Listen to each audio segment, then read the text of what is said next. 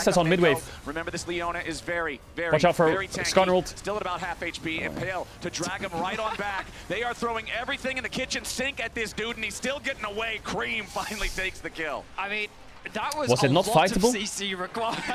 It's just like, we will hold you here until all of your resistances wear off. But they eventually find the kill.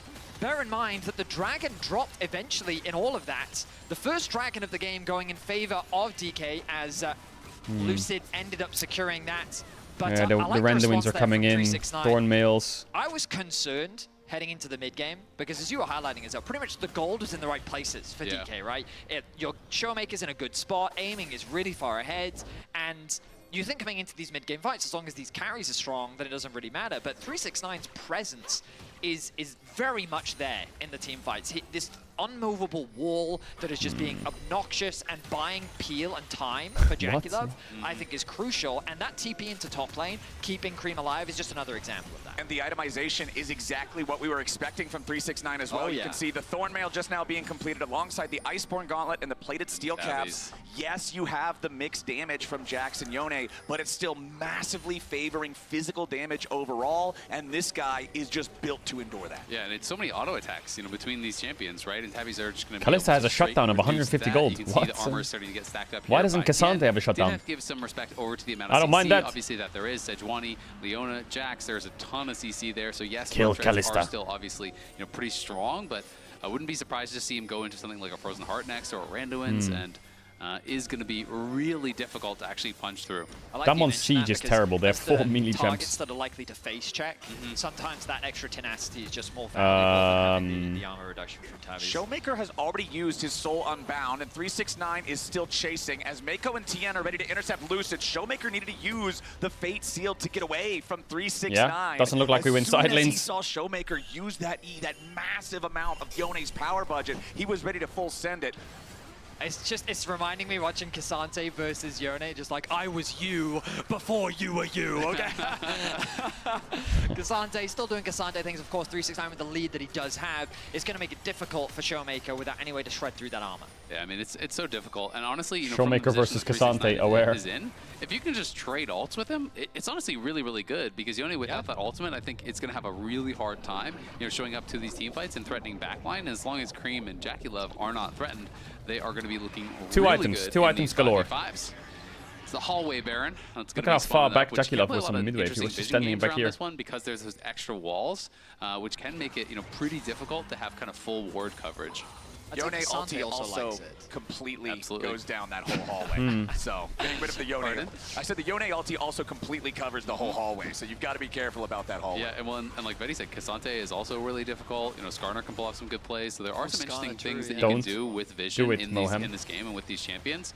A lot of players actually Baron like is to slow. kind of You see play around, Kalista. this area where you're kind of playing in there, and if the other team ends up face checking in, you can be You're kind fine. of setting up there for a trap, have an MF come out over the wall, that kind of thing. Which I think it's the most interesting of the Baron pit spawns, honestly. Definitely adds some cool opportunities. Top Esports still up about 2,000 Slow. gold right now. 1 minute till Drake. That Drake also doesn't really matter. There is one Drake. So it can be for quite DK. slow.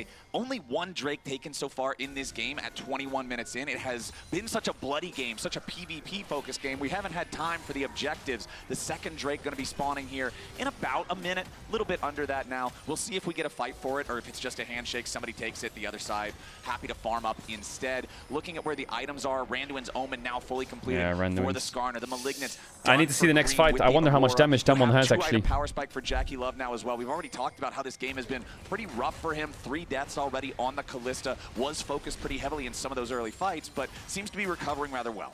I mean, crucially, he's about to be 2 levels down as well. I think after this wave, aiming should tick over to level 13. And those 2 levels are going to make a big difference as we get closer to the big fights. It goes stunned up, has to flash away as DK was threatening a full all-in on that support. With the Dragon about to spawn, it would have been a guaranteed objective over to DK. I do wonder if Top Esports feel strong enough to fight right now. I mean, I feel like you could I wonder if DK feels strong enough to fight. I feel like Top Esports have really good items. It's only going to get worse, so maybe now is the best time for you to fight. However, they don't I feel like I'm scared for DK. Great position thanks to the push that 369 got on bot I don't lane. like this. Cream is catching that wave on top. He has the TP available. I think it's fine to give this. DK is largely starved. I think DK should be really fine to give this. Top side is so strong right now. 2 items across really the board here. You're looking at the jungle on the top from the other side, way weaker. Showmaker over the wall there with I think Damwon, just give. It's okay, just get out. He's going to be claimed before Lucid can try to show up and threaten a 50-50. Is Lucid really going to have to flash here? Lucid's about to lose the Arctic armor. He's just going to have to die then. Trying to use a lot here. Oh, but they're in a choke against Yone though. Showmaker's looking for the angle here, but Lucid's going to be killed off first. It's unfightable, man. Why are they fighting? It doesn't make sense. Protected by Mako and Tien. He needs to kite out away from the Yone, but a nice move coming out from Showmaker. Not bad actually. Is Showmaker dead? Aiming is kiting it out. Tien is about to die. Tien's kind of cooking. Looking for a little bit Aiming more. gets Tien. Gets away, but finally Oh, but it's so bad. It doesn't make sense. Like, top jungle's condition was so bad compared to theirs. They didn't even play for the steal. Top Esports comes out +1. It's an absolute bloodbath by the red buff. They didn't even play for the steal. Was massive as Top was feeling really confident to chase in. Oh my God, 369 is smashing this game. Fight. He had a very good angle, as we'll go later. Like, Lucid's not even positioning for a steal. They have Kalista Rend anyway. And now they're just, like, Jax is really far away. Down towards this Jax. Aiming has to run this way around. Here and look to get onto Jackie Love. And Jackie Love very early on is going to have to actually maybe an MF ult here would go kind of hard, but he gets scared of Aurora jumping over this wall. Jackie Love, though, did a good job getting damage over the wall, and you can see that they make a full call to try to jump into that red buff pit and peel for him. Tien Jackie Love over the wall. dies here. Over the wall. Kingen and Showmaker kind of cook up here a bit in a 2v3. And then aiming, nice use of the ultimate with the flash there as well. Unfortunately, it kind of cuts him off. If he'd ultied across the red pit, I 2 wonder kills how much to aiming. would have done, but he made the decision I wonder how to far he instead is shut from down IE. Cream to eliminate that threat. How is Lucid caught again? Could be in a compromised spot here, but he has enough. Aiming has IE! Away before the rest of Top Esports show up, and it looks like Top is starting up the. Aiming, this is you. A little dicey, yeah. Aiming, this is you. They have Kalista. You gotta fry everyone here. It's a pentakill. Hallway near the Baron pit. Lucid is around. Kalista no zooms. This is the MF ult here. It's not up yet. MF ult's not up yet. Oh, aiming so cooked. Oh, the Caedrel didn't hit him though. Hey, it's maybe good. It's maybe good. Lucid is very low. He's already going to. It's maybe good. It's maybe good. Wait, it's mega good. You have Tien too. MF ult's up in 5. Shut down on Cursante. That's Baron. That's Baron. That's Baron. This chat is full of so many frauds. It's crazy. There's Baron. No, it's not Baron. Top Esports skipped Showmaker too can many TP. steps. There was too much vision and angles for DK to approach from. Crazy how and Kingen different with a Damwon looks when aiming has AD fantastic carry. TP is able to come in That's from crazy. behind. If you And look at TP motherfuckers, back in, they're gonna start if this you Baron off. motherfuckers lose this Baron to Aurora, we're gonna have a problem. EQ3. You have ult MF. We're gonna have a big fucking problem if you let this Aurora steal it. Okay, we're good. Top Esports draft hubris is being punished. Showmaker. Man, that Top Esports Baron start was greedy because in the pit, Kalista was hitting from here and Jax was TPing here, and she had no summoners. So Jackie Love had to run down into the shitstorm of fighting, and he just couldn't play it. He didn't have enough space to hit. And one of the answers to Yone, well, he is a QSS now, and aiming has been Look at Jackie Love. He's up here. He has to run down. And look where he has to run. He's so stuck here. What does Jackie Love do in this fight? Kingen's positioning is so good. Horrible team fighting from top. I don't really know what Top Esports was doing there. I want to be really biased and scream that Damwon won the fight, but I think they kind of sold their AD carry there really hard. But the moment that you lose, They really sold their AD carry. That was a bad call. So much of your damage disappears, and it becomes easy cleanup as aiming. That was a really bad call by Tess. No, aiming wasn't hit a single time, and no one was marking the TP. I mean, they wanted to force the TP. I thought This is important because Damwon needed this because they needed to bridge Jax to the mid to late game. Jax was really far behind. I think this bridges Jax into the game. He has Sterex now. He's still down 1k, but he's on a pretty big core. He can start pushing top. To potentially win this game. Look at the carries. They need to be careful of a TP ward, but they don't have any TP wards here at Top Esports. They're down a combined 3.4, 3.5k. Once that pink ward dies, it's worst case on the blue buff. Yeah, it is not a good game here for Jackie Love. 5 deaths now on the Yeah, now Jax gets some space up here. DK carries, diving him over and over again. You can see the damage recap of the previous team fight. Over 5k for aiming on the Misfortune, doing exactly what he needs to do, being the cannon for this team. You can see your goal difference over time was feeling pretty good for top for quite a while there, about 10 straight minutes where it was in their control. But now Jax is so Barak. DK in the driver's seat. They've got these 2 great split pushing champions, and they've got 90 seconds to bulldoze some structures. Jax is so Barak. I mean, there's just a lot of standing goals for DK to just grab, and that's Lucid, I swear, every time I see you in the jungle, you're getting caught by someone. It looks like he's getting caught, but somehow. he can tank so much of the damage up, and it forces Top Esports to overextend again. Tien missing the impale. That one's gonna hurt as Showmaker has to reset his position with the soul unbound. He popped the QSS to get away. Oh, keep the fight going. Where's the damage though? That Skarner doesn't even take damage. Still burning to the ignite. Barely survives. That's a 3.5 item MF. 50 HP left. Nobody dead on either side here. So just a number of ultimates traded. Moham ended up losing. It's still a sketchy game, Damon. Don't get too cocky. I think Mako didn't have his flash prior to that fight. Aha! We might be full AD, but what if my Yone builds full tank? Haha! Top Esports could look at this as a bit of a stall tactic. Take that, Science. So the pressure from DK is alleviated somewhat, but you already look at the Jax. Returns to top lane, starts pushing in this wave, and now their attention turns back towards the dragon. Yeah, absolutely. Kingan's getting close to Wit's End as well. Big pace on the top laner. Reached some of those scaling breakpoints Guys, that they needed to. they are right-clicking us. That's it. We start dragon, they right-click us, we run. Don't be a bunch of pussies, come on. Position actually fight for this, even with the lead. Yeah, Showmaker That's it. has to snap back. All this macro and world teams and setup and control and vision. You just fucking shit yourself when they right-click you? Get close now to the 30-minute mark. It's unlikely that DK can do much more off the back of this Baron. So I think Mohamed had no wards. You talked about those item spikes, Azael, and ultimately that's what we're playing for now. Where there's a window of about 3 minutes, both sides are going to be looking. Bro, they can keep stacking up these mountain dragons. Oh my god. Experience as possible, ready for this upcoming fight. Yeah, they but I want to draw your attention to levels. Like levels are very valuable sources. What does aiming build? On his fourth item. 3-level lead. It's about level 16 MF. But yeah, he's going to tick over to 16, and crucially, that's 3 points in the ultimate as well. So aside from the fact I actually think, am I crazy? It's like Black Cleaver, not just something that can do something. No, it's fucking useless probably. I don't know. Which, I mean, he's the same level as 369, and so. The levels alone, I think, already make things difficult for top esports, but there are certain breakpoints as well in the sense that Showmaker now becomes a lot harder to kill. Yeah, obviously he has LDR now, but Black Cleaver was earlier. Jax is at a point where there's no way Kalista There's Terminus Kalista. Now, Kalista will go Terminus, and now she'll go Jaxo. The question is it enough? On paper, I would say no, but that's Blade? kind of what you're hoping. No, I think he'll go shield though. It's one of these things where I'm pretty sure he'll go shield though with this. We're in top lane and jungle, right? Go Leandries on MF. Tanks, your damage falls does MF still have AP scaling? It does, right? The game, you know, just your base damages is really what carries you because you're not building damage items. So in those early skirmishes, you really can be a massive threat, but you can't depend on 369 and Tien to be able to carry the damage in a fight later on. And Showmaker has the QSS. He has a giant spells on top. He's got some HP with the Strike. I'm not on item Endy. This is not someone easy to burst down. Yeah, Cream. Talking about easy to Cook burst that fraud. down though. Aurora does Cook not that fraud. want to get No flash. closer to this Jax. Lucid. Hold that bitch. Into back king and up. Boom. Throws out What? Mods. Cream just hey, how is that fair? Jump away from death. He'll survive for now. Top are looking to collapse potentially here. We'll see if they can chase anyone down. Doesn't look like it, but 2 ultis invested. Fortunately, a minute. Is Showmaker just build a bear? What is that? Baron, so that shouldn't cost DK too much.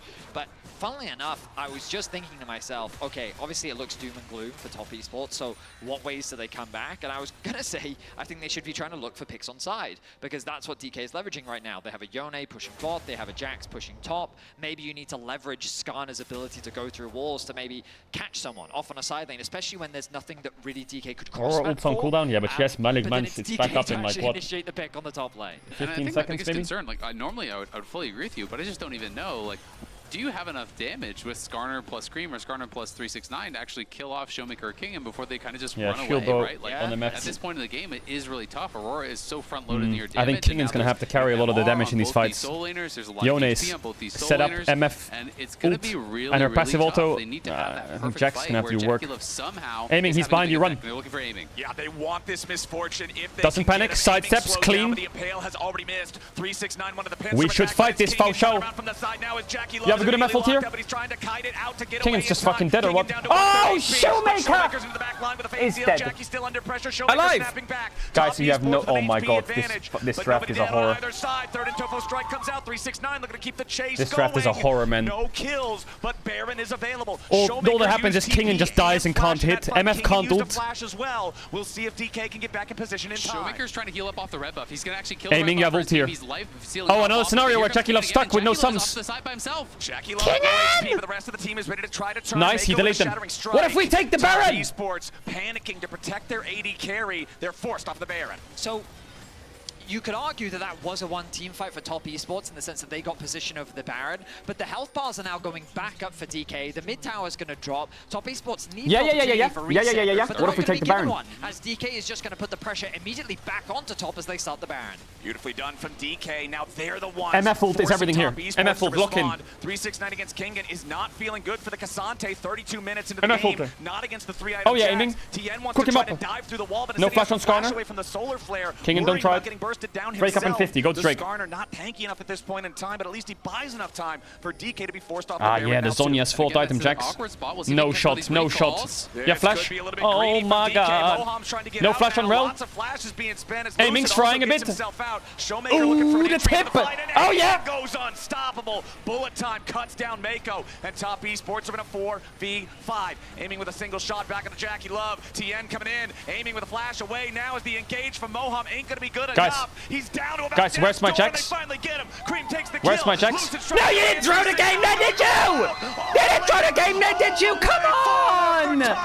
Come on! What are you doing? Top just found a miracle. You had a free kill on Rel and a free Drake. 369 in this one, taking over on that fight, gets in on aiming, flips him in, gets the Get Drake, get 1K Drake. showdown, and now they're going to be You looking guys for can't Baron seriously here. think you can Lucid stop that is Baron, right? without Flash, Get Drake. and he's in a 1v5. Get Drake. He needs Hello. Jax to help him out. He's got Kingen here to try to back him up. Kingen is very powerful on this top lane. Jax 32 minutes into the game. Kingen, please. Lucid about Do the 130 Aatrox HP. thing. Cream wants to keep the Jax away. 369. Kingen, you gotta do the Aatrox thing here, because you're not getting Drake. You must be trolling, or? They have Kalista with Smite, guys. Bust their fuck! Now we're both dead! Come on, man, you're not serious. You're not serious. Why? Why? Why? Why? Esports get another kill, and they get the Baron. It was a free kill on Rel. They could have just gone to Drake. Now it's a 6-item Cassante with 2 Mountain Dragons. Find an incredible fight. Crucially, look at the minimap. Recourse coming through. They don't have vision on them, but they find a way to spot them out. The ultimate is available from Cream. He's able to force the flash out from Moham. This was They fine. engage Rel onto no Lucid, flash. and the Jax is still Aiming pushing cooks top. up the Rel, He's but saying, why does DK, Aiming get super disengage, cocky? What's he doing? Let me push. And as It's long a free as DK Drake. do disengage at this point, they're fine. But Aiming oversteps. He steps too far forward, and Top Esports find a window to engage. Yeah, the early Ren there, from Jackie, slowing him down, forcing out the flash, and then 369 gets in with the Pathmaker. The third and Topo strikes, knocks him up, knocks him down. That is a huge play. Why does he do that? From top? And honestly, a great read. They saw them walking through the river, just had the read that they might be going for a recall in that brush. Is that If they're Maokai? not, it costs you nothing. Coach But they Maokai, is that were, him and on the they right get there? that catch, and they turn the game around, and now they're on the push. All right, back to live. We'll see if Top has the firepower to keep this going. Jack Show completed for Jackie Love will help him against this Yone and Jax. I think Damon's run out of damage. But it's still just a They've single run out of tank damage. item against 2 very fed divers. This On Kalista is guard, Jack now Show Terminus, completed for full King and tank. Jax as well. Zhonya's Top on Esports Aurora. still looking to push onto the tier 3 They have Kalista turret. ult, guys. Mako on the front line. Got to be a little bit careful. Jackie Love Not bad. saves him. Top Esports backing away for now. And Cream has his death cap now completed. He is solo AP on that team, so he is going to be a massive threat. Oh my god, the damage from top is too much. Lucid's dead. Maybe you can MF ult here. Cream's kinda trolling a bit, maybe. No, he's not trolling. It's over. It's completely lost. You guys are fucking disgusting. I hate you so fucking much. This game was so playable. It was so playable. The Cassante will not stop. Kingan's on the run. Top Esports looked like they had no shot left. If FlyQuest beats Hammerlife in this next series, DK base. this is the second worst day ever. Yesterday is topping it. All 5 men still ready to go, but they got to be careful with some low health bars. Showmaker goes in for a fate sealed. Big bullet time of the 369. Cream has already killed Showmaker. Aiming. Cassante's not dying! But he will not find his hero's moment. An ace for Jackie Love and a sweep for Top Esports. DK tried and they could not do it. Top will rise to the occasion and make their way to the quarterfinals for the first time since 2020. And they will do it with a 2-0. Incredible team fighting from Top Esports. I mean, they just played so many of those fights so well. There's no way DK goes from 2-0 to 2-3. There is no way DK goes from 2-0 to 2-3. That's cap at Chino. Cap at Chino. No shot. He is different. A phenomenal performance. I mean, incredible stuff from him, and credit to Top Esports. Damn, what a show from Top Esports. Desk, that's sad. Break it down for us. That sucks. Well, it wasn't as much Jackie love. It was 369. There's no way it's going to be DK versus BLG. Wait, there's no way. I did not think they were going There's to win no this way game. it'll be DK versus It came down to some of BLG. those final skirmishes and decision making, and obviously the Oh my to make god. the plays that they did. I'm going to change t-shirt real quick. me Chat, we got Hammer Life versus FlyQuest now. We're going to lock in less degeneracy, more analysis. We're going to lock in for the next one. Hold They up. were not warding for the flanking jacks. He got absolutely destroyed in a few of these fights, and it was 369 creating space, especially in that mid lane fight. I also, the Showmaker, Cassante, copy pasta. Which one? Well, he started it at the start of the year. They're like, oh, right. And it just happened to him again. It happened. And he played Yone. They did it to themselves by picking all physical damage into a full team of bruisers. It's risky, and it did not pay No, off. it I did will not. say they had the tools to win this game, but it was TES in the HyperX Reflex replay who pull off the game-winning, series-winning, and quarterfinal locking-in pick on aiming. Yeah, I mean, they Well, go I guess in now for this pick, and it's you actually G2 think Mad, because Fnatic, aiming is untouched, and DK he's who gonna have be lost with great, Yone. right? Like, he immediately takes out Mako, but then he steps so far Where is he forward going? here that they are able to jump on him. And then watch 369, because 369 hasn't been having the best tournament. I'd argue he hasn't been having the best year, but the way he's able to create space, and then this Cassante able to jump onto aiming I'm gonna eat real quick, chat. immediately, like, this is the vintage 369 that we really want to see from this TES squad. Creating space mentioned. He did great on the Cassante. Just take that off the checklist. Was it Vedius that put that as like a check mark? Yeah, he absolutely did. I will say Cream had a much better second was a game sad on Aurora game. than he did first game, and I think that's going to be something that they want to build off of. I absolutely do. Look at the damage. Yeah, okay, you can't mess with the damage. Yeah. But I feel like if you look a bit closer at those first 20 minutes, who knows? They won, so who cares? And it's Laura who's standing by right now in the Verizon post-game interview. Caedrel has more meals than DK's TES wins. advance to the next stage, Yeah, and I good have one. Tian with me to talk about this amazing series, and Christina, of course. Thank you so much for joining me. You've been facing off against LCK teams mostly, from T1, the loss against Genji, and D plus Kia today. How has it been matching your playstyle to the LCK teams? 好的，恭喜你们滔博成功的晋级到了8强。我们邀请到的是小天来到赛后采访。那在目前为止，瑞士轮赛的你们所遇到的对手大部分都是 LCK 的队伍。那首先是赢下了 T1 之后，可能有点遗憾输给了 Genji 之后，今天呢又赢下了 DK。所以总体来说，你觉得你们的这样一个游戏风格和 LCK 赛区相比起来是怎么样的呢？我们队伍的话就是比较偏向于打架吧，然后我们也不是不擅长运营的队伍，所以我觉得我们还是有在某种方面来说还是比较全面的。相比于 LCK 的话，我觉得我们的选角可能会更进攻一点。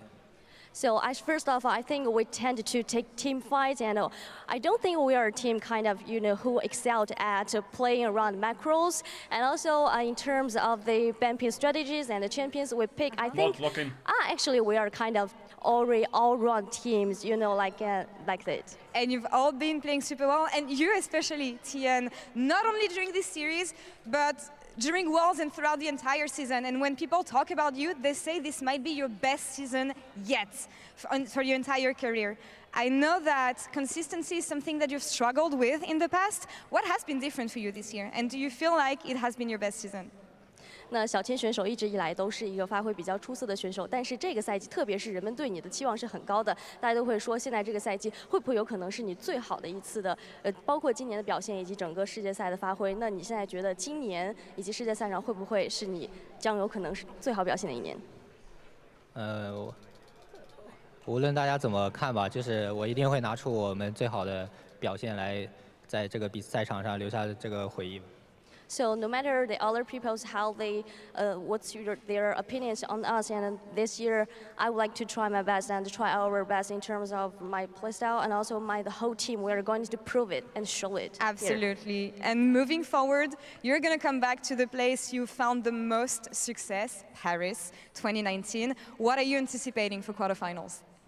那接下来你们将要进到巴黎去打8强的比赛了。那巴黎这个地方也是小天选手曾经留下过在世界赛上最成功的记忆之一的地方。你捧起了世界赛的冠军，那对于下一个赛段去到巴黎有什么期待吗？大家巴黎见。See you at Paris. See you in Paris, indeed. Sheshe, thank you so much, Xian, for the interview. Christina, thank you so much as well. Top Esports advanced to quarterfinals. We'll be right back in a few minutes for Hanwha Life Esports versus FlyQuest. Stay tuned. Yo! Everyone's excited for Hanwha Life versus FlyQuest because of Whippo. I'm here for Inspired versus Peanut. Now that's a banger matchup.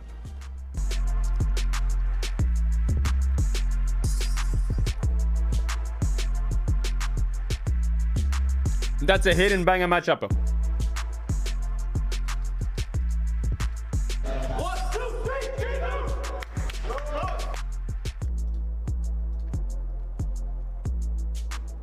I actually think of the Eastern teams, if Whippo's gonna solo kill any top laner, it might just be Doran.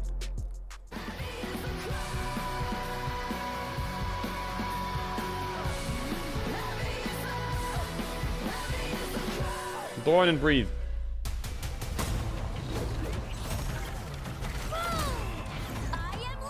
More skins.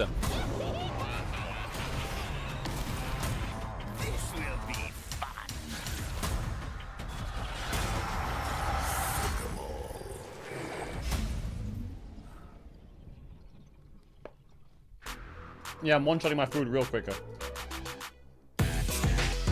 Real quicker.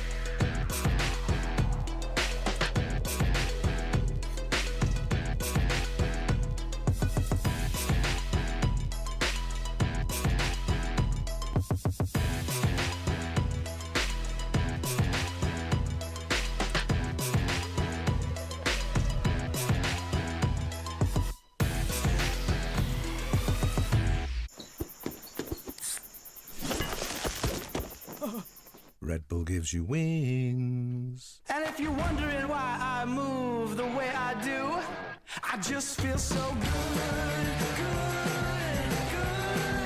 I just feel so good, good. I just feel so good.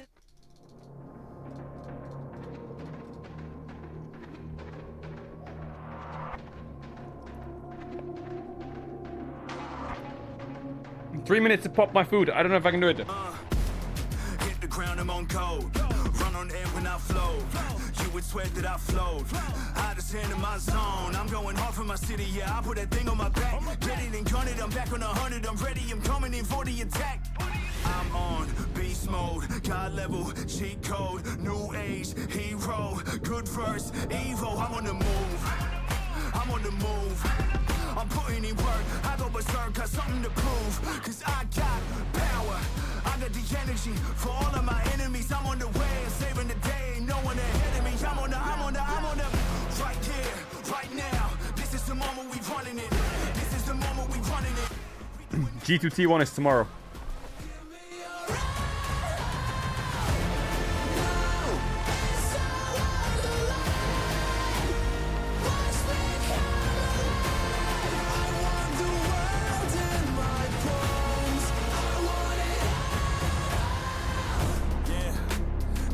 Lives in my soul, it drives me to my goal. There's no distance I won't go, cause the climb's all that I know, and I face it all on my own. So my name will be known, yeah, my name will be known. Right here, right now, this is the moment we running it. This is the moment we running it. We doing this for the love of it. Give me a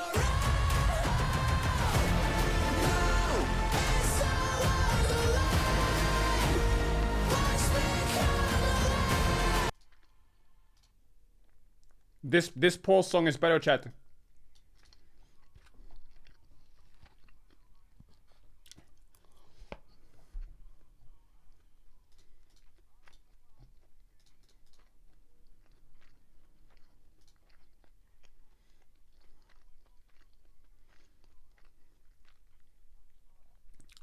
This song is just so relatable.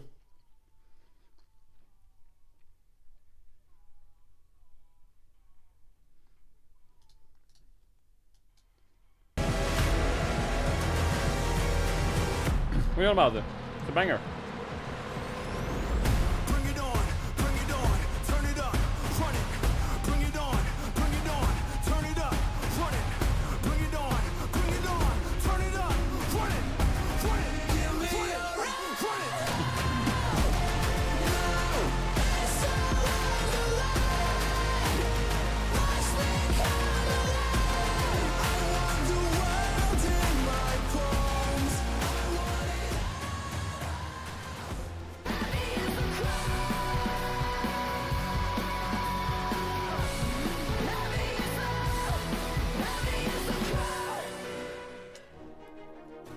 Next, we have a clash of two very different jungle styles between Inspired and Peanut. This Worlds, we have seen Inspired act as a reactive safety net for his team, allowing players like Whippo the opportunity to thrive in his aggression. Whippo going in again. Sterix is a very good item, and Ivern backing him up means he's gonna live. He should be dead. I can't believe that he lived that, but you're really seeing the value of this Ivern. Meanwhile, Peanut's creative pathing and his ability to read the enemy is a huge test for any jungler taking on Hanwha Life. Peanut's now walking down G2. It's all falling apart. They've overcommitted in the bot side, and with concussive blows, they've got nowhere to go. Han Summer first, Viper kiting back, but Mickey is about to be clapped. Both have found success during 2024 Worlds, but who will come out on top in today's featured matchup presented by Mercedes-Benz?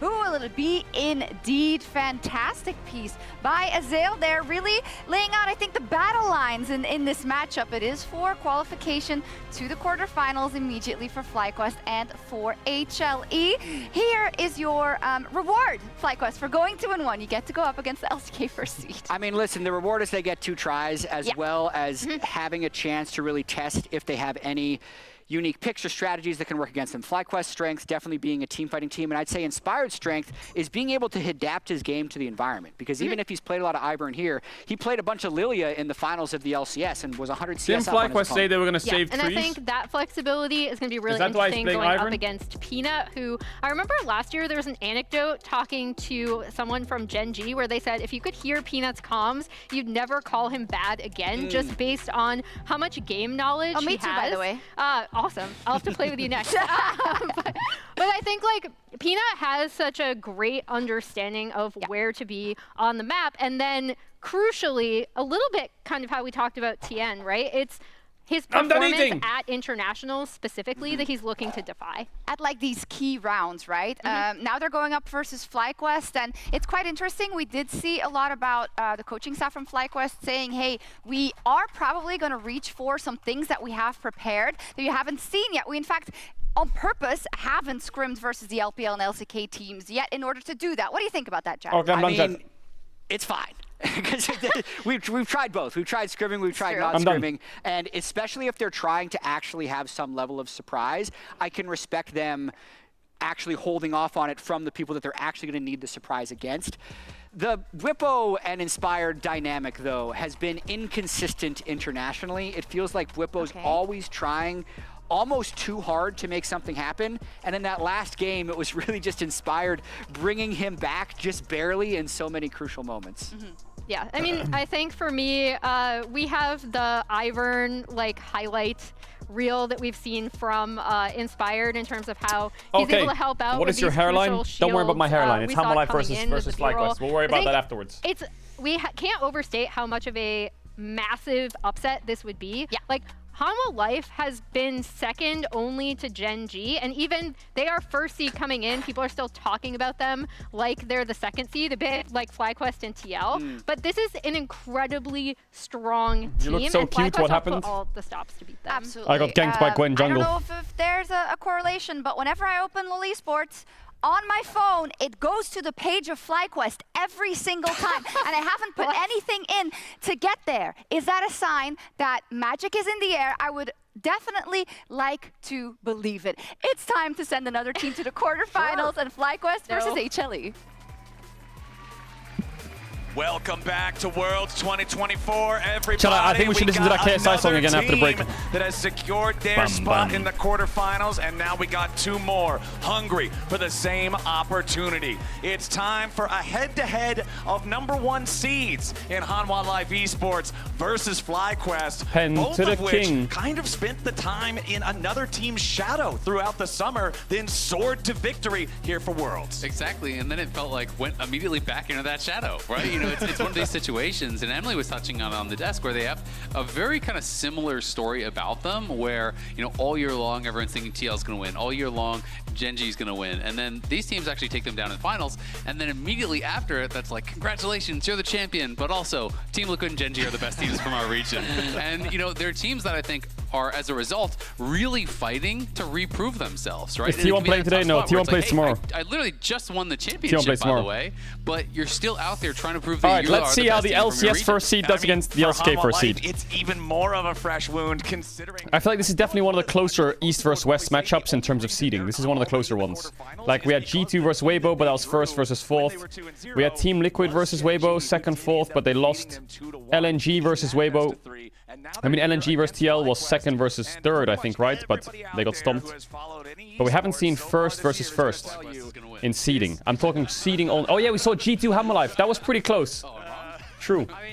So let's see how good FlyQuest does, and maybe that can give us a good measure on G2 FlyQuest strength. As a European fan, It's only best of one, but that's all we have to go off already. Right, we only had to do one game though, and it was a crazy. EU versus West. I'm talking about West versus East, chat. Not DK, LNG, and shit like that. The Ivan respect ban LNG TL was close. Yeah, I mean LNG TL was close early game. Hanwha Life not Ivan ban is good. Renekton ban is good. Oriana ban is pretty strong. Against Zeka. Yeah, surely. What? They don't. All right, What is this dark it is a best of three, so, you know, we have to talk about what they can do. They left up Yone versus Zeka. I will not speak. If I speak, I am in big trouble. Big trouble. I'm just here so I won't get Yone locked in for Hanwha Life Esports. I have some thoughts. You would have to. I mean, maybe Quad has a pick into it. This to be exactly Look, that's what a they man would of do. confidence. That's Whippo's face, stern look, So there confidence. have been rumblings, you know, from the FlyQuest camp that, you know, they're cooking some crazy stuff up, that they're looking to surprise some teams. It's Cassio. So, hey, Cassio into Yone. That you believe They're trying something out. I don't mind it in a best of three. Is that counter? Obviously, the miasma can be pretty strong. But she needs to. You can't snap back. They're gonna go Maokai Rumble or some shit, aren't they? Quad already did bring it out, you know, once so far this tournament. It is a pick that he's very comfortable on. So it could be pretty exciting. We'll see if that can actually make that happen. But I am definitely... I think Maokai Rumble will be good. Sejuani will be good. They're quite short range here, FlyQuest. Kalista, Cassio are not very long range champs. In fact, there's only been Doran loves Rumble. I would be surprised if he doesn't take it here. On Yone, you know, in the main stage, and it had only been the LEC mid laners that had actually lost on it until Showmaker just lost once last game. But you're giving a guy who won a world championship playing this stuff. Like, this is his style. This is how he dominated. This is how he was showcasing himself as the best Teams in the love world Jax. at that time. What's Whippo going into Jax? It's going to be really tough. They could match jungle as well if they want to play like a Maokai or some shit. And they did. Or a Mumu, yeah. One takeaway. Another one. I'm with you. Yeah. I like the Mumu. It helps the Cassio. It gives him magic pen.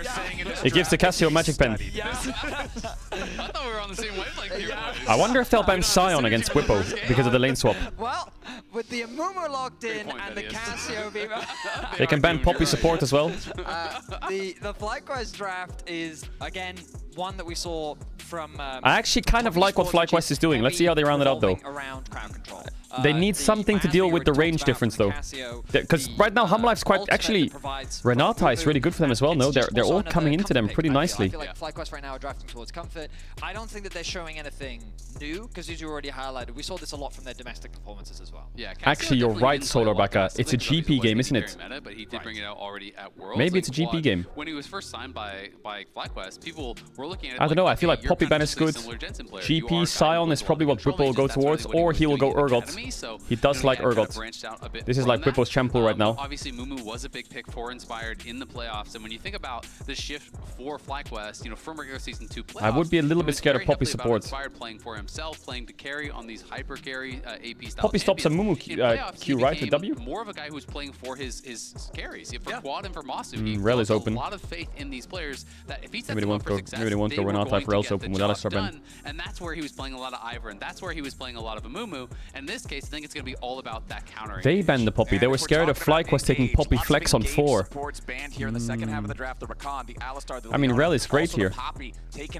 If they want counter into Rel, they could do a Renata game, but Rel is a really strong champ. Yeah, Urgot for Whippo. I'm a little, you know, I was thinking to myself, Garen could be really good here. Urgot is a Whippo special. It definitely is. You know, when I heard they were cooking, I was kind of thinking, okay, well, you're probably just going to... They're playing very like different champs that Hamalife have normally played against. I think of Whippo and I think of some of his unorthodox picks. I think of Urgot, I think of Garen, I think of, you know, things like Olaf. What does Viper have? They could just do Kai'Sa Rel with this dive. And so this could be pretty strong for them. We'll see if he's going to be able to... they are going to go against Renata, though. Against Doran on this Jax. That is a quick lock-in. This is full dive. Yeah. And I mean, I think Kai'Sa's just really good because of. Alright, chat, I'm gonna run ads. If you wanna avoid ads, you can use a tier 1 on Twitch Prime. You don't have to sub if you don't want to. You're back for the game starts. Hit a kiss. It's 4 melee champs and it's full See you guys in a dive. sec. Renata is the best pick here, and so I am glad that they're going to lock this in. I do think the draft is strong from FlyQuest, but at the same time, if things start to go bad at all, they are going to go really bad. You're going to get run over by a comp like this that can, you know, win out in both the side lanes. I do think you get outscaled in the side lanes pretty heavily. FlyQuest has a bit of everything. They have like a Mumu engage, Peel, they have like Cassio, which is quite good kite back. They have Urgot, good pick. They have Renata, good disengage. Then there's a hostile takeover coming out. They have a little bit of everything. Really, Hamalife have a 5-man dive comp. At the same time, HLE have the ability They need to stop all of them. They need to save this Cassio. Cassio is not the best into dive sometimes. Could really struggle. Yeah, my instincts for the FlyQuest comp is a little low range, right? But the advantage is that HLE all want to come to you. So there are ways to take advantage of that. Yeah, yes. Zeka playing Yone is scary. You're playing 3 melee range champions and you're playing a Kai'Sa that inherently has a relatively short range but also uses her ultimate to close the gap between you and a dive opportunity. I think things like Amumu, Urgot, and Urgot can be good at disengaging Cassio though. welcome you engaging onto them, especially when you boot with a Renata. So I think the idea What would you prefer over Cassio? I would have preferred a Yone Ben you're trying to dive instead of Ashe, but Viper's Ashe is really good. Leverage that to try and outplay you in the team fights. I don't know, this is their chance, this is their try. It just becomes a question of laning because Hanwha Life aren't just famous for their team fighting, they're also famous for their individual players. Yeah, exactly. They are really, really good at basically every aspect of the game, which is why they won the LCK. This is a very big test game for FlyQuest. It's going to be really tough for FlyQuest. I don't mind it. I think, you know, honestly, as much as I was kind of memeing on letting the Yone through, I respect throwing out something like this that has such strong counter engage that really has the ability to potentially lock down and burst down someone here. I mean, the big question for this Worlds and similar Worlds is like, there's a champ that's OP, can you break the OP champ? Makes sense. It's like a big puzzle that teams try and figure out. Log into your Riot account on lolesports.com and watch Worlds live to earn It's either you ban it or you find a counter to it. Or you find a way around it. Log in there and get yourself some of that, as it looks like nobody's doing anything super out of the ordinary, super unexpected here early on. We always have to keep our eyes open for lane swaps or... I mean, they're playing against Kalista Renata, of course they're going to lane swap. Like he said, not out of the ordinary. Yeah, I know. At least Emily's having fun. I loved your enthusiasm and optimism though. She's like, yeah, we're going to get a standard. It's 2v2, 1v1. Give me some skill expression and a head-to-head. Yeah, no, Hanwha Life's going to be like, yeah, if FlyQuest win this, they make it to the quarterfinals. Well, and then it's going to be very hard though, because enemy team is Hanwha Life. It's so funny though, because I remember, shout out to Caedrel, but someone asked him like, well, what could they do to nerf lane swaps? And he's like, it doesn't matter how much you nerf it, they'll just find a way around it because it's what pro players do. Soon they'll start sending their bot lane mid, for example, or they'll do other stuff. And it's pros, man. They always try to find the most optimal way to break your game. I mean, the reality is, like, there's ways they could do it, but you have to do it, you know, you kind of have to be very, very extreme, right? And then it's things that then can bleed over into solo queue, which can make it really a difficult problem to solve. Because I mean, you could just make it that the bot lane tower takes triple damage, and if you swap, then well, guess what? They get first tower in 2 minutes, right? But well, it turns out that would be pretty tough for people who are playing Vayne into Caitlyn Syra in solo queue. Bro, so if someone makes a caster call like that engage was just as bad as Caedrel's haircut or something, I'm fucking ending the stream. Smart Bro, stuff though here for they can't HLE, throw as me under the obviously bus they have like a that. losing They can lane mention bot, what I they have a say or losing whatever, lane top. I'm down with that. Turns But out, if they start doing lane that, swap, I'm a don't fucking have to loser. deal with either of those. Yep, and for HLE, you guys were already talking about it during the draft.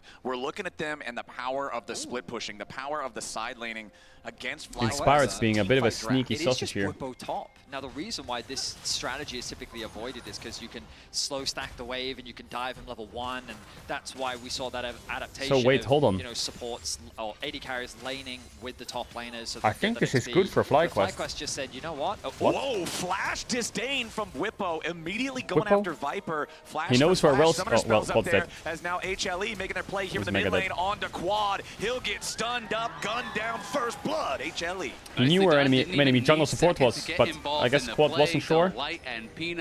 I mean, mid is a horror. Luckily, Yone didn't get anything, but he needs to TP back and push out. They But were there waiting for him. oh, if Peanut can steal this. Slow down with his aggression. And a Oh, duel Inspired got it. That's between massive. Our junglers here. Reminder, this is your Mercedes-Benz featured matchup for this game. Inspired versus Peanut. I think Jax has a harder time laning, doesn't he? Starting them off here in the head-to-head. Against Kalista Renata, then Urgot does against Rel. Barely didn't have his smite in time. It was coming up as that red buff did go down, but Inspired going to be pretty happy. Clears away his topside camps, and it's just going to be power farming on this Amumu. It's just mid And died. now we do have these 2v1 situations, and the question is, you know, which top laner will get pressured more heavily? Definitely the expectation is that it would be Doran. Yeah, Jax can't really farm range has creeps. a few levels here, and definitely So not Urgot should get a gold lead, but mid is You know, not with great right Honor now. Life already on the board, with Delight and Peanut working together to get that kill in the mid lane, I feel like if you're FlyQuest, you have to be thinking about the fact that Delight has already made what has been the play of worlds so far on this exact champion. Yeah. You've got to be respecting this guy and what he can do on the realm. I mean, he is just insane playing these engaged champs. You know, finds these angles. Oh, he didn't cancel the base. Opportunities, He did has though, no nice. hesitation. Instantly goes Base for cancel's it. pretty You handy. really do need that But they're gonna killer swap back instinct now, and that Hammer Life, ability because to they realize that evaluate Jax is plays bleeding gold. at such a rapid level to be a top-level engaged player like Delight. Yeah. And all I can think of in my head is when he made that play, he's on a horse. Like that. Like, I like horses. Yeah. Anyway. Did you notice it's metal? Wow. Peanut sending his sights on mid once Golly. more. Right. Peanut for now, though, just going to steal away that chicken camp. Quad still doing whatever we can. Yeah, to try to Yone still farm has against TP, this so he Yone. can There farm are up the more Berserker minions Greaves and just for TP him to back. farm, but Zeka enjoying that early little bit of a CS lead. Inspired lost thanks his to the kill Raptor they got on respawn. Quad. Exactly, and not only did he die, he died and lost flash, and Zeka didn't even have to participate, so he still has his summoners available. So now again, when you're playing range versus melee, the way you create advantages is you push and you poke and you harass, but you can't do that without flash because you're exposing yourself to ganks into these setups. So Whippo has good game state, bot lane is okay, pretty fine. Just mid lane is a struggle. Over for HLE, but it really shuts down Quad even in the 1v1. Now, I will say that when I kind of look at the minimap, I'm keeping track of. That is a loud dragon. Very loud dragon. Remember that Viper doesn't have flash, so I was actually expecting Inspired to maybe consider hovering around bot lane, maybe looking for a play, a potential gank. They've also got Here comes vision a Zerker coverage Greaves on the space bot for side Yone. river, but his pathing is taken out Yummy, towards yummy, the top yummy. side. Now that does allow him to cover for Whippo to push out that stacked wave and go back to base safely. But keep your eyes on Peanut. I feel like that the great thing about Peanut and why he's so regarded for his jungle pathing is that he's always in a good position to play around his laners. And again, he's in a position to make sure that bot lane has that good coverage. Also, his camps are now re-clearable on the bot side of the map, so he can start pathing his way to top. And as he's pathing now, this gives the opportunity for Viper to go back to base as well, even though his flash is down. Inspired now making his way back out. If they can keep Viper here, this could be an opportunity for Inspired for a nice game. Yeah, we'll see if he can find that opportunity. Inspired, though, is going to be working towards an AP build here. It should be that Leandri's first item for the Amumu, and is going to be starting up the Dragon, as they do have Prio on that bot side. You touched on the missing flash. Obviously, Renata Kalista really strong in that 2v2, but Doran just wants this fight. Yeah, Doran hitting don't level think 6 he's, first. yeah, he's not dead, Whippo but not I mean, quite Sejuani is going to get called up top now. In the top right, he's about 90% And his of the jungler's on way. Drake, so Whippo's going to get dove and die. Up. Peanut making his way up to that top lane. If they can get this dive before the Urgot hits level 6, sure. Urgot has TP, so it's okay. He's level 6, maybe he can cook something here, Whippo. Now, Doran Nice. Taken a little bit low, but not low enough. Whippo's down, nicely executed by the HLE back, top but and jungle duo. And the yeah, taking that trade like that when you're on weak side is by the turret, as at least Inspired claims the Drake. A little bit of a silver lining here for FlyQuest. Yeah, that's really tough. Whippo will be able to TP back and get a good chunk of that wave, but losing a lot of minions there. So Inspired skipping the crab to run to Grubs to fight Peanut because he has TP from Urgot. Pops the ult, chunks down Whippo, and you can see Whippo tried to bend that ulti around to not hit Peanut and hit Doran, but couldn't actually find the right angle there to do so. Inspired up here will at least be able to take a grub or two away. Ooh. Zeka Oy. taking a lot of damage there in mid lane, but not enough. And the problem too with the Urgot is, remember, even if you hit the Pretty good that they ulti get on 2 him, grubs. it does have a couple of seconds that the guy is stuck in the grinder before the execute happens. So if you're already super low on HP, sometimes you'll die in the animation and you still can't get the kill. Void grubs will be mostly secured by Inspired, is the 1 for HLE, 2 for FlyQuest. And at the end of the day, it's still quite a close game. It is just that 500-600. Does Kalista get cancelled on her base? She does. Right now. That really sucks. Even with those early 2 kills there for HLE. So FlyQuest are going to have their opportunities, and we'll just see. Oh, wow. Nice buffer there from Zeka. Anticipates the ult, snaps back. It's not that bad for Quad. He needs the base anyway. So powerful at this level. Yeah, you mentioned it in the previous series. And there's no objective to fight over. That just right. You are immune to CC in that recall animation. Very powerful, very effective. As Doran now has the opportunity to knock some damage into this first plate here. Almost grabs it. Minions are going to do that last little bit as Whippo approaches from the side. But there's nobody else around for FlyQuest. Is Whippo just running at him? Doran's under any pressure whatsoever here, and Whippo will just go back to shoving the wave out. I guess I'm kind of looking at the map, and I feel like there were a couple opportunities where I think Inspired, like, that mid lane. I mean, Yone's 20 I CS up at the think he could have plate. set up a dive onto Zeka there. And, like, I mean, when Inspired was back in EU, there used to be the thing where, like, when he was on Rogue, the team played for him, right? It was very much a roster where they drafted pushing lanes, they leveraged their prio to enable him to either steal enemy camps or play for prio. And you've already talked about how, like, he's definitely evolved much more as a player. While this is usually his go-to style, he's still willing to play for the entire map, set up for those ganks and look for opportunities. The only concern I have right now for FlyQuest is that by prioritizing these neutral objectives, Where'd the Peanut cancel his base there? are, like, getting pretty healthy leads, and while Viper is falling behind, Kalista has demolished. Like, I look at this mid lane, there's already about a 2-wave lead. On the top side of the map, because Doran has been able to get a play in top lane and in bot lane, he's got a healthy gold lead. Peanut is very healthy, and so FlyQuest are doing well on the objectives, but the gold advantages are slowly starting to build for HLE. Yeah, they absolutely are. And that's kind of the expectation, though, right? You know, these players are so talented individually. You're expecting Inspired's getting a lot of camps. In those 1v1s, in those 2v2s. Oi. See, Quad in trouble. Nice engage. He from should be Zeka, okay. Going in for the Fate Sealed. One little bit more damage onto Quad, and the minions finish him off. The minions betray. I mean, Zeka knew that perfectly that he was dead. I also thought that he shouldn't flash. I also thought he probably lives on 1 HP. But with the minions, he dies. That's so unlucky. It's so bad for the game as well. It was a risk, right? But it was like, Quad probably thought, I'll live here on 1 HP, it's fine. In the LCK, Narrator, it wasn't fine. Was Yone, right? And it's even better now in this meta, so it is very difficult. Nice side step from Trying to get Kalista sums or what? Oh, the Renata ult missed. Takeover just misses everything. Oi, she jumped forward. Masu and Busio Yes, gets bailout. But does he kill him in the bailout? No. Isn't gonna be enough. Yeah, this game's over. Ends up taking the kill, This game is so done. Jax gets the kill. Out. HLE, so mid is lost, top is lost. Here gets Oi, they killed Zeka. Zeka's trying to get out. Bot is lost. Finally on the board, even though Kalista had a small gold lead, like Kais is in a great state going into the mid game. Awful though, if he actually connects a good ulti, even if he had to flash reposition, if you hit both there, that is a very playable 2v2. Potentially you force flashes out or maybe even get a kill instead. Yeah, Busio's ult was weak. So much on this top side, but we're gonna watch and see how FlyQuest did get a kill here on Zeka. Whippo down in levels. Oh, but a nice punish. Flashes in, connects the E, the follow-up from Inspired, the chain CC. Doing its work as Zeka really doesn't get an opportunity to move, and that could be. We'd love to see the replay of that 2v2. I feel like, yeah, if Renata ulted better, it could have maybe been good. I mean, they could have flashed over it as well. Zeka finds himself in a very. Always looking at the bright side, Azael. That's me.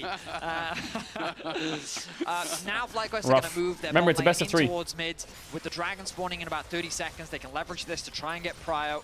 But notice once again, Zeka now off in a side lane, very close to that play to the Ruin King spike. And it's also just so problematic because Doran, obviously, when you pick Urgot into him, you're trying to win that 1v1, you're trying to get ahead of the game. Doran has been so accelerated because he's been playing with Peanut very, very well. He's picked up 2 kills, he's gotten assists, he's gotten multiple plates. And yes, Bwipo is at a pretty strong point right now, but Dorian is going to be such a problem in those side lanes. Yeah, If you Jax ever is go really for an fed. aggressive disdain on the Urgot and you miss, you're just going to get run down and killed here by the Jax. So, you know, already it feels like only 11 minutes in, Bwipo's going to be kind of on that back foot, and Quad has been put very far behind by the early gank, put him in a tough spot, and then Zeka finds the solo kill. So your carries aren't really in that spot that you wanted them to be in. Why didn't FlyQuest pick Leona? I think that Peanut has been the star of HLE He was so banned. far in this early game. Just he's basically been sacrificing these early objectives to get his lane into heads, and now with the strength that they have, it allows them to better contest these next objectives. So now they're the ones with position over Dragon. They've already secured the grubs. They've gotten themselves 4 to get that small grub buff. I mean, FlyQuest have Cassio scaling, but I don't think it matters. This Cassio is going to get annihilated every fight if Hamla played good. Finished for Inspired. That top tower is getting lower. Right, Hanwha with control over the bot side river. Bwipo trying to put that last little bit of damage into the top tower, but Doran fighting tooth and nail to keep the Peanut thing sacrifices so much Hanwha just to Life hover still around up lanes. about 1,500 Or gold recall in compared to lanes, or wait FlyQuest. for 4 kills. I think it is pretty important what you mentioned. an Betty, is opportunity. critically crossing that threshold for spawning the little. He baby looks for grubby so many things. windows I can't remember the name off the top of my head. by not farming. Void mites. That's what it is. That's what it is. Yeah, baby grubby void mites. Little spawnable. baby grubby things worse too, though. Yeah, for Hanwha Life. So they're going to have that Interchangeable, extra really. pushing power with this comp that already has 2 incredible side laners who are both doing great at this point in the game. Well, it was Hanwha Life to have, I mean, Azale, you can bring up the minimap for me and you can just showcase how much What of Aegis Cassio? Hanwha Life have. That kind of suffocation around this bot They side. have There is one that ward deep FlyQuest ward near the on the red buff. The FlyQuest could That's it. potentially use the TP option for Bwipo, but yeah, it's so difficult to approach this, and Inspired's not even going to try. He's going to go back to clearing. And Amumu with a very fast clear speed, getting to a good point. But again, it's still Peanut that has the gold advantage for now. They set their sights on a They potential have a play on pink on top blue. side. But again, Yeah, like, it's in their jungle though. God, this vision from Hanwha They're losing from Drake. start They to can't finish has cross just map been top. so Cassio is good constantly under a at keeping dive threat, track so of we're not asked to exactly lane where bot with her. Inspired is and Bwipo has to be ready for options TP if they I think it's force. just Peanut kind of Doran picking up can where he match with left off in TP, so the that could be LCK. like a This guy's 5v3 been dive. So good for HLE this year. They're going to have to force We do on have Jax to Lucio stop him, reading but that there could be a potential dive here, so is going to cover quad. They're gonna get top tier 1-5, so they get first by tower. With the bailout, you know, won't be likely to look for that. So FlyQuest are going to be able to get something on the top side of the map. They do get first tower there for Bwipo, and that is going to pull them back within 1,000 gold here. But we'll see if FlyQuest can really match up when it matters at these objectives, because it is just kind of this slow-moving game that it feels like HLE are winning out in. And they're not necessarily going to give you those 5v5s when you want them. They can just play through side lanes. You haven't stacked early dragons to do anything to force HLE to fight.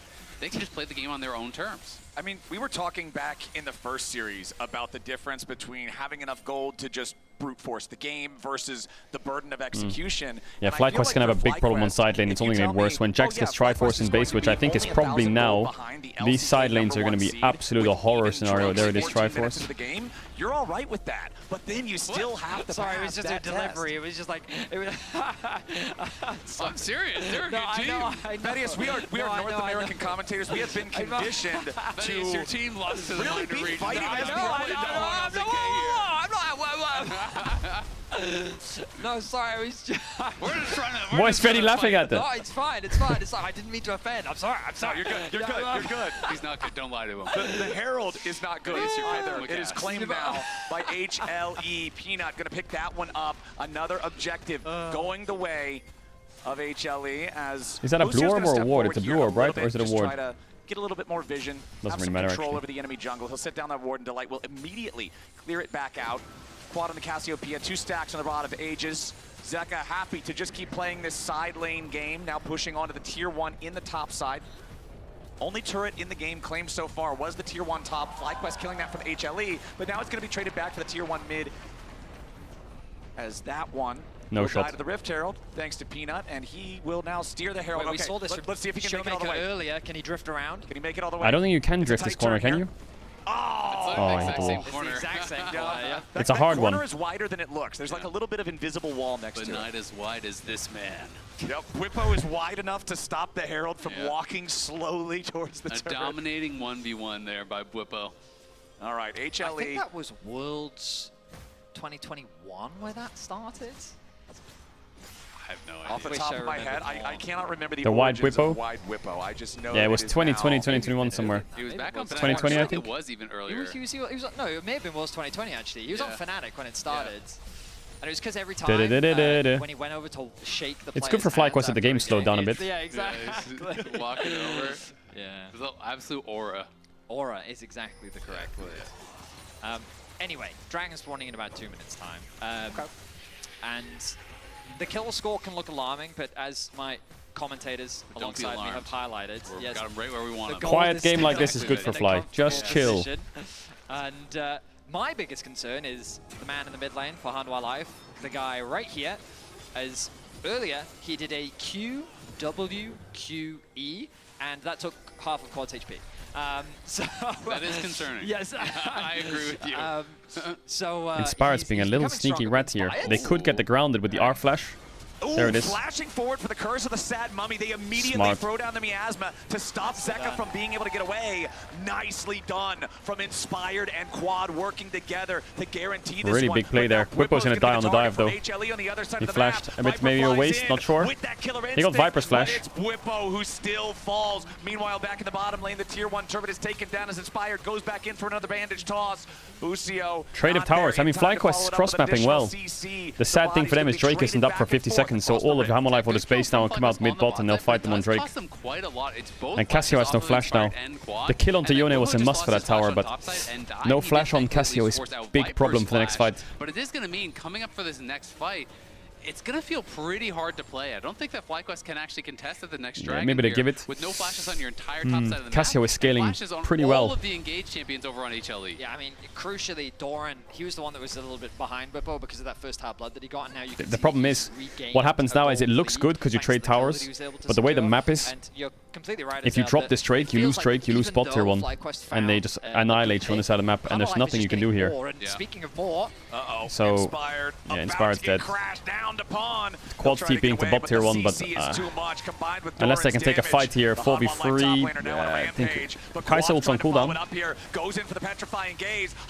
Could be pretty good. Quad no flash. Hostile takeover not bad. Yone ult was pretty good. Bailout doesn't save.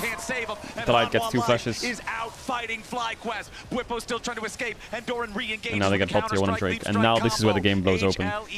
So the sequence was good for FlyQuest, but in the long run the sequence is terrible. Even if they weren't dying. Incredible skill at fighting. I genuinely thought that Hanwha had overextended in that play. You saw a nice ulti come through from Quad. Maybe if Inspired didn't get caught, they could defend a bit longer in bot, but come through, and there was a great opportunity for FlyQuest to turn this around, but they just don't quite. I think he has to stay on the tier 1 and Quad TPs, and then maybe they can hold the defense. And Inspired is dead for free at the very beginning. Where did Urgot ult go? From behind, wants to join at that tier 1. All of thought Peanut was dead in the Cassio ult. But you still have to remember, it's a 4v5, right? So as these extra members do come in, they don't Did it hit Jax? It did, right? burst them down. The lock comes out, Doran kites back, then Peanut is able to jump out, and they just can't actually. Like if Urgot ult hit Sejuani there, she was dead. Maybe could have turned it.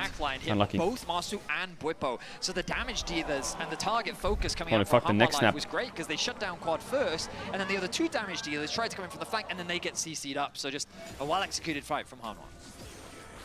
Whippo lying in wait as Zeka tries to shove up another wave. I don't think Whippo wants this 1v1. He does not. He's decided against it. We'll go back to base to try and catch that wave on bots. Right now it's FlyQuest setting up control around the top side of the map. Baron is now alive. I can't imagine Hanwha Life are going to start this one off immediately, but they don't really need to. They're in a good position. Yep. Yeah. All of the outer towers have fallen, and now they can start pushing their advantage even deeper into FlyQuest territory. And Doran's getting so strong now, you know, 4 kills, obviously their entire top side, just any 2v2 involving Sejuani and a soul laner, I just don't really think FlyQuest can win, right? Unless they get a huge jump and are able to kill someone off no flash. right He's mega dead, no? And that someone would have to Zeka be hit the his solo ult. winner, because there's no way you're going to instantly kill the Oh my god! The ultimate banana! Sejuani ult, Q3 ends for Yone ult, all missed! Oh my god! As well, so both those It's the ultimate banana! To get out, but what? No opportunity for them to fight back. Even Holy fuck, Zeka, that was disgusting. See chat, me and Zeka Yone, you can't tell the difference. Just continue to split the map, play through sides, look You for these can't tell the skirmishes. They're going difference. to continue taking over vision. which they've done such a good job of. You can see all of these wards that they're placing. This entire line really across the middle of the map there has just gotten deeper and deeper and deeper into FlyQuest territory and is making it so tough for them to actually be able to look for any sort of proactive plays, because you're always spotted before you go for it. They're on a ward walking into that bush. Life getting this wave shoved up. FlyQuest was positioning some troops nearby to maybe Life could try a Baron start, but Hanwha's not interested in that in the I think there's no reason to. The game is just such a winning state. This Jax is... And this is kind of the name of the game for HLE. They haven't felt any real pressure from FlyQuest, I feel Jax like. is 2 they items. Can play it slow, choke the LCS #1 seed out of the map as they slowly creep forward and control more. I think if mid didn't bleed this much, they're just planning on the game would be a bit okay, but... Exactly, and I mean, bad goes to worse when you realize it's also Hex. Oh, they are going to force Baron. They're just going to start up this Baron potentially. They're not going to force Baron. I mean, it did look like that, didn't it? Yeah, it just looked like... TPing in, I guess, going out towards top, just get the waves going. Yeah, I thought was maybe he didn't want to reveal they used TP, but he did it on a control. I mean, it's not bad, right? If you're going to TP back top, at least TP on the Baron pink, so they get paranoid about a Baron start. Either way, you get a blue orb for it, go to top wave. And you've got this 1-3-1 he has no mercs, but I mean, the light's positioning is perfect. Trying to provide that cover. And again, look at these small pockets of it's so hard to go on Doran there. It's so good from Hanwha Life. They consistently do this throughout the game to just keep track and provide safety. The first time that they didn't do that was when Zeka gets caught in They're the burning through FlyQuest's blue orbs. Starting up this Baron here. FlyQuest has really been stymied it's by completely this one shot. They caught them on that last play they were looking for, and they sweep out the one more blue orb and it's gone. He can inspire, steal it. He doesn't have any wards. He's just gonna have to blind Q it, I think. Oh, he got Sejuani ulted. I mean, this is just... Storm, so there's no chance for a steal. Now Delight dies. Tries to jump in. Delight surely going to be caught out here. Inspired R flashes. They have to take the fight. Orbital ult hits. Renata. Wait, Whippo's kind of cooking here. Wait, FlyQuest got 4 kills. What? They got 4. That's huge for FlyQuest. America takes 4 in trade. Yeah, 4 for 0. The Baron was perfectly set up, but now they're going to get mid-tier 1. They just got engaged on. Insane engaged by Inspired and Whippo. Has to run, but they're going to be able to get this tier 1. They're pushing Inspired's up fine. top lane as well. He gets their wolves, they push out top, they get mid-tier 1. Wait, this game is actually really winnable now because of the scaling that they have. With Cassio recovered a lot. They got all their summoners out as well. So the idea from Hanwha Life here is go to ult the Amumu, Delight goes over and sacrifice him. But Hanwha Life stick around a bit. Look at them. They're not really sure what to do. They're like, should we fight? Should we not fight? And that indecisiveness has made it so FlyQuest can engage on them. Whippo gets the ult. Viper flashes Renata ult. And then Whippo flashes for the fear. Right, it's perfect. And crucially, so many shutdowns went over Hanwha Life weren't really sure what to do there. Being funneled to quad, Whippo getting a lot of gold as well. That's going to complete a lot of their second major items and crucially deny this is really good for FlyQuest. 9k the Baron power play. And the gold is really because the game slows down again. They were in a slowing game. It blew open from bot tier 1 fight. Now they're in a Inspired's caught. That's not a fight, man. It doesn't really matter actually. The Inspired's caught. For HLE, they catch Inspired right. They're gonna lose Drake anyway. They pick him off, and it's 10 seconds to go until the Drake spawns. Yeah, Inspired got caught here as well before on the bot tier 1 plane and blew the game. Very problematic. I don't think FlyQuest would have been able to fight for that one. Yone's the only one with the buff. They actually get bot tier 2. Maybe Yone can buff one of the waves for them or get mid tier 2 here somehow, and then it's... on HLE's Viper though, so maybe can look for an opportunity there, but for now FlyQuest have just got to try to hold the base. But look at how the pick has allowed them to siege bot, and then Zeka, who still has the Baron pressuring in mid. He doesn't overstay his welcome though, because they're just trying to force FlyQuest back for that dragon that you were just talking about. Exactly, and how big of a gold swing it was. You know, it was a negative 1800 Baron power play, and that just went up to a negative 400, and now it's negative 600. Yeah, sure, that's not great, but that was just a swing of more than 1,000 gold off the kill on Inspired, the taking camps, the pushed waves. HLE again, you know, getting that edge and going right. I don't think Hanwha Life will make the same mistake. HLE is, first of all, taking a fight against they still control the game. Is dangerous, right? But Cassio is level 16. Look at the level difference between Yone and Cassio. There's no level difference. Mumu ultimate combined with the multi-man Renata ultimate, and I think so FlyQuest are on a timer now. 4 minutes 40 seconds. Soul points. They have to fight that no matter what. With their comp, they don't need to. They can continue to play the sides. Is Whippo just look for picks similarly to what they've done, and this will force FlyQuest to spread out. I don't know what FlyQuest are doing here. There's no towers. They're trying to fight nothing. There's ghosts here or something. Maybe pick on Jax, get some mission, but the pressure point is here. Quad can get dove really easily, so he has to back up a bit. On HLE's side, so FlyQuest, they have to overload one side of the map, try to really force, and if they can't get that, you know, if Whippo had TP and a ward behind them, he's fucking TPing. There anything no?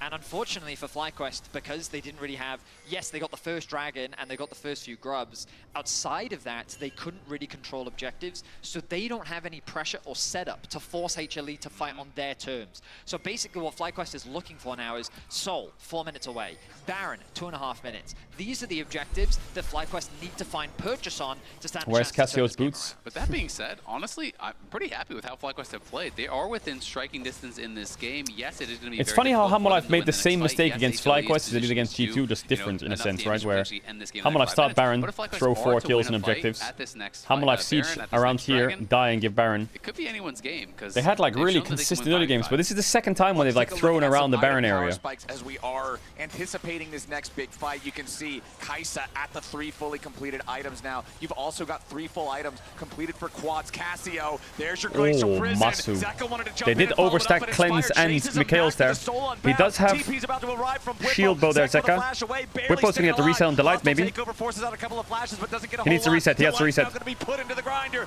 Fear Beyond Death Really finds him. playable for Inspired, FlyQuest. and the rest of FlyQuest Really good for chasing after FlyQuest. He's gonna get Peanut slowed. now. Masu, Oh, spear brilliant. after spear, Get mid tier and he's 2. ready to go. It's 2 dead on Good engage. HLE. FlyQuest Wait, hold up. with another big fight. Wait, hold the Also fucking with phone. a beautiful cleanse there as well. On that ultimate from the set 20, instantly is able to cleanse out of They're that. gonna lose spot tier 3 to sidestep Jax. The follow-up play, and they get the kills. They're pushing the tier 2. Wait, They're trying to America. defend the base Hold on up, the other America. Side, though, as Jax is pushing here into quad. Crucially, Oi, Viper! Oh my god, Viper is clean. Viper is... Oh my god, Viper! Oh dear lord, he just 1v2'd them in the face. What? Wow, incredible What? play there from Viper. I was That's just 1 minute about before to Baron. highlight once again how FlyQuest Well, it team looked good fighting until is enemy something team had... that Hanwha Life The have to nameplate was respect. Viper. They tried to That force a W pick ult onto mid. It turns into a buffer was bigger so fight than they sexy. were expecting. What? But in the individual skirmishes, if you can find those, Viper proves how Hanwha Life are able to find those opportunities. Yeah, I mean, that is just huge for HLE. When you get a big play like that, you start to build some momentum, and then it's a bit of a backbreaker. Man, I feel like Hammerlife makes mistakes, FlyQuest big momentum, Hammerlife slapped him in the face. That just happened twice. Angle, gets in, is able to finish off Masu even through that bailout, and Masu quite behind now individually as far as the gold We is gotta get a replay concerned. of that Viper play. We can watch this fight one more time though. So Look at that Hammerlife cleanse. over That was staying. instantaneous there from Oh, what? Masu. I didn't even Is see able that. to sidestep the ultimate as Spider-Man that on a follow-up Mumu? from Zeka. Really well What? played. And That's it how they got allows their FlyQuest to engage? just pile in here, Oh, go for shit. that first initial kill there, I'm crazy. onto Delight, get the Fear No Beyond wonder they Death got a and the good Fear on engage. Peanut. And then they turn it on It paid a parka on a Mumu. Come back to live. Oh, Bwippo's caught. Why is everyone getting caught on FlyQuest? That's a good run out ult. That's a dead Sejuani, I think. And that's a Hexgate map. They should... Oh, Viper again. Maybe he's trolling this time, though. He has no cleanse. Ow, Viper! He's trolling it. I think he's dead. And Doran's dying as well. Quad has flash. Wait, FlyQuest's going to get Baron off this. And they're going to get the Dragon away as well. Zeka can't clutch this. Wait, America. All Bwippo needs to do is push out this. And they might get that. He's going to take the Hex Gates over, but this is guaranteed free. No one, and they're gonna get the Baron as well. Once again, Hanwha Life. Wait, there's 40 seconds on Jax, no TP. They can base, retake the control of the map, and they can take Drake. But the play turns on its head. With the Baron secured, FlyQuest can reset and look to contest the Dragon. And I really underestimated how tanky Bwippo actually is at this Yeah, point. the He has hostile Jack takeover, they all have to run away there. He Viper is tried to clutch it again, but... very tanky. Goes with his name. The E-shield is big. The Sterix barely keep him alive. And look at everyone coming in here. Viper can't play in the choke with no Busio, cleanse. The ultimate, the bailout, everything is there. Viper tries to go for the hero play here.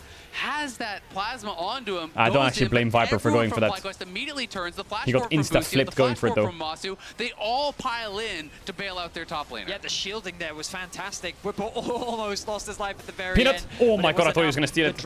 Wait, he has no Q, no flash. Yeah, Peanut wanted to jump He's off the dead. wall. He has no flash. Oh my god, this map is falling apart. They have a good bot wave as well. I'm surprised Bwippo's not going for the bot push. They're all going to reset and defend. FlyQuest just want to stall. More time, 5 more minutes away from a soul again. And they have Cassio. You don't want to be overzealous. Recognize your strengths on the map. They're sending 5 members to the top side. I'm surprised they did that. I thought they would play for bots here too, but... They need to control They don't want to mid give gold to and top, Kaisa. leverage this Baron to start threatening on Hanwha Life side of the map.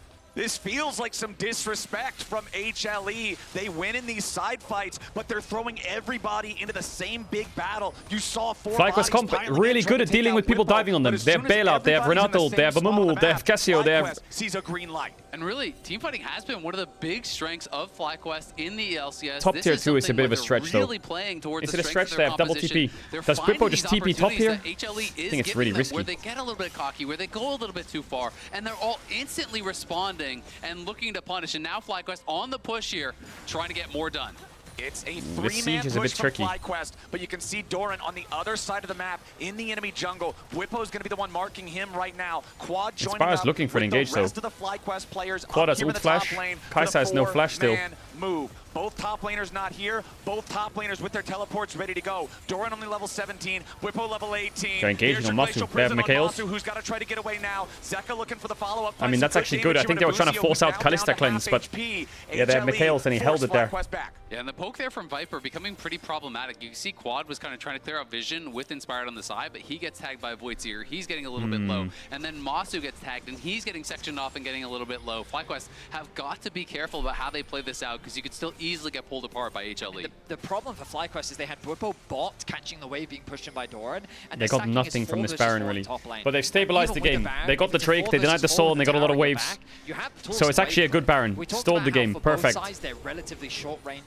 Getting these towers is really difficult. It's a situation where like you can't, as Masu, just walk underneath that tower against a Yone, Sejuani, Rel, right? So if you're just overstacking, you need to be playing through multiple lanes. But again, there is no tier 2 in mid lane. So they only Casio have is the tier getting 2 really in top, tanky. the tier 2 in bot, and so their resources end up a little bit scattered. Ultimately, this Baron ends up becoming an equalizer, helping FlyQuest neutralize the game state and reset on the map. But now we're getting closer and closer to the respawn of the Hextech Soul, the third Baron of the game. Bwipo needs to be careful. Yeah, Bwipo's gonna get jumped They're getting caught again. He's gonna have Sterak's proc. Maybe they can turn this one, but I'm not sure. Still barely hanging on. They have a lot of damage, Hammerlife. Oh, he finds Masu with no flash. Oh, Zeka's gonna kill Masu. Oh, he didn't die. Inspired? He's dead. Yeah, they get caught and throw and lose. Sad. Game's over. FlyQuest are lambs to the slaughter. Viper's got a triple they got caught and lost. Quad's the last man standing. That is so depressing. They had that game. They actually had a really good chance that game. They just got caught. And a victory march down the mid lane. Wow, that's such an underwhelming way to end. Man, FlyQuest had that. All they needed was a good 5v5 around Drake. I think they would win. Oh my god, that's such a sad way to lose. I don't think Hammerlife's happy at all with that win. That was a horrible game by Hammerlife. But that should have been a win. The Western teams can't drop games like this when the East throws. They gotta take the ball, man. They gotta get the game. They can't just throw it back and then let it reset like this. Absolutely, but it's a disappointing end. At the end of the day, Bwipo gets caught out there and they don't get that final 5v5. That game man, they had that. They had that. Some entertainment, some flexing of muscles, a little bit of ego there from HLE to give FlyQuest. That's such a sad way to lose. I think they're gonna get 2-0 now. But if they won that, they had so much hope. Desk, tell us what you think. After the break. Safe, Vinny. It's so weird, no? Just one ace, game's over. Man, they got caught bot, top, bot, top, bot. They just got caught farming Gromp.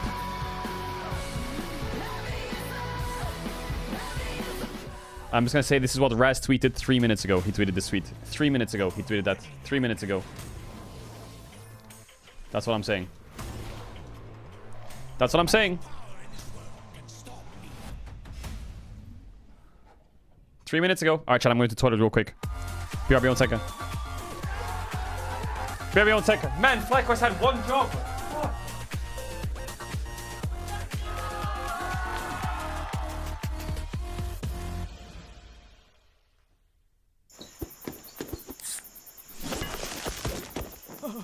Red Bull gives you wings.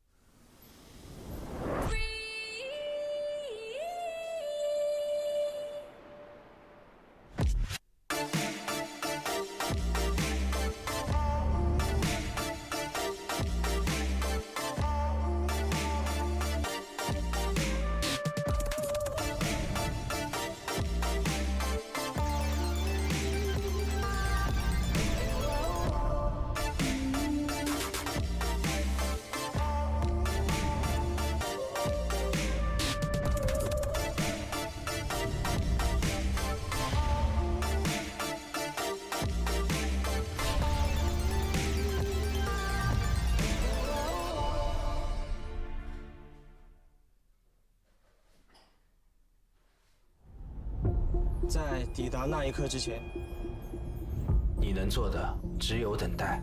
如果故事再重来一次，我想这批烂物还会做出相同的选择。等待比分失衡，企图从中看清胜负的端倪。等待一切安静，好听清自己脑海里的声音，直到抓住那一刻。他们可能会因为激进而失误，但是不会因为胆怯而畏惧。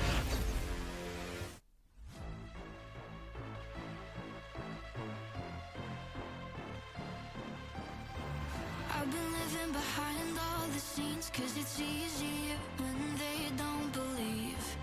Keep it quiet, keep it hush, keep denying, but the fire that's inside is igniting.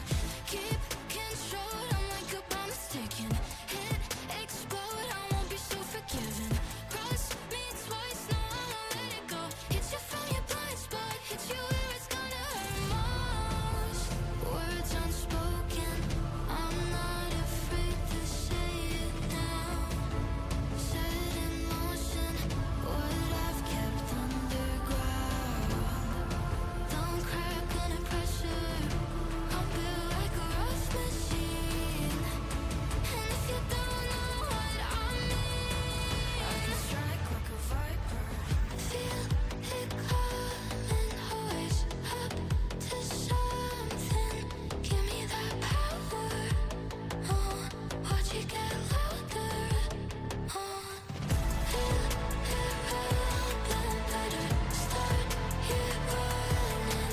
I'll bite like a spider, and I'll strike like a viper, like a viper. Rosy cheeks on a pretty face. Promise I'm nice, but that goes two ways. I can scream, I can howl, it's performing. Don't wanna let it out, just take this as a warning.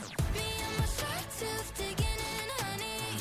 I'm all self-made, not just lucky. Cool girl with a temper.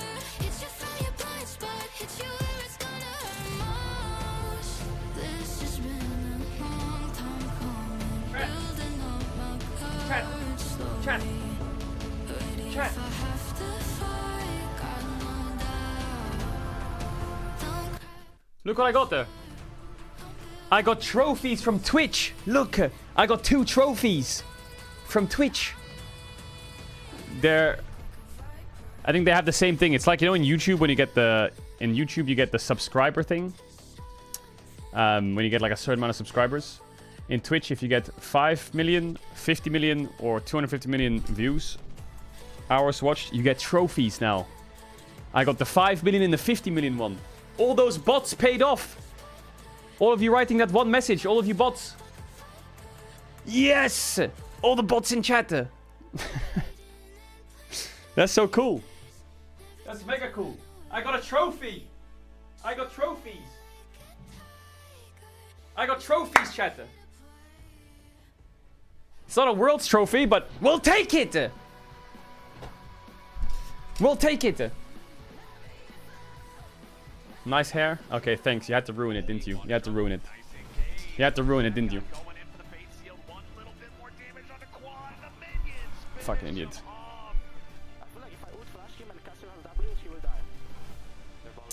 Is it really that bad? Chat. Nah. It's whatever.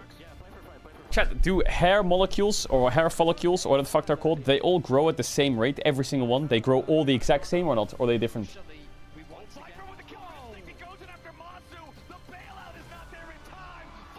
Different. So this will grow out better, yeah?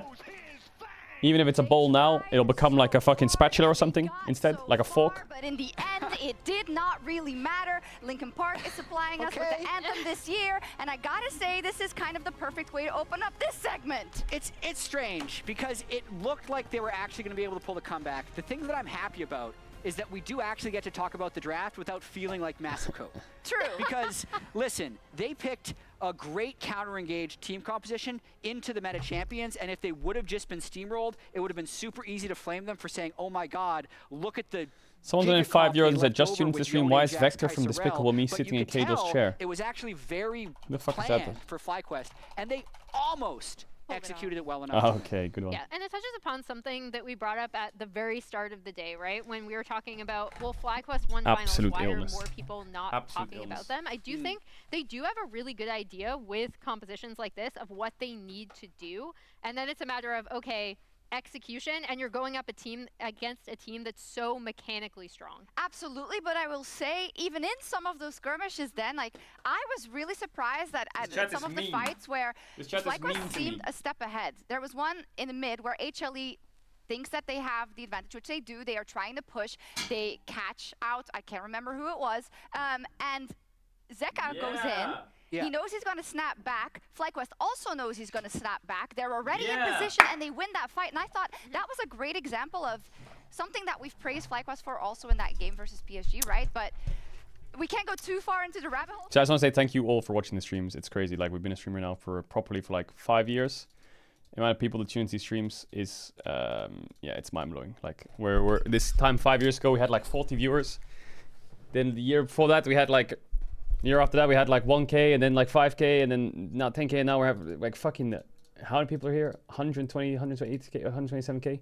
You're so ill. I don't understand why you even watch me, but I appreciate you for choosing me as your streamer and all support, whether you started yesterday or today or 4 years ago or 5 years ago with a sub, with a follow, with a message. Like, it all means a shit ton to me because streaming is like an escapism, I think, for people, and for me as well as a streamer, it's also a form of escapism. So it's great to be able to just turn on the stream and have fun with the chat and chill out and play some games. Apply pressure. And it's really a big part of my life now, and I appreciate you all for like supporting it and making it so in relation to his lanes. And I think we can have a good time. See that in the early game, especially since did I break my camera again? Like, okay, we need to get into a really, really strong position early with the windows that are provided to us.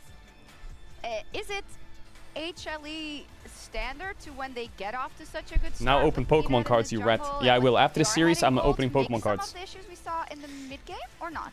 No, it's actually not, which is where I would give credit to FlyQuest. I think HLE definitely overextended. This guy in chat says, first time watching you grow, and first time watching you live and you're still growing. Why is your name bro? Love a Bodhi? What is that name? To punish any sort of overextended dive. Oh, in chat, I just need an energy spike. We might see them rein it in for this next game. We might not, but like here we see a fight where that exactly happened. These engages of the FlyQuest got were the FlyQuest engages that they got were clutch, but I also think they weren't very reliable. Like that Amumu engage onto Yone, and this one, I think these engages were robbery engages. They will just out DPS. Wait, someone just gifted 50 subs. They gave 5. Why did someone say 50? Yo, Dondi, I really appreciate the 5 gifted. You're crazy. Much love. Wait, chat, listen to this 1 sec. I just want to... What do you think of this song, just real quick?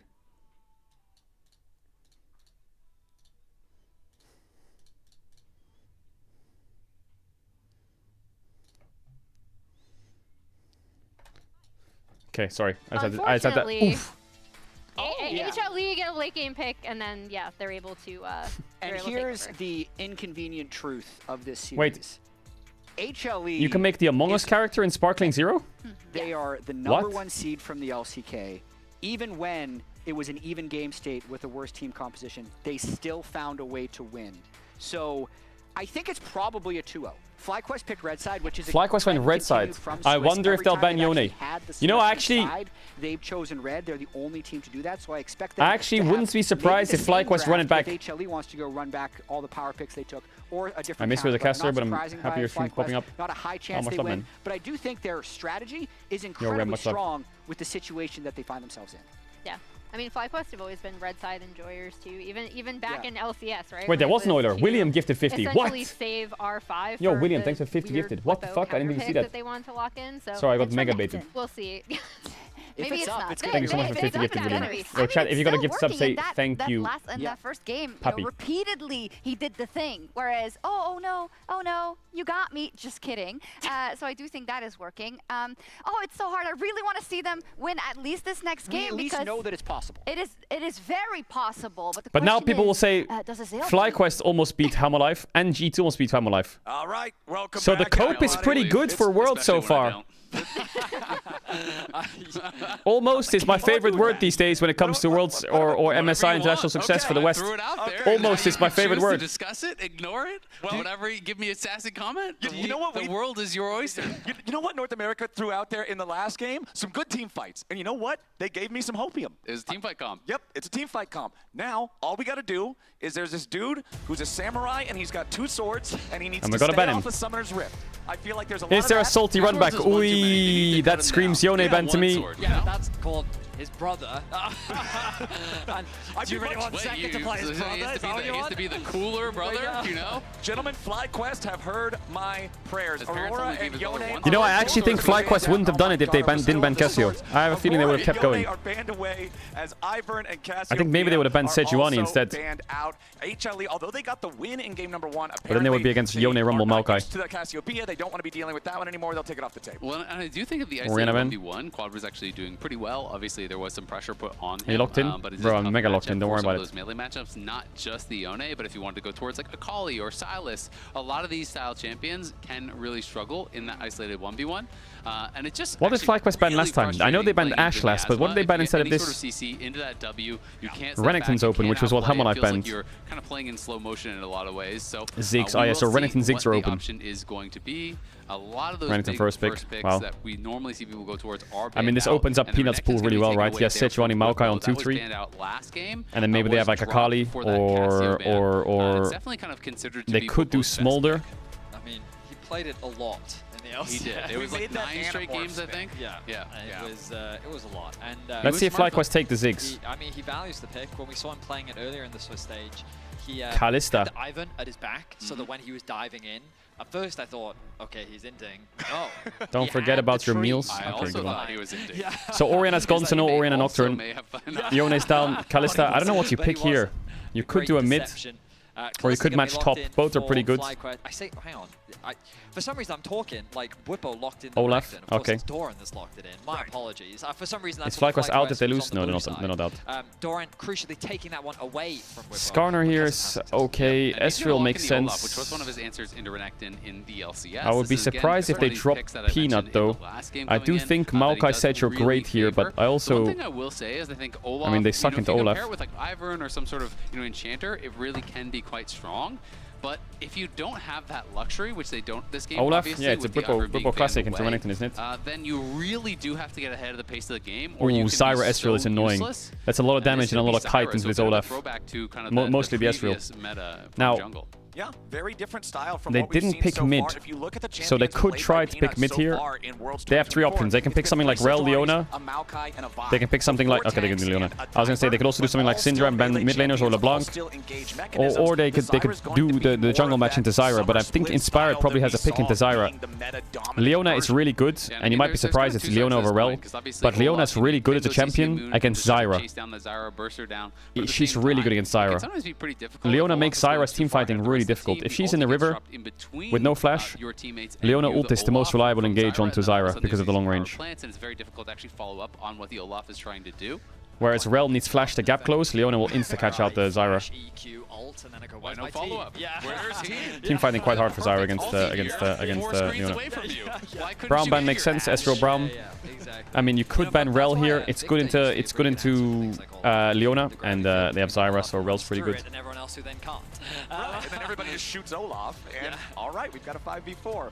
But Brand, yeah, he might play Brand here. Second half of the draft, with the Ezreal being picked for Hanwha alongside the Zyra, the support for FlyQuest this time around will be the Leona to pair with the Kalista. Very tanky, very effective, just throwing her in there to be that disruptor, space creator, lockdown, whatever you need her to be. But now that we're looking at the second half of the bans, it's FlyQuest getting rid of the hyper-scaling Smolder, getting rid of the counter-engage of the Braum. Meanwhile, Hanwha Life are going to take out another Stop asking what happened to my head. FlyQuest played in game number 1, and another one that inspired Jarvan, nah, I wouldn't pick Jarvan here. Jarvan Olaf is terrible. You EQ in as Jarvan and ult, and Olaf is just running around the ult like he can't get inside it.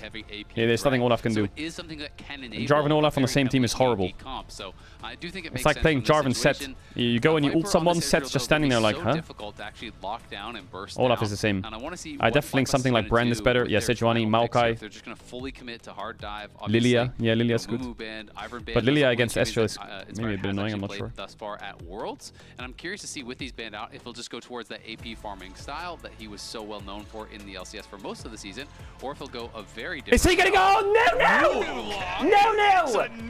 No!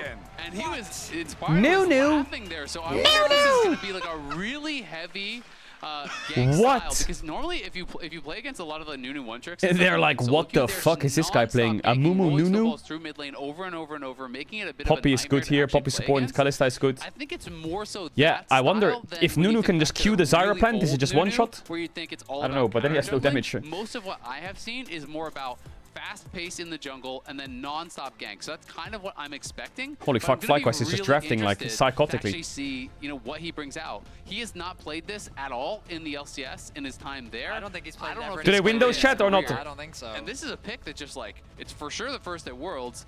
We didn't see it in the LCS. I wonder what Zeka will play.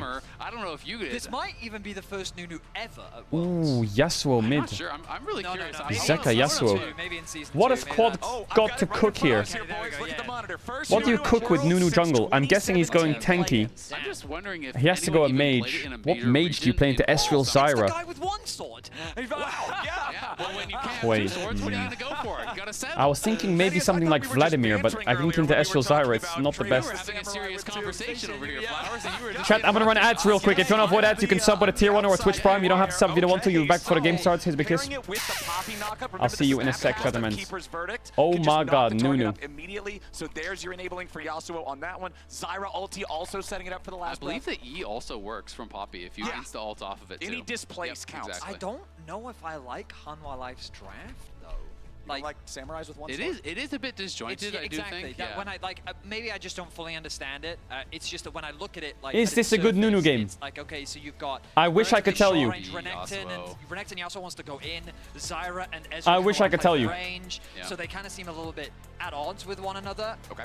Meanwhile, FlyQuest composition is very teamfight focused. Again, right? You've got a very solid front line in the form of Inspired and Lucio. I mean, let's see. You've got long range poke with. I mean, Nunu is a champ. He has an E, which is a short-range route. If he gets it off, he has his ult, which is really good against short-range champs. Champions coming into Nunu, it's quite good for Nunu. Yasuo, Renekton are definitely going into Nunu, but Zyra, Ezreal, Nunu also has pretty decent pick with Leona. I can't believe I'm saying this. Nunu and Leona are pretty good champs at punishing Zyra, I think, if they find her in the river. There's nowhere Zyra can move. She's infinitely slowed, ulted, knocked up, stunned.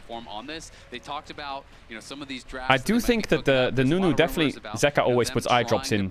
Like every 10 minutes, 20 minutes inside games or drafts, he's always putting eye drops in. Honestly, it nearly worked, and in game 2, they are cooking once more. Let's see if it works. The first Nunu at Worlds in 7 years. It's a while. And FlyQuest are locking it in a game here for this series. I like it, you know. You might call me, it might be crazy he's playing Nunu, but... If it was old Nunu or new Nunu? New Nunu? In 2017? It's the new Nunu? It's the new Nunu. New Nunu? Not the old Nunu? Because it would have been interesting if it was pre-rework and this would have been the first Nunu at World. Let's see what they can cook with this. Either way, very cool. Phase rush Nunu. I sat there and said I didn't think it was maybe first time it was, but then I remember like old Diamond Procs Nunu, and I was like, that's the Nunu I remember. Now you're throwing it back. Like, half the audience probably doesn't even remember the old Empire strats where they sit in a brush. I don't think he's going to go AP Nunu. I'm pretty sure he's going to go tank Nunu. I would be very surprised if he goes AP Nunu, because he will get one shot. Yeah. It's easy to forget that I'm 31. You're right, but that's wrong. Yeah. God. All right. Well, no lane swaps and Nunu. Alright, what's his pathing? We'll keep our eyes on the Nunu. I haven't seen Nunu in pro play for a while. The winner will qualify for the quarterfinals, the loser will move into the 2-2 bracket, which will be the final opportunity to qualify for the quarterfinals. So, Nunu was reworked in patch 8.17, which was August of 2018. So the last time this champion was played at Worlds was the old Nunu. He took potion on Nunu. I wonder if that's the first mistake. Do you need a potion on Nunu? That's okay. Let's see what Inspired's got cooking up here. I'm excited to see how FlyQuest want to play this. All right, a lot of people maybe think like, I don't know, I'm going to say this just for the people at home because they don't probably watch a lot of League. The old Nunu you're thinking of is the Nunu that runs around as a Nunu bot spamming pressing W on his AD carry who gets attack speed steroids. That's not Nunu anymore. He doesn't have... It's on his passive, right? But he doesn't have like that press W and then fucking stand there throwing snowballs. Like that's what the Nunu is that you would remember from like Worlds and shit. Now it's all about his snowball. Use that point and click CC, follow up with the Severing Bolt. Of course, there is a tremendous amount of damage that can come out. That was a long time ago, but Nunu hasn't been played for fucking ages, man. So you know, Yasuo only has one sword. Nunu hasn't been played for a long time. We're never getting past this sword thing. Now swords are pretty important. Look at his clear speed. He's still slow. I mean, Zyra is the fastest clearer in the game, so he'll still get out-cleared by the Zyra. What does Yasuo have? Nothing. The win. I saw Inspired playing Nunu in in-houses, chat. Now, because we don't get to see Nunu very often, you'll notice that his clear speed is probably faster than many of you are expecting. Like, when we think about fastest clears in the game, Zyra is naturally the one What can he do? comes to mind. Part of the reason why she even came into meta was because of all those videos coming out of how quickly she could just steamroll her way After through a Krugs. clear. But Nunu, Like, what can he actually do? Of course, still a camp behind right now. Peanut still showcasing why this champion clears so fast. Already level 4. Because when I play against Nunus, they are just spam gankers. That's all they do. They just spam gank. Making his way through the Krug. Should be able All to they do is just spam gank. Ooh, immediately though. Oh, bussin'. Lucio taking a little bit of damage here. Peanut not wanting to allow that Leona to get away with anything. Showing up in the tri-brush to put a little bit of extra pressure on the bottom lane. Yep, FlyQuest very clearly aware of the timing at which he would be done that clear, though, and they are able to back off. Obviously, Lucio takes a little Commonly's playing Nunu versus the #1 LCK team. And on the top side, Inspired is just going to be able to take away that. Oh my god, Zeka. Right there you see is kind of Quay's only defense. Here he comes, the spam gank Nunu. Hola! Here, point blank. Inspired is ready to make his gank in mid lane. What some nice Here comes the root. Zeka, get away from the snowball. There he gets his flash. He still has to flash out to escape the root. Exactly. And this is Nunu's just a spam ganker. Now it wouldn't be surprised me if he runs bot with a snowball here. Roll through mid lane over and over and over. It's one of the They spam gank mid actually. It's true. Nunu spam gank mid. Yoni's very difficult to punish ever since they Okay, it's in actually the base. move these brushes on side of mid lane out further. You have more and more time to react. Nunu is one of the only champions. I mean, the best way to beat these top teams is don't play their game, play your game. And if Nunu is Inspired's game, then fuck yeah. Even if you see him, you still can't always back off in time. And you'll notice as well, Zeka played it well by utilizing the E from Yone to navigate his way. Okay, here comes reality maybe. Here comes a top dive. Whippo goes out, could flash. Goes from Whippo, but now He he's walked heading into back them. the other direction. That I mean, they're just going to drop and redive now. Whippo just needs to hit the wave. Get level 5 maybe? EXP from the minions, picks up his axe, throws another undertow back. Doran flashing to guarantee the last turret shot doesn't fire off, but it's still first blood over to Hanwha Life Esports. So Whippo TV's back and catches. Right, holding onto his W to provide him I with feel the like shield maybe to help Whippo should have just ran away there, but he didn't want to lose that whole wave because he has to. What happens is, okay, you might think this is crazy, but what essentially happens is if Olaf runs away, he runs all the way here, bases and TPs. It's going to take him like 15 to 20 seconds to get that off. The whole wave will be dead. So he runs to get the wave as much of it as possible. From HLE, and it's again, last game to me was very much about Peanut and Doran. Obviously not great, but Olaf would be like down in this case, 3/4 of a level, not getting at least a bit of that wave. When the wave bounces, he slow stacks the wave, pushes it slowly towards Whippo. Whippo is not going to be level 6, so he has no CC immunity. You have a point and click stun from Renekton, who he can't avoid because he doesn't even have flash. He's playing. I mean, mid has no flash, and I feel like FlyQuest are getting they're gravitating into the idea of like, why don't we just kill mid every wave? And Nunu's like, yeah. So he's gonna do Krugs and probably just fucking go mid again, isn't he? And it is going to be the steel caps over on the other side for Doran already. Yeah, kind of the ideal first buy for both the top and jungle of HLE with the plated steel caps for the Renekton, the faded ashes for the Zyra. Everything there is. Top is not that bad of it. Not a big deal. Top's fine. It's just the problem is Zyra's getting strong, right? Zyra getting skills sucks. Top lane is fine. Here he goes. No flash on Renekton. He was thinking about drifting on him. There's a ward there. He hits the wall, doesn't hit the grub. He's gonna get pushed off by Zyra. He got one though. Whippo only at half HP, turns back onto Renekton, Doran, who remember does not have the flash. Inspired being first to this fight means that Doran doesn't want to try to jump on Whippo. I mean, Inspired, he's full cleared, ganked mid, based, full cleared. He can't really do much. Now he's thinking of maybe going back to his scrum. I mean, the good news from Inspired is he's able to get one. Nunu, Blue buff he spawning. chops on camps very quickly, and he's able to at least secure for the potential 4-grub buff later. And Whippo is just honestly. I'm not really sure what he's doing. Oh, he's doing XP from mid. But surely, and now he wants a full strike. Gets interrupted on that recall, which is really bad because the wave is bad for him, and he's down very low. So Whippo going to be stuck in this spot where he has to take a horrible recall and is going to fall further and further behind, which is of course that massive concern when you are playing Olaf. You need to be ahead of the pace of the game. This is a champion with essentially zero utility, or as close to zero utility as you can get. Yeah, you have a slow on your Q, but that is about it. So you have to be strong, you have to be able to charge in there, survive, and punish people. And look where Peanut's positioning. Peanut's already there to actually zone him off when he walks back. So if Inspired is not covering Whippo some more, Whippo is going to be completely out of this game. And even if the rest of the map can't goes enter well, top. I mean, he might have to just try. Playing 4v5 for the rest of this He's going to have to ult to enter, I think. He's trying to make his way back, pops the Ragnarok, wants to turn it back onto the jungler, I would have to think, but it's so difficult to do. They're just going to re-dive him now. Instead, again, exact same scenario. Auto Q dead. But surely he's just dead now. Call the Meek. Whippo is out for the second time. The Nunu is exciting and fun, but top is bleeding, and Nunu can't do anything. I mean, Azael already highlighted it, but again, the coordination between Peanut and Doran is just exceptional. I wish they played Psy on Nunu. That sounds fun. The snowball with the charge, fucking headshot them. Dived Whippo, and there's been zero contest, no support there for that would be a FlyQuest Whippo comp right there. The Nunu Scion. You'll notice now that he is Keshabao's duo Q top. Down, and he is a full level behind his lane counterpart. I mean, he's completely out of the game, right? You know, from this spot, your only hope to be relevant is that you randomly get a bunch of cleanup kills in some fight later on that your teammates have set up for you. Right. But it's going to be so hard, and honestly, it's just a jungle gap from Peanut here. You know, Inspired playing this champion that is so well known for all this early jungle pressure. The Whippo review of this game is going to be on Netflix. But Peanut is why did my jungler pick Nunu? You know, weak early game champion Zyra. He's already made 2 dives happen on the top side. Look, man, if one jungler's getting a flash and the other one's setting up 2 kills, I'll take the 2 kills every day of the week. Peanut having an awesome showing early on here in the first 8 minutes. And the other issue is, if your top laner is completely out of the game just 8 minutes in, now we've got problems. 2 minutes from now, second set of grubs is spawning, and it's already a 2-to-1 lead for HLE with that first set. You're also going to have the Rip showing up. What happens if Renekton is there on a full item power spike, absolutely running away with the game, and Olaf's still struggling? It's a difficult early game. Nothing good for FlyQuest to find themselves in. And unfortunately, they don't have the same tools that they had in the previous game. Admittedly, I still think that their team fighting is good. Wait, is it F chat or not F? It's just a question of... Was it Twitch F? Was it the player not found red button thing? How much worse can HLE make this early Here comes the Nunu. All right, Inspired's coming in. He has E again, no?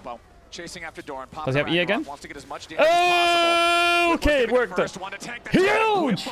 Nunu gets a kill. Inspired FlyQuest looking to bring him back into this one. Yeah, that is actually really important. There is a TP on Doran, so we won't lose too much. But credit to FlyQuest on the timers there. There was 1 second on Doran's ultimate when he died. All right, grubs drop in 50 seconds. Before that was about to come up, his flash was Doran's flash is up, his ult's up, he's gonna TP back. That's great, and I'm sure they're happy about that. But I mean, Renekton will run out bot or run out top if he wants to TP back bot, mostly bot. And there's gonna be a grubs fight. I mean, it was, as you already said, crucial. Gives him a nice base. Looks like FlyQuest is positioned to fight the grubs. And he's actually making his way towards the Are they gonna get smoked on this grubs fight? As a swap seems to have come through as Busio. Maybe they're abandoning it. Nunu was running down and now he's running back up. Zyra has Leandris at 10 minutes. Now the thing is, Whippo does not have an ult. He does not have a ghost. And Doran has his flash and his ulti both ready for this grub spawn that's going to happen in about 15 seconds, making it a nice very chunk on the difficult Viper. situation Kalista for FlyQuest to try to navigate. Trying to get some top push, but she lost the cannon. I mean, FlyQuest would need to take 2 of the grubs away to even deny a Void Might spawn. I think they're probably going to have to give it up. They can't do anything there. Get away from another snowball. Ooh, Inspired slams that one into the wall. These wall angles are tricky, man. Yeah, and I think, honestly, he just didn't want to chase that far. You know, I think he is just kind of canceling it out, basically. When Zeka got they lost 5 grubs. He was going to be under his tower if they went for the dive. They're not going to get Drake either, because Hummelife's going to play around Drake. Is Whippo... Can't really respond. Uh-oh. Speaking of not being able to respond, Doran going all the way in here for the slice, the dice, the dive. It's nice. Doran getting a solo kill now. He doesn't even need anymore. Whippo. The Croc is all grown up and getting it done. You want to talk about timing? 2 seconds until Whippo's ultimate was was about to come back up, and now they're gonna zone Masu away. They know where Nunu is. 5 grabs Ezreal. Over the top lane matchup. Yeah, this game is looking really hard. Because mid is losing slowly in the 1v1. Top is 1.3k up from the dives and the solo kill. And bot lane's up in gold from the plates. With the grubs that are helping them and the CS lead. So FlyQuest has a cool draft, but they're kind of bleeding out. I don't really know what their comp does when they're bleeding out and your Olaf's behind and your Kalista's behind. These two champs are very gold hungry. For 4v4s and you're looking to be able to outplay in those 4v4s, you're hoping that there's the attempted engage from Busio, but the Zenith Blade nice is interrupted by with a Viper. steadfast presence. Bwipo just decided to run top. Spent on that one. Flash shielded Daybreak from Busio to try to lock up Peanut, but it ain't gonna work out so Where's well. Peanut going? Oh, they're playing it because of the TP. Busio stuck in the middle of 4 players. I'm not sure why Peanut didn't just run away. Peanut's gonna be the trade, at least a 1-for-1 here in the scrap, but Masu is on the run. The Mystic shot, but the flash from the Kalista keeps him alive. I feel like if Peanut just ran away, he was safe. But maybe he was worried that his Ezreal would die, so he thought he would fight him. Did Ezreal use his flash early there? TPing in response, There's noticing Nunu. the quad was on the bot side of the map. It ends up being a 1-for-1, and HLE don't really convert it into much as FlyQuest start off the drag. The Light's making Masu call an Uber back to base. Oh my god, he's not even at the Drake, is he? He can maybe get it. You got Flash off Peanut, you got He has Q smite. off of Viper, you got the Ignite off the Light. The Light doesn't have ult. They did force out a lot. Yes, it did cost them the flash off Masu and the summoners from Busio, but still overall I think it's a pretty positive play, and they're going to need to make these incremental advantages. I wonder if Peanut walked up to like die, so Viper didn't. This is a very preemptive flash, honestly, from Viper. Just kind of didn't have the faith that Delight would interrupt the play. Yeah, I think he does, you know. Look at Ezreal here. He has no E, no flash. So I think Viper is screaming that he needs help. Maybe not, actually. He is quite far back. Change the targeting here down onto Peanut. Yeah, I think Peanut could have just run away. I don't think they actually realized. I think maybe he thought they would run away, so he kind of stepped forwards. I think that even with Bwipo's arrival, I guess they're saying that we want to make his time spent up here worthwhile. And as you rightly said, they end up getting a 1-for-1, and crucially, that top wave is still pushed. Is he laughing because Nunu's on Drake and they're fighting top? Maybe they're laughing because Bwipo's ganking top and it doesn't make sense.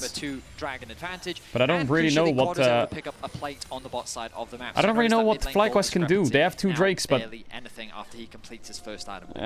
So neutral objectives traded mostly evenly early on here in this game. 5 grubs to 1 favoring. They need a miracle fight. 2 Drakes to nothing favoring FlyQuest. They're gonna try and dive bot. I don't think they can dive bot. Quite as can they dive bot? As some other ones could be, but on a champion like Olaf, it's really good. Yes, no MR. 2v1 here in the bottom lane. Ooh, that's a lot of damage. Connects onto Doran. Do they have enough damage to take him out? Though it's just Busio and Quad. Leona has E. Leona has E. Used most of his spells. Severing bolts doesn't hit the target, and Doran lives. Oh my god, it's the snowball onto the... Oh, the Yasuo? But a nice flash away from it when Inspired can't make the turn. Bwipo looking for a little bit more damage here to chase this guy down. Oh, the Zeka. Zero isn't going to get a whole he went back in. Oh, Zeka. Reset his shield with the last breath. Another kill for HLE. Nicely done by Zeka there. Bought so much time, dashing back and forth, creating space. He's like, what are we doing HLE then? to come in and reinforce. But Peanut still, was it's a there. great play from FlyQuest on that bottom side. Even though they don't kill Doran, they force his flash, they force his ulti, they take down the tier 1 tower and get more gold in the hands of Quad. Viper no flash. Did he E forwards? The problem is, Viper eat forwards, greedy. But oh, Leona got it. Pieces with the spears, the shutdown, but it ends up going over to Busio. That's actually so unlucky there. The Ignite tip Oh, took Nunu it has redemption. right after the Ren went through, so Masu Wait, rendered Ingenious them down to Hunter's not in the game couple anymore, HP, right? And the Ignite is what gives that shutdown gold over. You would have really loved to get that in the hands of Masu. Here he comes again, round 2. Again, no flash, remember. All right, Zeka could be in some danger here, but he might think just try Zeka's to dead turn here. it around. 100% Back dead. onto Bwipo with a redemption coming in, though. Oh, nice try. Bwipo will stay alive, and the Big shutdown this for Hawaii. time goes over to Quad. So the problem I had with the play from earlier The whole map is is just FlyQuest was trying to make permanently too many bleeding. plays on the map, and by making a play both bot and top, it was going to be difficult to respond to the response Bot from tower's dead. HLE, who were able to find that kill. Mid the tower's good dead, news for top FlyQuest tower's is they dead. find another kill top, but by investing 3 members top and including the TP from Quad, they leave the bot lane tower completely exposed for Doran to be able to secure, and the mid lane tower ends up falling thanks to the Rift Herald dropped by Hanwha Life. So they still hold on to about a 2.5k gold lead. They set their sights on Here Doran, comes the Nunu gank again.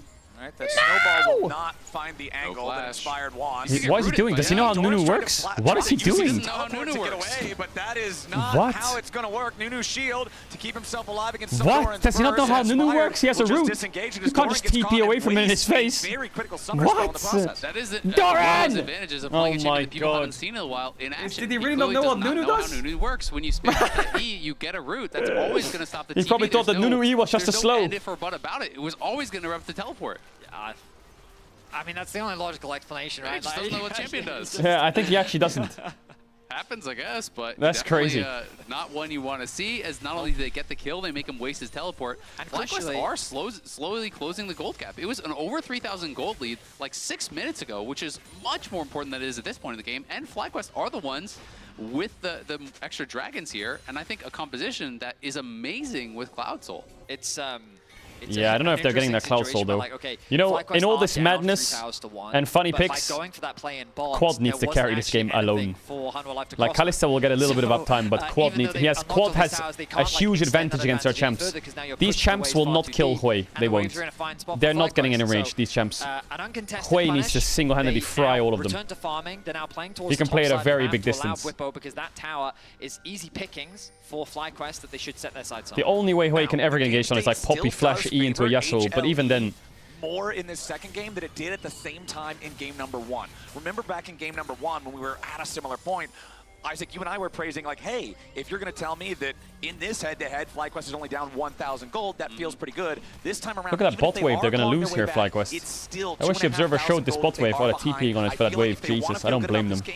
They need to win this next Drake, but it's going to be tough. Yeah, and we'll see if they can do it. And they're going to have to put a lot of faith in Masu, in Quad, these carries. Masu has been having a really good World so far, has been standing out. You know, these are his stats so far at Swiss stage. And this is a player who, you know, went from amateur to NACL to just LCS this year, Rookie of the Year, and is really standing out. And we can see Zeka on top side. This might be them just giving the dragon. We'll see they have Kalista. Hanwha for a little slow to this. It looks like HLE are calling to use Hanwha for a little bit slow because Zeka wants to push out top, and they have Nunu Kalista, so this is an easy secure. Oh well, the Nunu's not there. Oh my god. And it's stolen away by Peanut. Whippo's in the middle of everybody, but he's already going to be killed. They're trying to turn it back on the door on a FlyQuest side, but it ain't going to work. He survives the spiraling despair, and now Zeka's in the back line here as well. But the Hui's kind of cooking. I told you the Hui can cook. Light tries to get away, but Masu is putting him like a pin cushion down here in the bottom lane. Give the gold to Hui. I think Hui can do a lot this game. They lose the objective, but they come out +1 on the kills. It's a nice start, but from the fight by HLE, just because of the Poppy ultimate knocking Inspired. Was that Poppy flashy into Yasuo? Is that what they did on the Hui? How else did they get onto Quad? But then HLE tried to force the fight, and that's really where things. I told you this is their only way. It's so terrible. You know, they do go in, they get this rejection. Honestly, they could have comboed it there earlier. You have Snipe, Devour, and I think Humble need to realize they should not be diving on the Hui. It's this guy's untouchable. Oh, Peanut. Leona versus Zyra. La la la la la la la la la. We 1 minute till Baron. If this was maybe 20 seconds till Baron, I think they could have gotten Nash here, FlyQuest. Kalista Nunu objective secure is actually quite crazy. Win conditions here. And honestly, if HLE didn't steal that dragon, you would start getting You can probably Kalista Rend and Smite eat it at 3k. The standards with which I hold HLE to, they are not delivering so far in this series. While their laning phase has been very promising, 2.5 is safer. Similar to last game, they just get caught. And this is not something I typically associate with HLE. Their team finding, the redemption Nunu. To be underestimated is he got Ezreal Flash, and Poppy might die here. But the light can still get himself away. Yes, Spiraling Despair connects, holy but fuck, there's the no Nunu. way they can do enough damage to follow up with the tier 1 still standing. Again, they're losing bot waves. You have to keep your eye down here. You can see FlyQuest is bleeding so much gold down here. Over and over and over because his Renekton just fast pushing bot into tower. They need to be careful of not dropping too many sideways with no TPs. And you look over at the gold advantages for FlyQuest, it's right where they want them. It's Quad, it's Masu. This is the new generation of FlyQuest. They put so much faith in these carries. And you can see in the win probability powered by AWS getting a lot closer to parity here. Jumped up to a very heavily HLE favored game, but they are... Oh no, they're doing Baron against Nunu. This is Zyra. You can rush this. Yeah, this is such a What if Nunu Flash eats and smites it, guys? It's like, it's so much damage. You can't seriously be doing this against Nunu, right? Wait, he can just yoink it, no? He's gonna yoink the Baron! He's gonna yoink the Baron! It's Nunu! What is Hanwha doing? Now you got the Ragnarok. Peanut trying to get away with the flash. No, Olaf's cooking with the Nunu, with the Nunu! Ezreal, no flash! Oh my god, they've thrown the game. Wait, Hanwha have thrown the game. A massive team fight win for FlyQuest. What is Hanwha doing on these Barons? Oh my god! It starts off incredibly well for HLE as they target out Masu, but the rest of the fight goes entirely the way of FlyQuest. Exactly, it's just so smart from Inspired. You try to rush that it's in so front winnable. of Nunu's face, he just doesn't let you Wait, leash Zeka? it, and now they're going for Zeka. They knock Zeka up into the air, but the wind wall is doing a ton of heavy lifting to the Yasuo like Busio has gone in too Wait, far. guys? Spiraling Despair is No, there. guys, no, Zeka no. survives the No way. explosion, and Doran No. now chases after Quad. Okay, they're out. Inspired needs to get They the only hell lost out of Busio. town. Not the worst. As FlyQuest overplay their hand a little bit here in the mid lane. Let's take another look at the Baron Steel. Exactly. But look Just a what they heads up play do. here from Inspired. They use The Zyra poppy ult ulti to try to misses burn onto this down. He Nunu, says, no, and then you they don't like get the reset leash. it. I just need to get Inspired's this not thing gonna out about reset it. 3K and I can actually finish Inspired's it not off. gonna So reset it. What are you focus about it. to- Well, on the side, just yoink Zeka shit. gets in onto that Kalista, bursts him down, but Quad over the wall is just And look at Bwipo here. shredding them Bwipo's positioning with the Nunu. Look at AoE. this. Gets so many La members la down la low. la. Then Bwipo is just focusing on Peanut, who La came la over la. to try Olaf to is just steal running that at them. Baron, wasn't able to do it. He's out of the fight, and FlyQuest run over him. I mean, it was good. A response from FlyQuest because you could see the play from Inspired. Oh my god, they're laughing because the Nunu yoinked it. They were saying, get the Baron, get out. And Inspired paths towards This the wall. Nunu has got a lot of supportive items. He has Redemption Locket, and like I said, the Hui is strong, but Bwipo is the strongest point of FlyQuest right now. I don't know how Bwipo's got himself back into the game, but he's a level and a half up on the Renekton. Bwipo, look at how hard this game was for He's so far ahead. He's actually up in gold now after getting dove 2 times early on a champion that generally needs to play from ahead. He has found ways to be effective, found ways to get gold, and found ways to give FlyQuest a chance in this game. He's also found a way behind enemy lines. No flash on Zyra. No flash on Zyra. Look at Bwipo. Bwipo! Look at him go. That's a double. He's still going. The Redemption, the Locket. FlyQuest pushing again. They are out fighting HLE, and FlyQuest have a 5v3. It's 10 Bwipo seconds on Drake. After he forced Peanut's flash over by the Baron, they get in on the backline. They use the Severing Bolt from Quad as Yo, well Hammerlife to is get the fucked. extra damage to finish them off. They are so and fucked. they're going to have Prio on this Dragon. They're going to be moving They to had Soul Point FlyQuest in here like a stroke with hold the Cloud for like with the last this 20 team that minutes. heavily relies on movement. It's going to be strong. But now the Bwipo is a Olaf is talented ahead. man, They but I have 2 did not supportive know that items he on was the such a Nunu, and the proficient Hui is gardener. super strong. The way that he just cut through that Zyra made it look seamless as they get themselves their 3rd dragon of the game.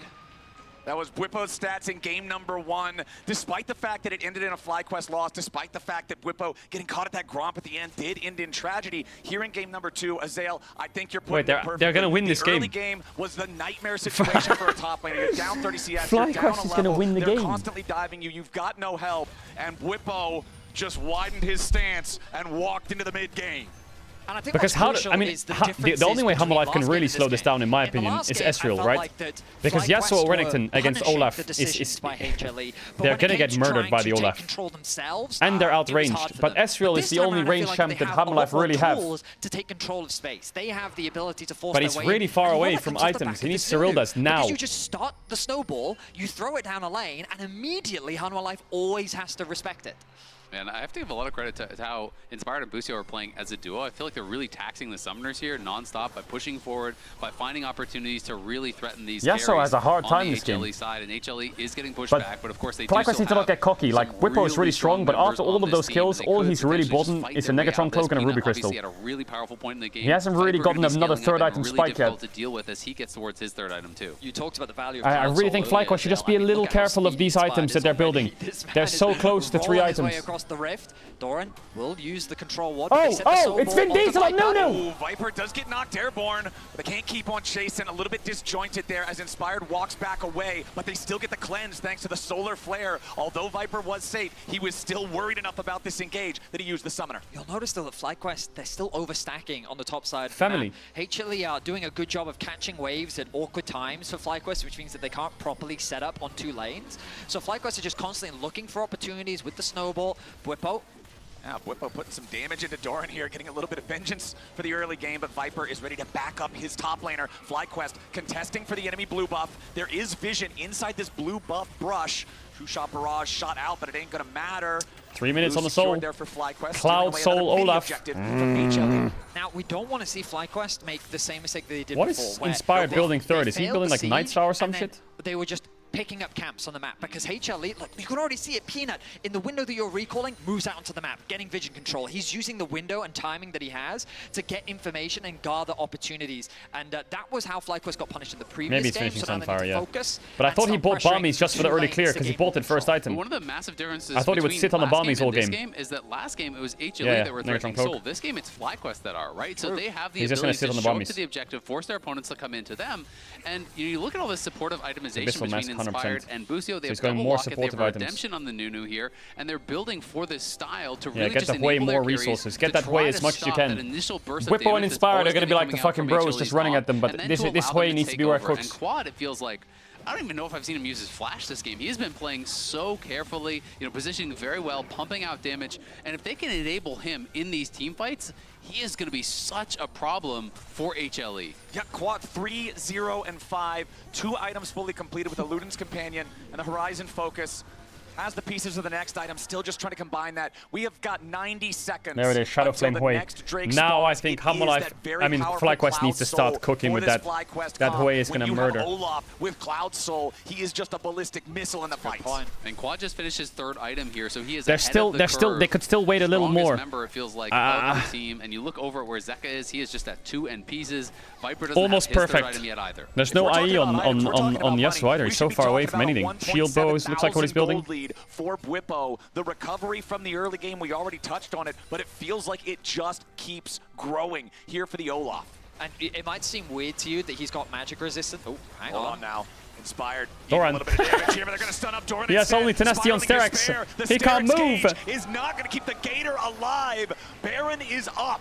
They're going to start Baron the is Baron gone. Here. They're going to try to force HLE This is into gone. a 4v5 fight. Look You at where can't Zeka fight is. this. They have Kalista Nunu. It's not smiteable. Though, keep it in mind. Looks like they're not going to fight for it. Zeka This is going to just die trying at to take the tier 2.5k. Instant, They're one going to try shot. to play for the bot lane tier 2 and try to set up for this dragon because they know they can't He's get saving soul. his So they're trying smite. to He play knows for they're the not tier fighting 2s. it. He's saving They're pushing smite up for mid, Drake. they're He pushing must up have bot. used They're smite on trying to get Renekton. vision here to try to play to deny soul. They know if they give up soul from this spot, Terminus they are Kalista. There it very is, 3rd close to item. losing the game. I think Whippo's pushing out top for gold. 2 tier 2s being knocked out.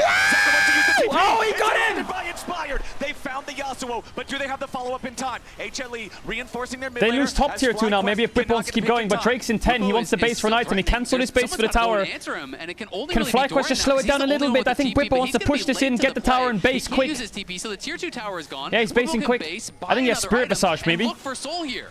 HLE though, they're going to start up the Drake. They want to force this down. Or fucking Jack Show. Even better. There it is. 3 items galore. FlyQuest are absolutely OP now. They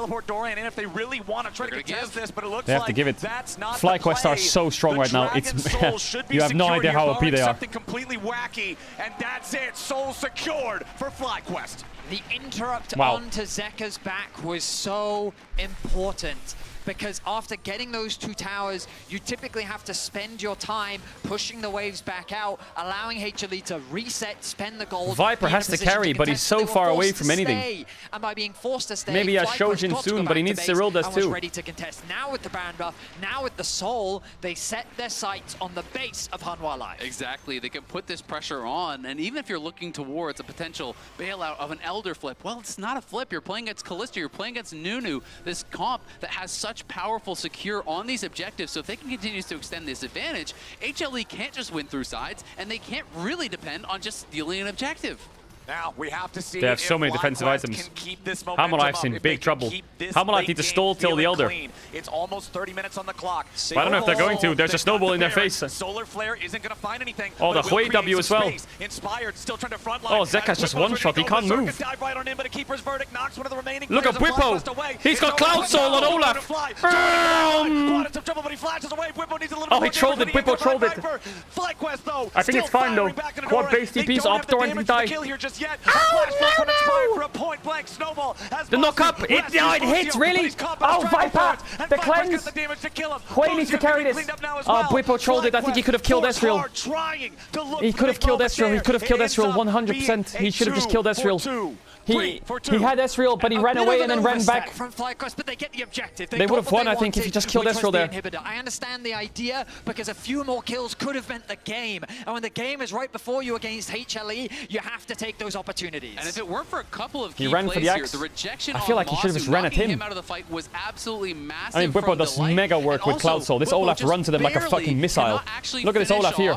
The Ezreal. So if Masu doesn't get knocked out of the fight, if Viper dies, this could be the game. He has Q here. Oh, he threw his Q a bit far. He went back for the Q. He had the kill there, then tries to back off. Maybe he could have killed him. I'm not sure. The Q was far away. His damage. Thought Viper was dead on that last E. Maybe he should have just kept running at him. if that axe hits Viper and he can't go back and heal, come back and contribute to the fight here, it might just be the end of the game. You can see the frustration on Whippo's face, but he's got to get it together, got to keep his head on straight. The game goes on. FlyQuest still up a little bit over 3,000 gold. He almost has GA as well. 2.5 minutes till Baron, 3.5 minutes till Elder. I mean, this is huge for not just FlyQuest, but also for North America to put the pressure against the first seed from the LCK. Expectations. He's level 18. What? At the very start of the series, which was that he's getting death stance. What am I saying, GA? Oh, he has death stance. What? Brides, then they became the brides. Oh, this Olaf, big problem. No, back to bridesmaids. And because it became the story of Team Liquid. Still quite far away from Cyrildas. Like those were the stronger perceived teams. And then FlyQuest coming into this, we all agreed. That's a 5-item Olaf level 18. Very, with the redemption, a Nunu, a Locket against Zyra with a Cloud Soul. Competing in the I think Peanut needs a Zhonya's quick. Punishing the mistakes is huge. Oh, it hit. Inspired rolling in with a snowball here, but not a whole lot to find. Nice combo though. Snowball into the Severing Bolt. Chunks out Viper quite a bit, and they're going to threaten here. Yeah, they want to fully engage. I like it. Just kill the support. They've got a lot of damage onto the easy. line, and that is an easy pick for FlyQuest. 5v4. Whippo still has ult. 40 seconds. They're going to continue to push under the tier. Here he goes. But the base gate. Oh. Not great efficacy. Peanut still trying to get away back to the wall as the Ragnarocking Whippo zones everybody. He's just tanking the tower. He's got to be careful about this when he's tanking a lot of damage here for the tier 3. FlyQuest needs to calm down a little bit. Just calm down a little bit. Wave as HLE hold on. And they're just trying to force mid because they have Whippo's TP, but they should just chill. This is such a good game state. Just relax. Here, but they get a little bit too low. He wants the Zyra, but the base gate, right? He can't. So Peanut can just utilize that base gate and just walk to the left, walk to the right there, forces Whippo in a position where he knows, okay, I gotta back off. I can't actually get this kill. Does Ezreal have Shojin soon? They need to be a little careful of Ezreal. That's all he's farming. They're giving everything to Ezreal for this not Shojin, Cyrildas. Then 4-item Ezreal maybe can cook them if they go too far, but I still think it's so FlyQuest favored. They used a lot of their tools to get that initial kill, and they wisely said, let's not overforce, let's reset. Baron is in 45 seconds. That's the easy objective for us to play Viper. for. So let's play. I don't think he can do it, but he can try. You talk about move speed, you talk about the advantage that Cloud Soul gives you. Hwei is really close to Rabadon's too. Everyone needs these items ASAP. When you're fighting your opponents by their base, by the base gates. So FlyQuest, no, we have Zeka have a BF sword? We have the advantage on the secure, and we have the soul to How do you play FlyQuest? So the way you approach pro games like this in the comms is now the game is going to come down to team fights mostly. You talk about how you fight. Who does what in what fight? What's your job? I wonder what Hammerlife's jobs are. Because Delight died there and saved Flash. Are they going to flash on Hwei? I feel like flashing on Hwei is not going to work. On that timer, Elder about 60 seconds away. And FlyQuest's team fight is very clear. Whippo, Inspired, and Busio just send it. Masu, do your best, and Quad, do your best. He'll be able to join with a TP if that's the call. Where's Poppy ult going? They could knock away Busio with his ult, but Nunu's going to finish it. There's a lot of spears from Kalista in this Baron right now, with Kalista and Inspired together. It's gone, Baron's gone. Look at Whippo. Look at Whippo and look at Peanut. Look at Whippo and look at Peanut. Peanut at the blast cone though. The Ezreal's getting uptime, but they can't get the Olaf down. Peanut's dead. Or is he dead? Ezreal's frying. Yeah, the Ezreal. Need to be careful of the Ezreal. Elder's in 20 seconds and it's top for support. It's not bad for FlyQuest, but they lost Sterax, they lost a lot of ults. Rabadon's on Hwei. Elder in 10 seconds. Peanut has nothing now. The next Olaf ult that Zyra is dead. And so they are going to have a potential 5v4 here, so FlyQuest have to make a decision. Do we actually go for this? I think they just try to delay. Look at the supers going bot. The supers are marching bottom lane. Whippo's ult.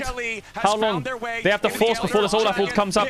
TP ready to join. Delight is behind. A 4v4. Nunu can steal that easy. Zeka's dead. He's in the pit. Gotta be careful if you're on HLE. Is he dead? The Nunu. Oh, Zeka tried to flash on Quad. He gets him.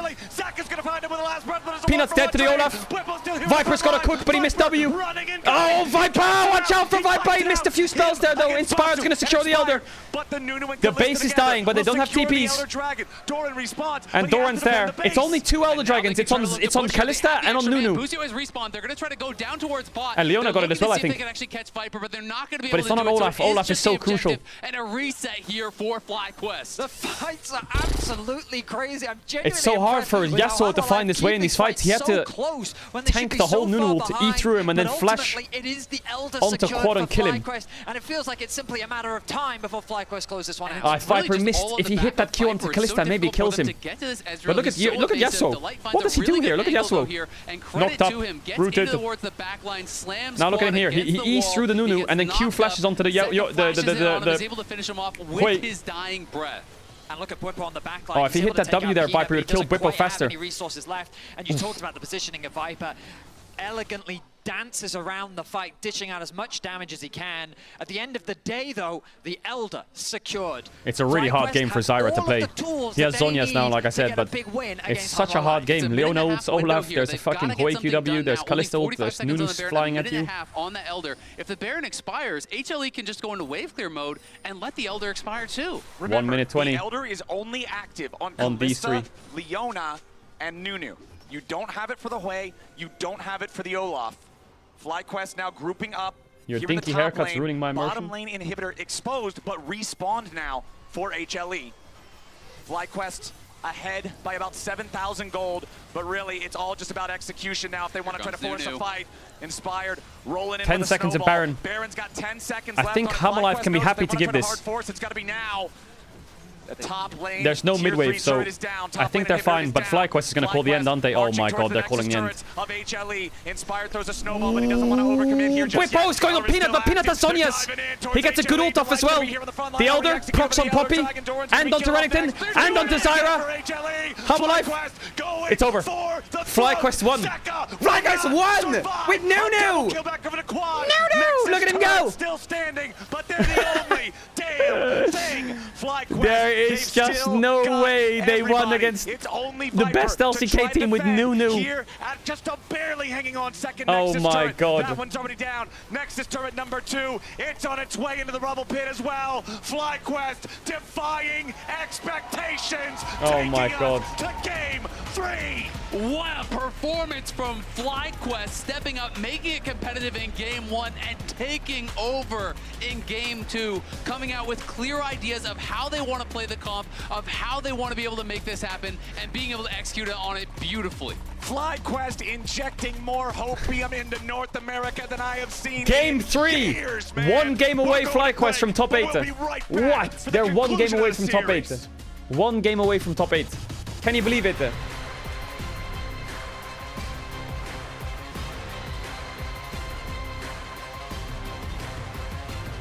What happens in game 3? What do you do as Hamalive? Do you ban the Nunu? Are you telling me their blue side bans are Ivor and Nunu? Is that what they're gonna ban?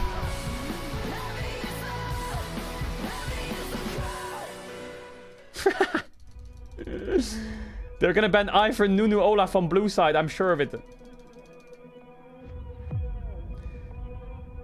All I'm saying is, this could have been a 2-0. I've been on a mission, I've been tunnel vision. You can't stop the vision that I'm on. Been in competition with my opposition for the top position on the run. This could have been a 2-0. FlyQuest could have just 2-0'd Hamalive. I'm in top condition in the top division. This is dominance, pressure is on. If I'm ever second, it's second to none. I'll never quit while there's breath in my lungs. Holy fuck. All these years of NA struggling in internationals, all they had to do was bust in a Nunu.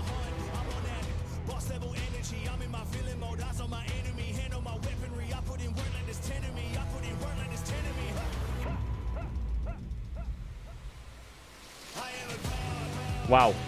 Wow. What a game.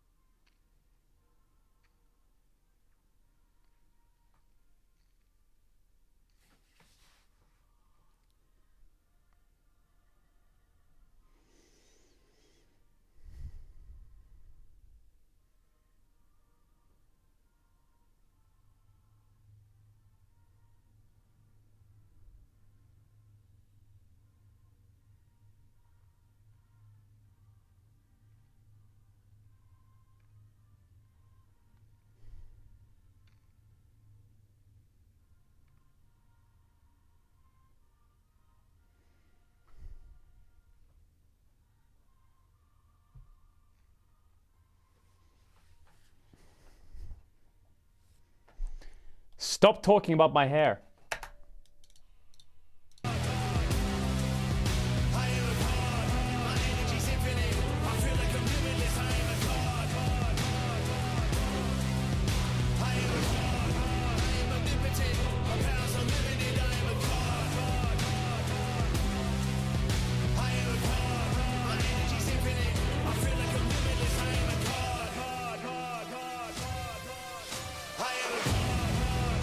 Oh my god. Yo, Kobe's here!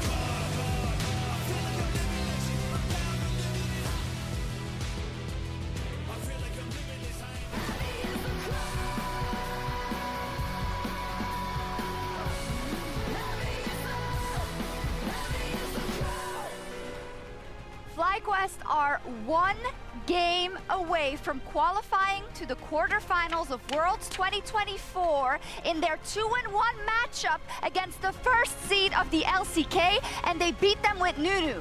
Did you think you were ever going to hear this sentence? I'm not going to say the #1 seed of LCS. Just maybe 2 years in a row they're going to make it in from the 2-1 match. It's crazy. I would argue that this one would be more impressive, and I think you would agree. Yeah. I know you can't help bringing it up, but this is crazy. I mean, listen, especially they're the most FlyQuest's drafting is so cooked. Like, it's so cooked. That I've seen maybe. But chat, I want to say one quick thing, because I feel like I think a lot of people have been emphasizing the point of play your game, don't play their game.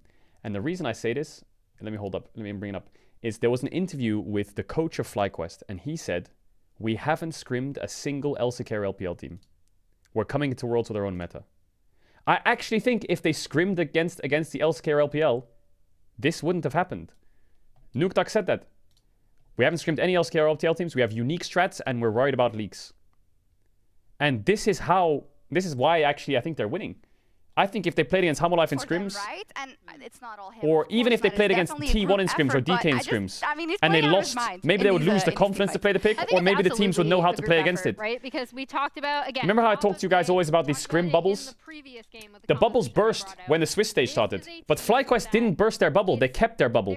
They must have had like 4 or 5 teams that they decided on, and we're going to scrim them only. No matter the results, we're just going to try out strats. And this is why you see them try out things like Ivern and Nunu and a Mumu jungle, even though he played a bit in playoffs. They play in their bubbles. And I feel like this is actually a strength. You would think it's a weakness not playing against the best teams. But if you have really solid fundamentals and a unique pick, the Casio mid, it actually looks like it's working. It's only one game, but I feel like historically the West has just won with innovation. Always. Europe's success was always innovation. Because they feel like they have an ace up their sleeve, and the fact that it is working, I think that is you just keep your cards close to your chest, and you just go into the tournament like that. The orange rather than holding in front of his nose, that gives him no benefits. But I will also say, maybe it does. It's paying off. You're absolutely seeing it's paying off. There was a very big moment in that game where Doran channeled TP in the face of Nunu while E was on him. And E's just going to root him and interrupt the teleport every time. That was Doran didn't even know what Nunu E does. Okay, so here's what I think, okay? Obviously, HLE have done a great job of like, planning out this. Does that not prove the point enough? This motherfucker didn't know Nunu could root him. He's just going to build the same items. Yeah. Exactly. I will say special shout out to Bwipo. I think Bwipo carried really hard given the game state he had. And I also want to shout out Busio. I think Busio played this game really well. A lot of people are freaking out about the Nunu. I think Busio had one of his best games of the tournament. He played really aggressive and he found very good angles for fights to start. Yeah. He knew his job very well. It's amazing to watch. I will say Quad had a great game too. I think Quad's job, not to sell him short, I think his job was very easy. It's going to be a fucking mosh pit, and Ezreal is here and Hoy is here. I feel like their jobs respectively are pretty simple. Some decision making, I'm gonna say. But yeah, I think big shout out to Busio. Two things can be true at the same time. He played with a lot of confidence that game. game. You could just say they're just so tilted because they're losing the Nunu. I mean, which one is it? I don't think they're Masu, yeah, Masu played really well as well. I think they have been a bit disrespectful, I'd say, of like how they've been playing. They really do believe that they are better mechanically, and I would agree with them in that regard. But I think you see that here, Chat. right? With I'm going to go on a limb here, okay? I'm going to make a gamba. I feel like I don't know anything that FlyQuest is doing, but knowing their players, I have a feeling that one of these two champions is going to show up in Game 3. I feel like this might be their third strat, one of these two. I feel like they're probably going to play Mordekaiser or Shen. I can see them flexing Shen or playing Mordekaiser top and forcing Doran onto Cassante with a Renekton ban. I know they're champ pools, all the way to victory. They played it a lot, but I feel like they might do something like that. Or some kind of like Xin Zhao top, Shen jungle, or Mordekaiser top. I feel like they're going to cook something with these 3 champs. If Nunu and... Because I think Hammerlife, as an LCK team, from my experience of watching LCK teams, they'll be like, okay, that's fine. Let's go blue side and ban Nunu Ivern. It'll be fine. That's the way they'll think. They are going to go blue side. Hammerlife will go blue side. They will ban Cassio, Nunu, Ivern. Also in that last game, right? And I feel like something... Actually, I'm going to throw Fiddle in there. I think we have an example. One of these 4 champs will come out. I will give 10 subs if one of these champs doesn't come out. Because I feel like this is an absolute miracle game. That FlyQuest has 1 game to win. They're going to cook some shit. Xin Zhao, Mordekaiser, Fiddle, One thing that we didn't talk about as much as we're talking about the Nunu is like, what is this Yasuo doing in this team composition? It doesn't really make any sense. And as... Actually, let me check real quick. Though Nunu got knocked away and couldn't get Let's check. You see the Yasuo fly in and really do absolutely nothing. Whippo, Gwen, GP, Set, Urgot, Vladimir. Yeah, it's I don't know how you and Emily feel, but I'm suddenly nervous. Viego, is he playing Kai'Sa jungle? I was thinking, okay, maybe FlyQuest can put up a fight. Maybe they can cheese a win. No, he's not. But he's playing Riven jungle. Game 1 felt so winnable, and Game 2 was actually a win. Now I believe he's playing 80 carry in solo queue. Strategy that they could actually win the series. I mean, a couple of things. We brought it up in the beginning. Quad can't find. And Emily only touched on it briefly because I don't think... Nothing too crazy. You know, when you talk about Peanut and Doran and Worlds last year, I feel like their bot side probably won't cook that much. Their cooking is top jungle mid. Which kind of puts a blemish on their achievements is the fact Any that Shen? When is he playing LeBlanc support? And when they need no, he's playing he's playing LeBlanc support. You know, they are in these games where if it's what if they could flex LeBlanc? I've seen a lot of LeBlanc support in solo queue. Say what you want, but I feel like it's probably just a solo queue pick. Going into game 3.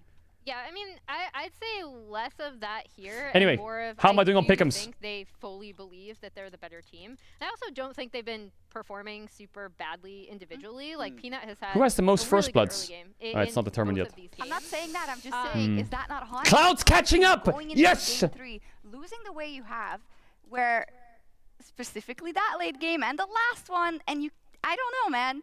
It depends on how you approach it, right? Because on the one hand, you could be like, well, we kind of drafted this like all hands composition, and we're going to, you know, retool our draft and figure out what we want to do for this next game because we still believe we're the better team. Yeah. But I will say the most concerning thing is that in both of these games, Chad, oh my god, these are the kind of games that I live for at Worlds. This shit, where these best teams come out and they play the perfect meta champs in the macro, and teams come out and they just play something crazy.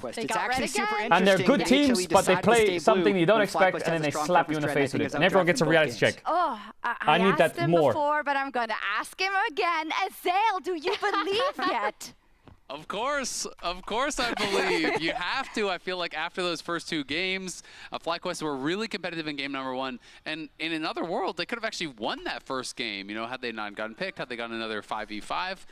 But going into game 2, you know, you're just hoping, of course, hey, I believe maybe they could be competitive again. But game 2, I think, was so impressive. And now you're coming into a final game here where, you know, even if they lose, this was such an impressive showing from FlyQuest. So let's go ahead and do a little bit of a history lesson here. The last time North America beat Korea in a series at Worlds was plotting something 2018 for sure. Quarterfinals, Cloud9. It's his little smile. What about Warwick top with barrier chat? Years since that has happened. This is the LCK. They banned Ivern Renekton on blue side Hammerlife. They are now in a final. They didn't ban Nunu or Cassio, but the Yone's down anyway, so actually they get a free ban. They take away the Kalista, so Nunu's up. Nunu is up. Twice this year. I wonder if Nunu was a pick into Zyra. You know, this is something that is Let's see how FlyQuest cook. I'll be a little bit disappointed if FlyQuest play a standard game, but I would also kind of understand. I do think that they should try something though, if they've got anything. Because a lot of these champions like Mordekaiser that I mentioned, right? It's good into Cassante. These pocket picks can't just be played. They need good angles. They've been forcing them. They need good angles. I wonder if Hammerlife here first picks Smolder and is done with all the scaling. Yeah, I agree with Vedius. I wonder, I think if you're an LCK team here, I think you say, why don't we just first pick Smolder and just play some kind of Smolder Rumble draft and Maokai and Sejuani and just not get sucked into their degeneracy and play good scaling. I think that'll be a very good response by Hammerlife. Skarner first pick. This time though, I'm expecting a higher priority on Skarner first pick. now locked in for Peanut. Yeah, what have you got inspired in Whippo? What have you got? Interesting, right? Because as you say, you know, they didn't first round it, and then FlyQuest just banned it, right? So they're obviously pinching that pool. And this is a discussion we just kind of started to have before it came back. No, Whippo always offers Kai'Sa. You know, the question about, you know, but Kai'Sa's a good champ. Ashe is open is the big thing, right? They normally banned Ashe here. Obviously, he has really developed as a player and moved away from that reputation of being a melee only guy. He played. Oh, Kai'Sa, they swapped it. In the LCK, but those are not nearly as viable now on this patch as they were before. So if you are just going towards melee style champions, let's let them cook. Let them cook. They're giving over Ashe to Hammerlife. Are the ones below it, like the Akali and the Yasuo and the Sylas, going to be enough to get you across the finish line? Okay, so Vi. we've got the Renekton band out. So no cooking yet. Alongside Masu's Kalista, Inspired's Ivern, the Jax and Yone, those two powerful split pushers from game number 1. No cooking. By FlyQuest alongside the general ban of Aurora. FlyQuest, without having the Kalista that they played the previous couple of games, they're going to lock in the Kai'Sa for themselves. I wonder if, I was going to say, I wonder if he just goes Xayah here into Vi Kai'Sa. Right here at the very start. Oh, this could just be Xayah Rakan. It's a really good response from Hammerlife. Rakan is absolutely insane. I would be pretty terrified. Even Xayah Rakan is really powerful here. Is going to be the response because FlyQuest are already showing the pretty heavy. I mean, they're going to go Leona or Red on 3, I guess. Sometimes does go the full AP build, and you can kind of say, all right, you know, just kidding, we're going to play poke. They could also do Poppy Flex, but tough to be able to dive in onto. I feel like Xayah Rakan is OP. And if you do go Rakan, that's the Light's best champion in my opinion. He's Orianna? incredibly good at it. Orianna's a weird pick here. Maybe they're trying to deny Orianna Vi. Sylas Slam. Isn't that a Cassio game into Sylas? I wonder, could we just be getting Quad going back to the Cassio and trying to play one of these abusive matchups into a melee champion? I wonder if that's just a Cassio game. Back a couple of years ago, 2022, when Zeka I think it is. Cassio into Sylas is great. His muscles were being flexed. The left bicep was Sylas, the right was Akali. I think just go Cassio, get confident. That he earned his I agree. on. And so now with this Sylas, I would look at a Rumble ban though. That champion in terms of the ultimates you're drafting for yourself on FlyQuest side. I would look at a Rumble ban if I was FlyQuest. Okay, I like Cassio. Yeah, and Cassio obviously a solid ultimate to steal there, but it's not like these are the best ultimates ever. Killer Instinct not that useful. Vi is kind of so-so. The Cassio ult is kind of so-so. There's not any of those. You can target blind tops. So as long as FlyQuest, I think Rumble ban, Rakan ban. Okay, Rakan ban. Yeah, it's really good. I also think just Rumble ban and then just cover off your bases. If there's a way they can force him onto Cassante, but Mordekaiser against Sylas can be quite annoying. It's funny. It's an interaction where if I'm Mordekaiser and you take my ult to Sylas, and I ult your AD carry and you ult my AD carry, it's a 2v2 in the death realm if you're next to each other. For FlyQuest, I think that's exactly the right choice. Keep that away from Delight, keep that duo from the Xayah, and immediately Hanwha Light paying some respect towards Whippo's Olaf. It's quite funny. They set it behind so massively last game. So like an arena 2v2. And I think that was so impressive from Whippo to be able to battle back and make something happen on that. Alistar. But I do kind of wonder. I'm surprised they didn't ban Rumble. Just gone Rakan on 3 when Sylas has not been prioritized or banned at all in this series. You probably could have just gotten that later. They ban Leona. Rel is an easy pick here, but I wonder what happens. Rel, Poppy, counter pick top, Rumble or Gnar blind, and then I guess what is Whippo cooking? That's what's going to happen here. He's going to go Poppy support with Rumble or Gnar blind. Most likely. Maybe Braum? Yeah, I think it's quite standard. I think they should think about that. Braum. I think the other possibility is like Vladimir? No, he won't go Vladimir. Could go towards Nautilus as well, but I think Nautilus could really struggle in this draft. Yeah. You're right, actually. The Rumble blind is a Galio game. He's playing Galio on 5, isn't he? I mean, you can still go just towards engage champs and say, you know what? He's 100% playing Galio on 5. If they blind Rumble, there's the Poppy. Obviously was pretty effective last time. It's also good is, Rel, Vi, and the ultimate. Dora needs to be careful here on blinding Rumble. I think if he blinds Gnar, he might go Sion.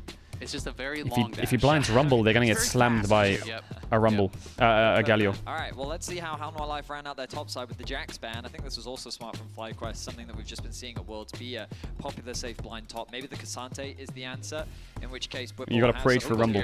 I think if he blinds Cassante, he might go Mordekaiser. I think Gnar blind is the safest. Okay, they're gonna go for the Gnar. They didn't fall into the trap. Galio would have gone into the Rumble, and Mordekaiser would have gone into the Cassante. I don't know what Whippo has into Gnar. When you think of a lot of kind of the standard picks, I really don't know what he has. Counters into into the Gnar. Is it Xin Zhao top?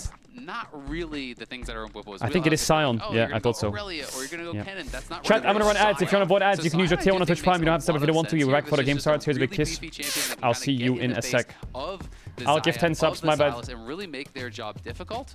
And we'll see what they can get done. So, important things to take into consideration here. Hanwha Life have taken an approach of comfort, right? Zeka on the Silas, you already talked about it, Flowers. It was something that we saw very prevalent. Okay, chat, I'm gonna do it after the game. I'm not logged into my Dorn is PayPal on making this his Twitch because I'm on a different PC in the UK. Just remind me after the game. I'll do it after the game. I don't want to leak anything. If I log into my card now, I'm gonna leak some shit. It's very well-rounded. It's got good skirmishing. It's got solid team fighting. There are decent ultimates you can steal. So here comes a lane swap from FlyQuest, probably. Sion lane swap. Also, it's good against the dive that's coming through from FlyQuest. So kind of like, it's very broad You're and right, covers many aspects, even if it doesn't necessarily excel in one specific way. But you know what? The more I look at these drafts, I actually think FlyQuest draft is enormously better. I don't even think you have to play dive. I think you can play for counter engage. You have 4 of these melee champions into Azael a is right here with the potential counter engage from the Rel. Azael is right.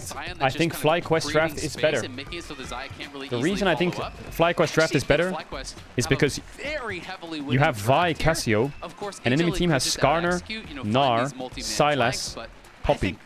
Cassio is really good into all 4 of those champs because they're all short-range champs. And the Xayah is good into Vi if Vi ults the Xayah. But Vi should not ult the Xayah this game. Only if she gets caught. I think the Vi should be looking to ult the Poppy and then W and then one-shot. Or Vi should look to ult the Skarner and W from the Cassio and one-shot. With Kai'Sa, they have a lot of front-to-back damage. One of the best ways to deal with that is, okay, kill me, I'm still gonna farm. FlyQuest is strong here. Sion is the only way that FlyQuest, I think, will find the game very difficult to me that FlyQuest is once again is if Gnar gets really strong. The side lane is a horror. And they're gonna try and leverage the fact that Bwipo can soak this up, will have value later into the game, and they're gonna trust in Masu and Quad. I think Hanwha Life kind of fucked themselves. They didn't ban Cassio, and they went Sylas, Poppy, Skarner. He has not been playing a lot this split in the LCS, but if you've been watching his stream, watching his champions queue, he's been spamming a lot of Sion. He loves going these more kind of bruiser let's get into it with things like Sterix and sometimes even Titanic he'll go towards. We also saw him play it in their first game of Worlds against Gam, where he dominated. He was, very, very effective in that one. And if you guys are talking about, if you're this FlyQuest comp, you don't have to play the dive, you can play for counter engage. Sion, I feel like, can be a very effective champion at that. Because classic. I mean, I think no one should be surprised if FlyQuest is lane swapping. What'll probably happen is they'll lane swap, Bwipo, TP bot, and die, catch the wave in his passive zombie form. And I mean, he might just run down there, die, and then TP back. I think it's fine for Sion to die on the lane swap. From HLE, it's really just kind of this 2-threat comp.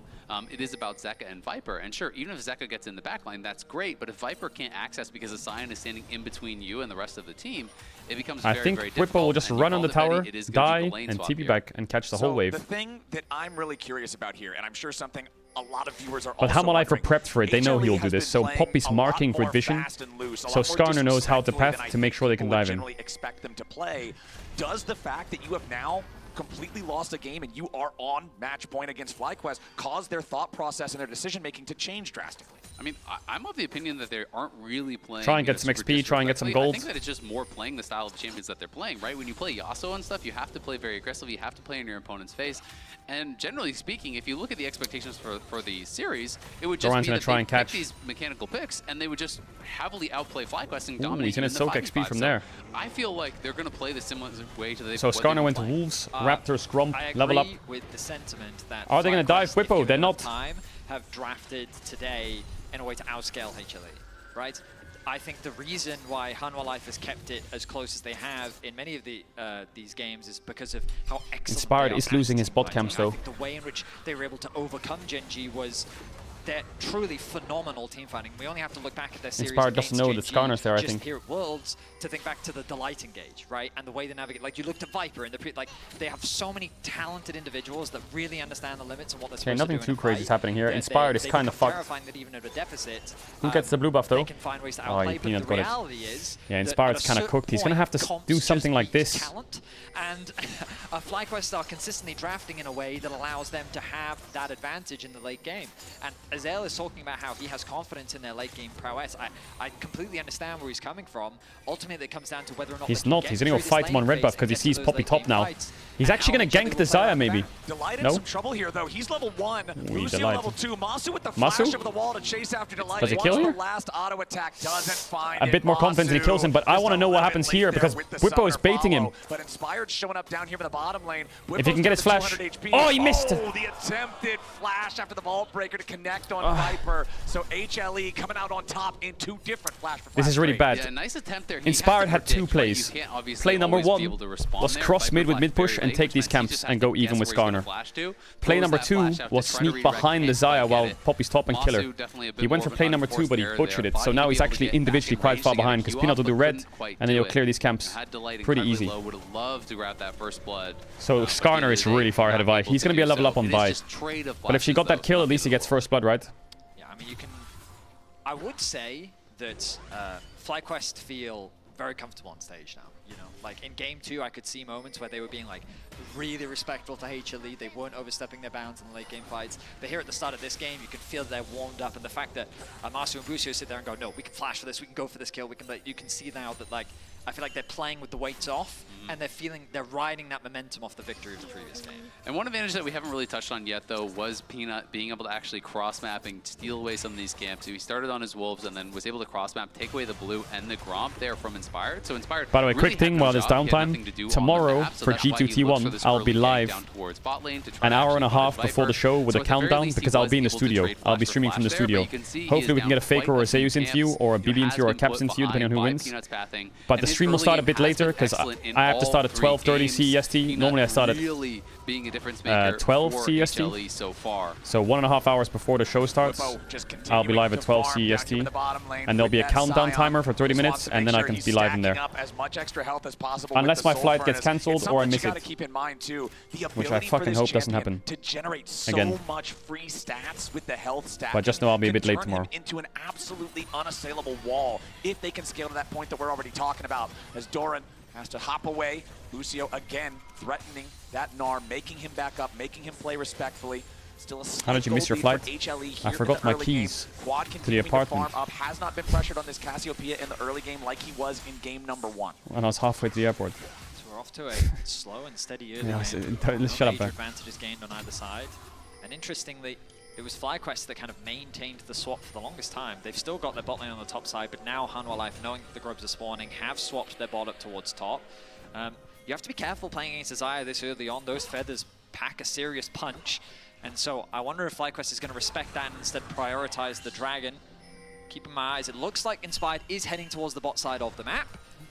And honestly, for FlyQuest, trading is the right choice. Inspired's recovered a little bit, actually. Even you're winning this game. You heavily outscale, I think, in the 5v5, and I don't think there's massive side lane threats unless Zeka or Doran gets super fed. So for FlyQuest, you don't need to risk going into a dicey fight. You don't need to. I mean, there was a world here where there could be 2-0 in kills if Masu were just more confident and Inspired didn't miss. Right here. They know that Hanwha Life is more interested in the Grubs. They will concede that entire trio, but instead Inspired immediately ready to jump into the Drake pit, claim that first Drake. Drake for Grubs trade? I feel like FlyQuest have traded Drake for Grubs every game. But Zeka now has to retreat away from Quad back here in the mid lane. No ultimate expended for either champion, but Zeka does lose out on the HP trade as Peanut is again working his way into the FlyQuest jungle. FlyQuest love trading Drake for Grubs. Inspired. Steal away these camps, make it harder for Inspired to find something to do. Great play from Peanut, just good awareness, knowing that the Dragon indicator showing where Inspired is thinks on he's the like map. cool with the kids. And a stacked wave means that this FlyQuest duo can't contest the red buff,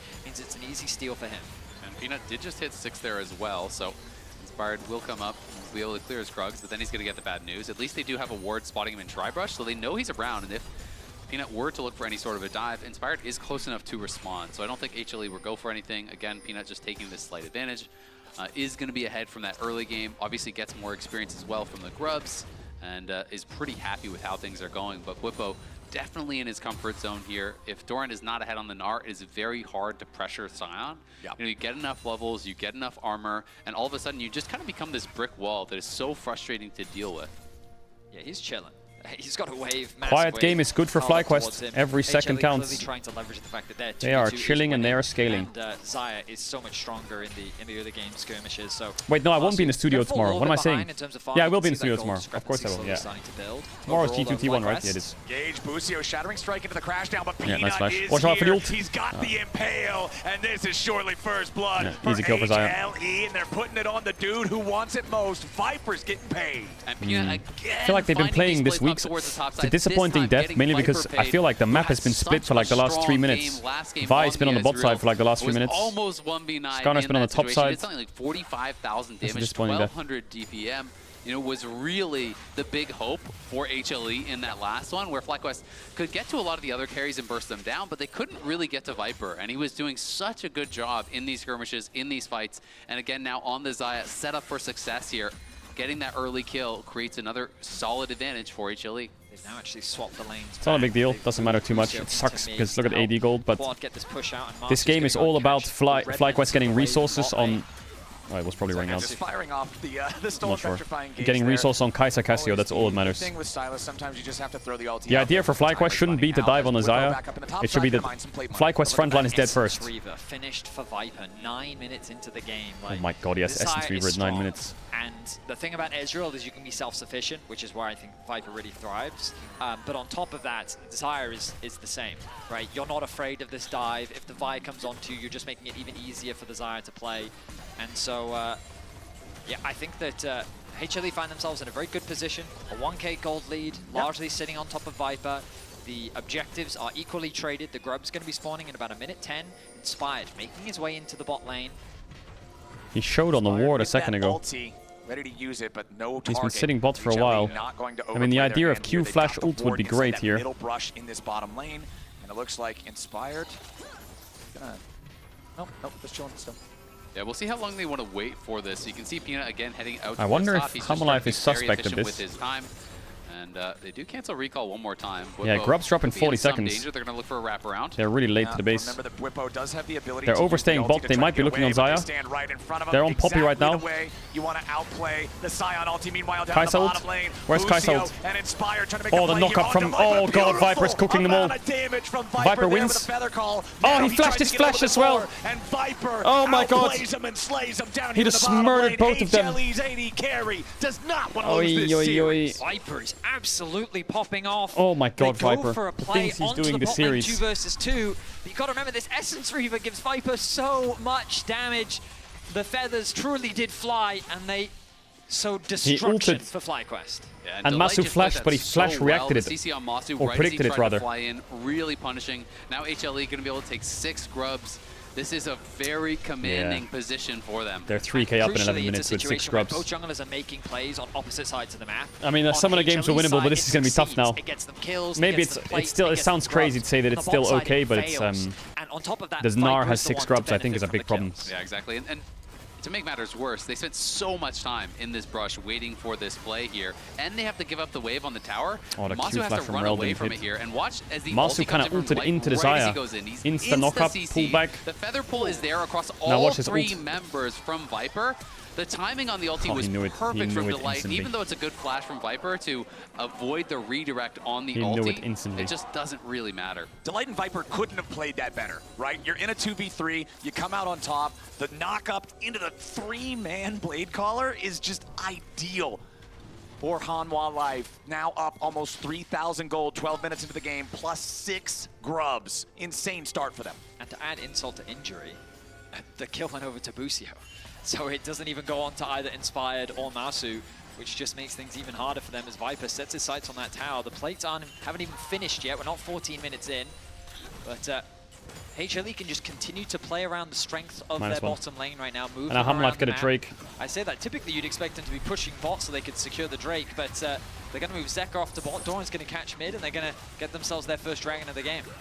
But we'll see what FlyQuest can do from here, because obviously the loser's not eliminated. This is the 2-1 bracket. This early, or the winner of this goes to top 8. And, the loser of this goes to 2 and 2. And basically they have one best of 3 left. If they win, they're in. If they lose, they're out. But obviously, if HLE can get that big fight to really kind of throw it over the line, that's going to be the problem. But I mean, Quad is in a good spot. Whippo's still in a good spot. The real problem here is Masu. FlyQuest could lose the series and draw BLG at 2-2. Really happened, which is not great. Yeah, the biggest advantage on the Rift right now, you can see it in the scoreboard at the bottom, plus 1.6 thousand gold roll for roll for Viper. First items coming online across the board, really. Rod of Ages again for the Cassiopeia. Peanut wanting to make a gank up here into the top lane, but this time Whippo can use that ultimate to get himself away in time. The Impale interrupts his decimating smash. Really They're fine. looking for a little bit more damage onto him here. He's Viper playing really far up though. Firing pretty hard onto the Scion, but He is Whippo still again there. just knocking him back up into the air. Blade Caller takes him low, but it won't take him down. As Hanwha Life still just trying to get this wave pushed up. They would love to be able to knock down the last little bit of this turret. Oh my god, Vin Diesel on Skarner. Hanging on, almost No flash on HP left. Meanwhile, yeah, down the Whippo's bottom dead. lane, another fight's going to be breaking Maybe he out in a overcooked second. that, but I think the death doesn't matter because he'll get the wave. Oh, he knocked away the Cassio. The light knocked away the Cassio. Oh my god. Zeka's cooking. Can he get a kill? No, he can't. Big kill from Masu. Quad got poppy ulted out and then TP'd back in. From both sides. The problem is that Viper's getting a tower as well. Peanut is continuing to invest resources into making sure that Viper is being snowballed. But FlyQuest are doing the smart thing. They're cross-mapping. They're moving into an area of the map that should belong to them, and HLE is fighting them for it. Zeka overstays his welcome, and he ends up giving over a kill. 3,500 gold lead for HLE as the turret plates fall, and the numbers popped up on your screen there. It was 7 plates to just the single plate over there for FlyQuest. It's plus 750 of that 3.5k just in the plates from the lane control that HLE has asserted. And even with the kill on Masu, Viper has a 2,000 gold advantage here. Yeah. He got all of that plate cost. Small problem in the AD carry power roll. gold on top side. Got the kill on Whippo as well. Whippo was obviously just trying to delay while they look for a cross-map play, trying to soak pressure from those two members. This lane economy snapshot powered by MasterCard showcases the enormous hill that they will have to climb now that this advantage has really gotten out of control for Viper. I will say, though, that Quad, I think, is still in a good position. He can match into Zeka very comfortably right now, especially with all the mana he's now been able to stockpile. It makes it that much harder for Zeka to FlyQuest have been pretty good at slowing it lane. down. Like last game, they were down 3k as well. At around this time. The big scary point is Viper. Yeah. But the good news is that if you take out Viper, the scary point disappears. Now, I'm not saying it's easy to take out Viper. Pretty difficult, actually. Yeah, in fact, his whole toolkit is designed for Maybe being down 10k, but the good point is if you kill their Nexus, the lead doesn't matter. I mean, but you've got to remember, in these team fights, this is where I give FlyQuest a lot of credit, is that they are very good at finding that target, the target that they need. And while, no, they don't have an Amumu. No, they don't have the Nunu. I'm noticing a trend.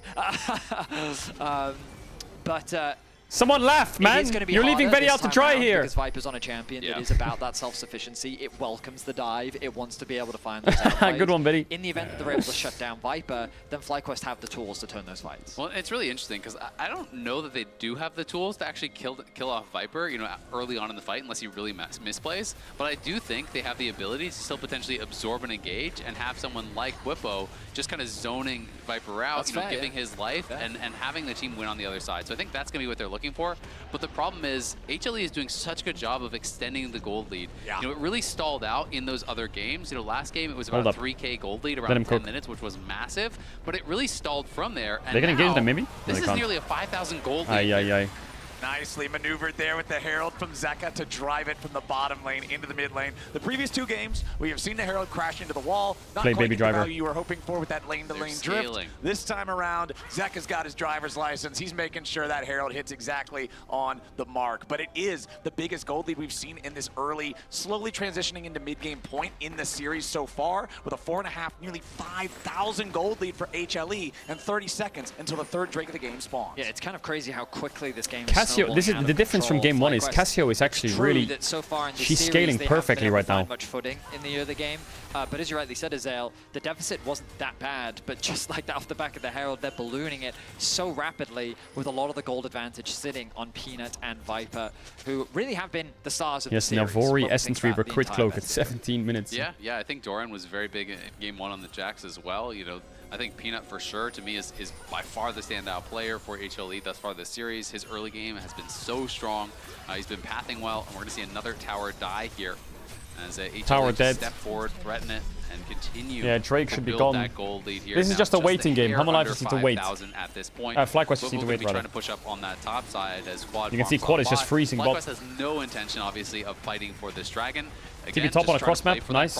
But there was a freeze in bot. Now Masu's gonna have to catch bot, and Bwipo might have to run mid with ult or some shit. HLE is so far in control of this game. You can see the inventory of Quad. The Rod of Ages stacked up to 6. Bwipo got cancelled in He's got about space. 2/3 of the stacks on the tier as well. So around the time that he completes that Archangel Masu got some staff, nice gold. it should be nearly ready Hey, Bwipo to dead or what? immediately evolve as Bwipo is once again in a compromised position. Flash He ult on flashes Sion away gone. so he can use the ulti to continue escaping and avoid another death.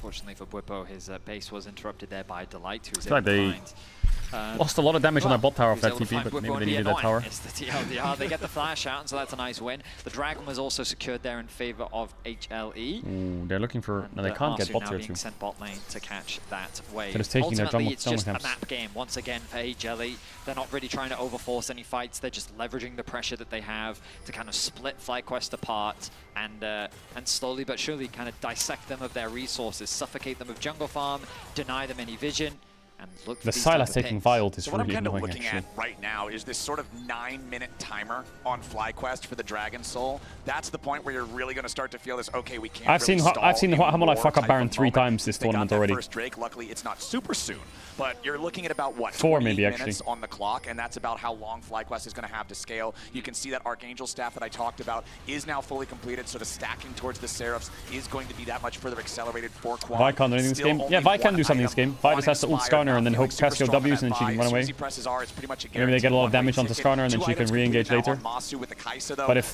this Really Vi wants to presses hit R on three, Zaya, feel she's like he's got some instantly good dead. firepower. This Vi will just die instantly. And She can't go in. This difficult situation when you are a 2-threat comp like FlyQuest have is that HLE can just full send it on the one strong member potentially, and if you don't have that secondary carry to really kind of punish, that can be very problematic, and that's a situation that I think FlyQuest are finding themselves in a little bit now. Masu does have 2 items though, so he's not in a horrible spot, but you know, we'll see if Chat, HLE random can question. You know when continue to Nunu push stole the that Baron pace last here. game? Was it a steal? Does that maintaining count just the about Baron that steal for the pick'ems, or is it just 5,000 a... gold but now the Baron Because they is here. disconnected the Baron. This is really on the precipice for That doesn't FlyQuest. count? If they can hold on, win a team fight, you know, they can pull it back. But Instead, one stolen good the team Baron, fight so it from counts. HLE Okay. in this game is probably So it's gonna whatever get out of the reach. client The says. good news for FlyQuest is this first Baron so far has been the turning point.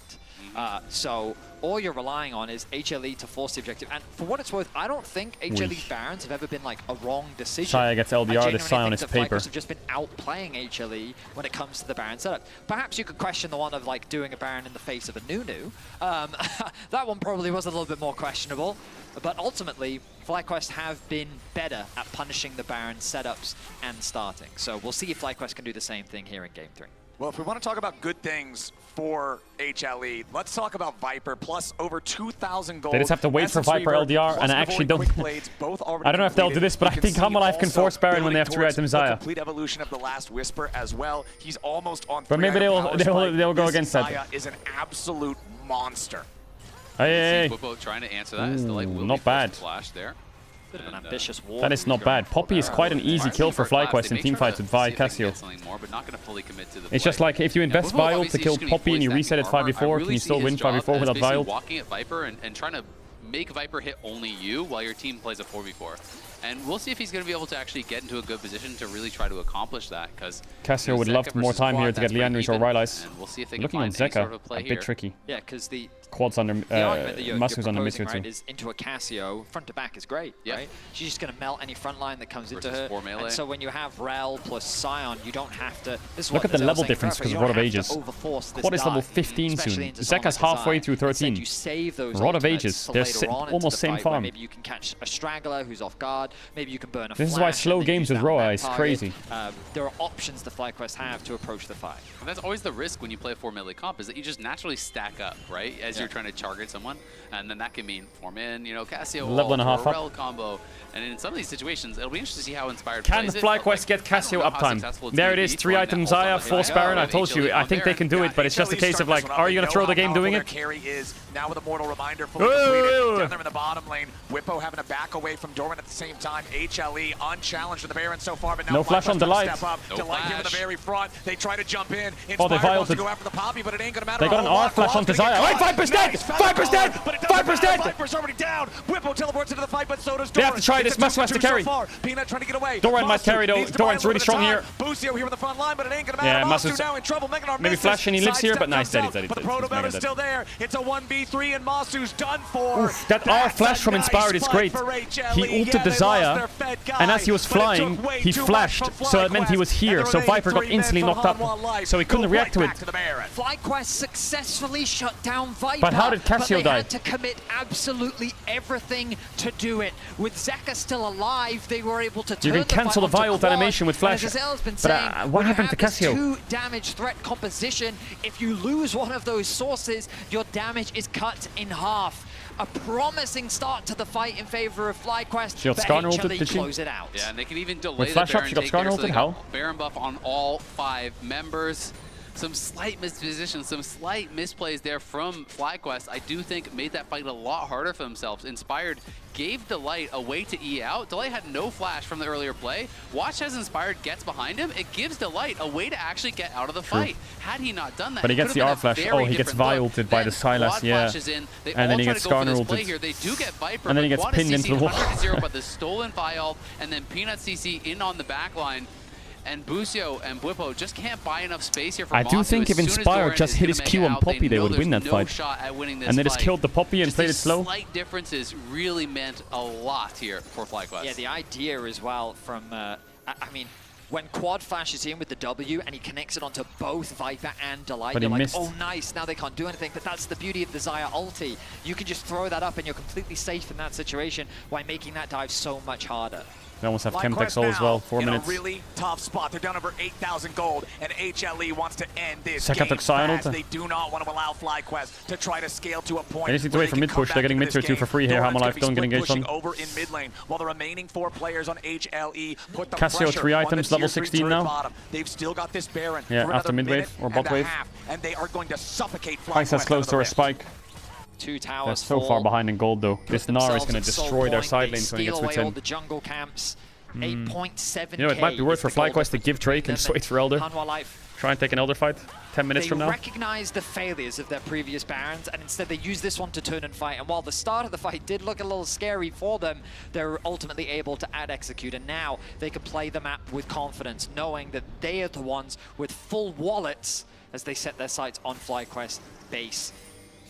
And this lead now, you know, you really are depending upon mistakes from HLE. You know, it kind of is a game that becomes a little bit out of FlyQuest's hands when you are down, you know, over 8,000 gold, when you have your opponents at soul point, when you have your opponents with that Baron buff. So FlyQuest gonna have to wait for mistakes and see if they can find an opportunity.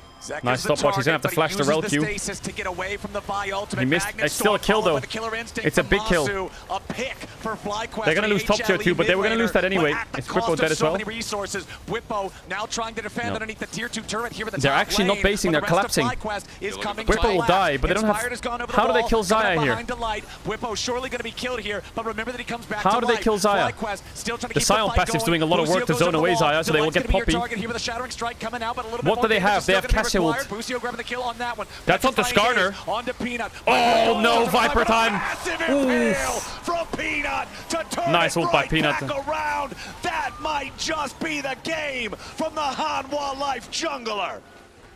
Quad is forced to retreat as Hanwha Life find a Can they hold massive on? fight. Viper 20 and seconds on Peanut Bussin. do it once They don't have again. Baron buff and The Cassio can W the three-man wave. ultimate into the feathers mean that the They have inhibitor TP. will fall and Yeah, HLE it's set over, their I sights think. on the Nexus. 26-minute game, ready? On the victory march. Oh, nice play by FlyQuest Doran, did beautiful. everything they could to Beautiful try play by to Doran. stop it. They pushed Nice try by HLE to a FlyQuest. Game 2 was 3, great. But you don't become #1 in the LCK for nothing. They're on to the Nexus turrets. Wait, and can they they want end to here? end the game. They don't and have any end tower the damage. series here. Doran 4 down seconds to on Inspired. I think they HP, can't end. as Zeka has to retreat Viper now got as executed to well. the Peanut tower. trying to get away back through the bottom lane. He cruises through the He's wall. getting TP'd on by HLE Whippo. He's gonna heading execute. Back away. Oh Peanut my gonna try god. to execute to the turret. The shield to buy a Oh, little he bit of died to extra time, Rel. but it still doesn't matter. Busio will get the kill credit. Well, Viper got IE and a BF sword. He wants a pen to kill Viper.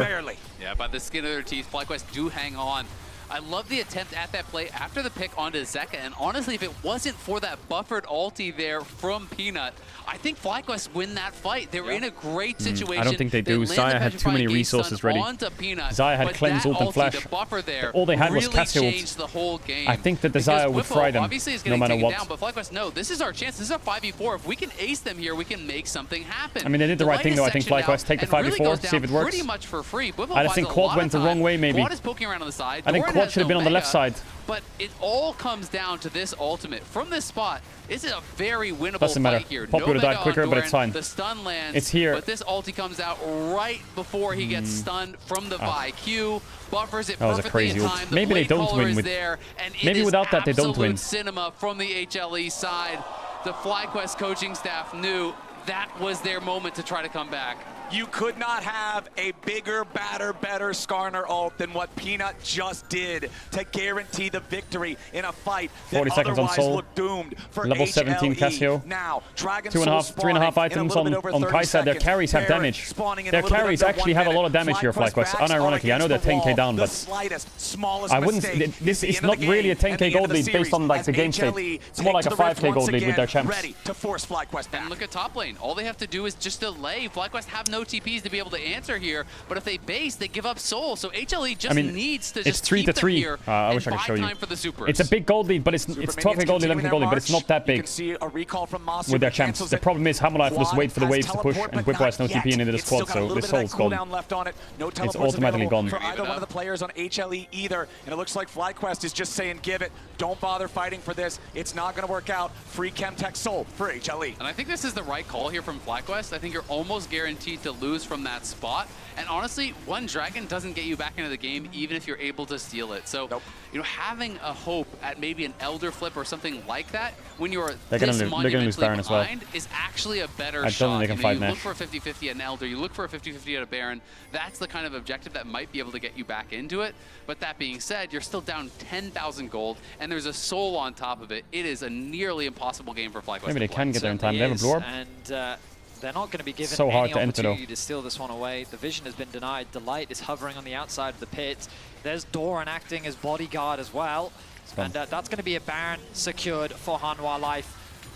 Zeka Doran's even cooking. stealing away the Vi ultimate, so in case anybody from FlyQuest tries to stop it, he can immediately jump in to punish. Doran jumps in. Not bad. This is where the backline damage of FlyQuest needs to succeed. They don't get much uptime, though. FlyQuest try to hold the line. Miasma to stop HLE from stepping any further forward. Doran at about half HP. Whippo doing the same. Ooh, that vial was deep. He's into the back line. It's good, though. Poppy stun was great.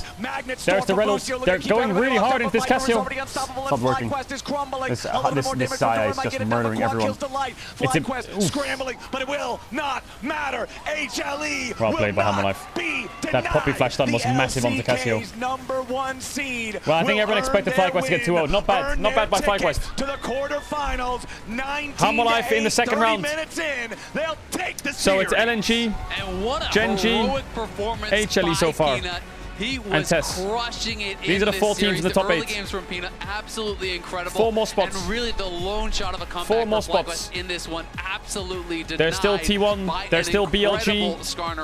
There's still really Damwon. There's still Weibo. There's G2. There's FlyQuest. Beautifully done by HLE. FlyQuest pushed them, but HLE was ready to answer. NA fans. What do you think? A bit of hope and it gets ripped from you straight away. That it is a magnificent game Been there before. from HLE in that last one. They said game 3. What do you mean, bro tried to sneak in Damwon? We're going to wake up. But I can't, and they are a deserved quarterfinalist, absolutely right. But you keep on thinking to what could have been if FlyQuest won that game 1. But that's just how the cookie crumbles sometimes at Worlds. Yeah, I was gonna say more than this game, I feel like FlyQuest are probably looking at their game 1 and are like, oh man, like it's sad because FlyQuest have given away a few picks now. Compositionally, but it should be okay. We're in a very good position to deal with what they had. And they were not able to get that win, even when it looked like they had opportunities. But congrats to HLE. Oh yeah, 10 subs, hold on. They really pulled it together in this final game. They're like, okay. Wait, I don't want to leak anything, chat. Hold up. Again, this is the you can look at my haircut. Good job. First time in this series that I felt like they understood their draft. 'Cause I felt like they understood their draft in the other 2 games as well.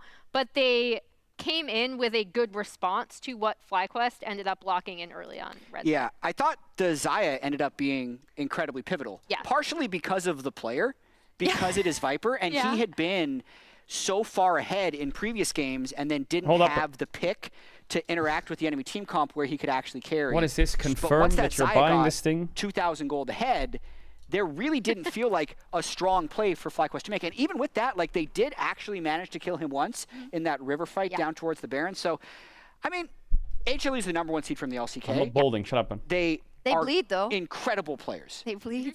But they absolutely bleed. I think FlyQuest absolutely came to play today, even in this Game 3, right? Even in this Game 3 where they lost in 26 minutes.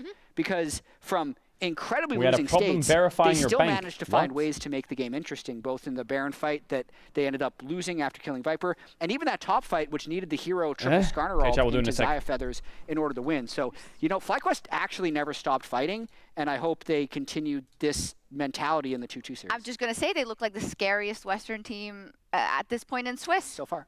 So far, yes, but I mean, this is the #1 seed, right? They took a game off HLE with a super sick combo, but in the end, it wasn't enough, and it's HLE that goes on, and Viper is standing by in the Verizon post-game interview. And welcome back to the stage as Hanwha Life Esports advances to quarterfinal. And Viper, thank you so much for joining me. Ji-sun, thank you so much for being with us as well. First question I have for you. Not really a question, actually. Any comments on Nunu? 가장 먼저 누누 픽에 대한 반응이 어땠나요? 완전 아무무까지는 생각을 했는데 누누는 예상 밖이었고 좀 좋았던 것 같아요, 챔피언. I definitely had Amumu on my list, but definitely not Nunu. All right. I think it's a very good champion. It was very strong. How did you guys react when inspired to pick the champion? 픽 당시 선수분들 반응은 어땠나요? 좀 안 보던 픽이라서 그런 좀 생각이 뭔가 어떻게 해야 될지를 일단 생각을 했는데 뚜렷하게 잘 파괴한 것 같지는 않네요. So because we don't get to see the champion pretty much at all, like we were trying to come up with like how we're gonna deal with it, what are we gonna do, but we were not able to find the right solution. All right, and when you think of the prep that FlyQuest did against you and your preparation, is there anything that surprised you outside of the champions? 챔피언 픽 말고도 이제 하나생명도 준비해온 그런 부분이 있을 거고 상대팀도 준비해온 부분이 있었을 텐데 조금 많이 당황스러웠다든지 새로웠던 부분도 있을까요? 사실 챔피언 이런 것보다도 좀 오늘 상대했을 때 뭔가 플레이에 자신감이 있어 보여서 그런 게 되게 좋아 보였습니다. I mean, definitely, I could feel their confidence from their play. Like, I could feel the aura, so I was having a lot of respect to them. Incredible aura on the side of FlyQuest, of course. Focusing a bit more on you, Viper. You've played amazing this series, this year. I feel like when people talk about you, they talked about the textbook of AD carries, an example for all the AD carries. How does that make you feel that people look up to you so much? 바이퍼 선수 오늘 경기도 정말 세 세트 내내 놀라운 활약을 보여주셨고 올해 내내 정말 좋은 퍼포먼스를 유지하셨는데 많은 분들이 원딜의 교과서다, 원딜의 정석이다 라고 말씀해 주시는데 이런 부분에 대해서 어떻게 생각하시나요? 우선 첫 번째로 오늘 그렇게 잘했다고는 생각을 안 하고요. 오늘 실수도 많았고 좀 보완해야 될 게 많다고 생각하고 좋게 생각해 주시는 건 감사하지만 지금 당장은 최고라고 말할 수 없을 것 같아서 다음 경기에 제대로 보여드리겠습니다. Firstly, I don't think I performed well today. There were a lot of mistakes, and I'm very grateful for the compliments. But right now, I don't think I can claim myself as the world's best. Yes, so next match, I'm gonna show the real deal. Looking forward to the quarterfinals in that sense. Last question for you. You will be playing in Paris, you will be playing in quarterfinals. Do you have a message for all the Western fans cheering for Hanwha Life and looking forward to seeing you? 마지막으로 이제 8강에 진출하셨고요. 파리 무대에서 경기를 치르실 예정입니다. 많은 서양 팬분들도 하나생명의 선전을 기원하고 있는데요. 팬분들께 한마디 부탁드립니다. 이렇게 멀리서도 가까이 있죠 지금은. 네. 응원해 주셔서 너무 감사하고 꼭 4강에 가는 모습을 파리에서 보여드리겠습니다. Thank you so much for supporting us from far away. I mean, right now they're very close, but from far, far away. And I will make sure to display that we are able to make it to the semis as well in Paris. Fantastic. Looking forward to seeing you there. Can I go to the toilet real quick? Don't be degenerate. Thank you so much.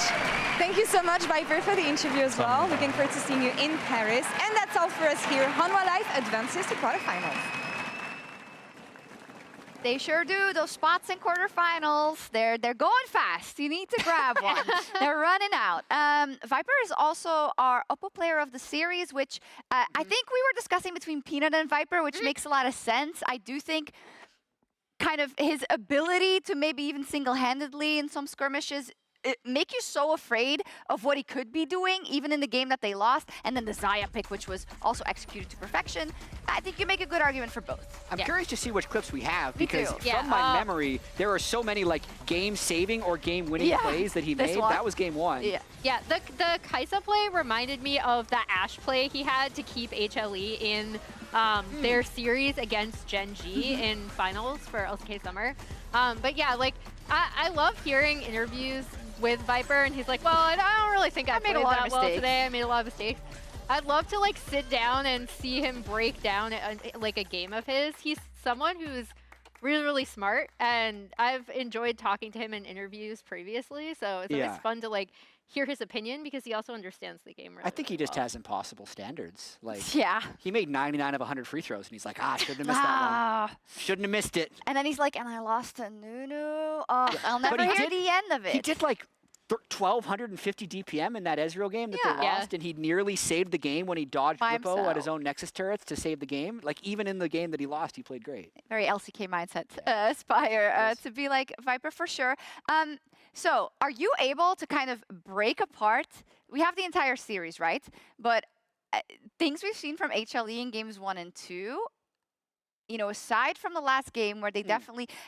The understanding is that when they get into those best of 5, they are now only going to do what they did in game 3, probably, in terms of like, okay, we're really hunkered down on the picks. You know, we're going to be very tight in the moves that we make and make sure that we don't overstep as much. Is that what we can expect now? Or do you think, well, hey, there's a possibility here for whoever plays them? I mean, I actually think that they didn't play badly in games 1 and 2.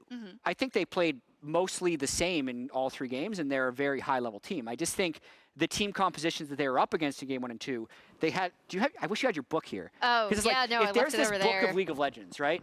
HLE is incredibly good in early game. Peanut's one of the best pathers in the world, and they have some of the best laners in the world.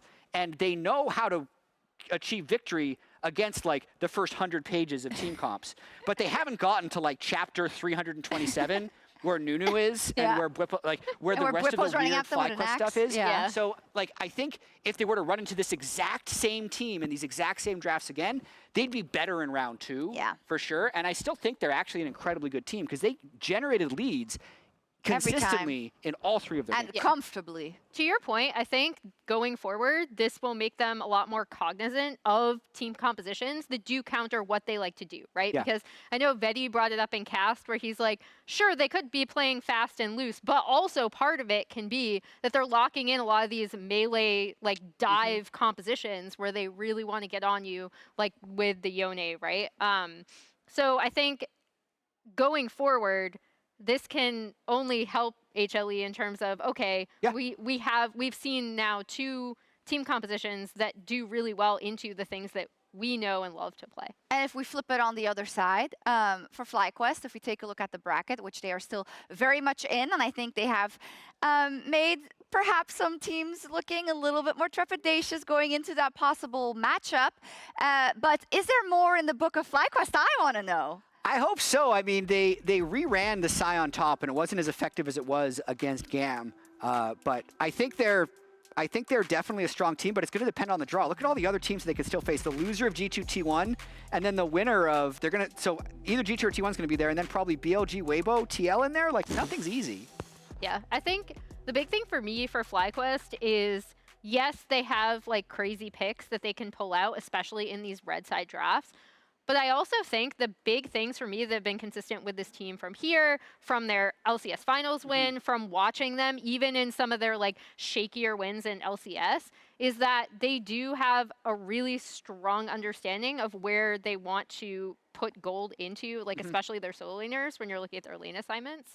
And I think that's something when their opponent gets out to a lead, they're very good at kind of backing off and being like, okay, here's what we want to do. And that's not something that's credited to their picks. It's just something that they consistently, throughout a variety of drafts, have proven to be pretty good at understanding. And they haven't even... Oh. What is this? There's a minion in the fridge. They haven't even brought out their secret weapon. No, it's right here if you need it. All jokes aside, though, let's preview tomorrow for just a second because your girl is a little bit nervous already. Yeah. So G1, series, G2 first. series BLG, score for the PSG. season, 2-6. 2-6 for the season. Generally, I think every team should be very afraid of T1, and I think you're more afraid of them because of how they played their best of ones until now. I think very much so. Huge glow up, huge adaptations made by T1, and you take that regardless, even if they didn't, you still would have given it to them because of because of generally how good they are in situations like this. Even more at Worlds than at MSI, I would wager. So Can I bright side this for you? Yeah. T1's only played in best of ones at Worlds. Yeah. Why are we so sure that their level is their BLG game and not the game that they lost? I don't know. Like, they had one good one, one bad one, and we're just expecting the good one to be their form? I don't know.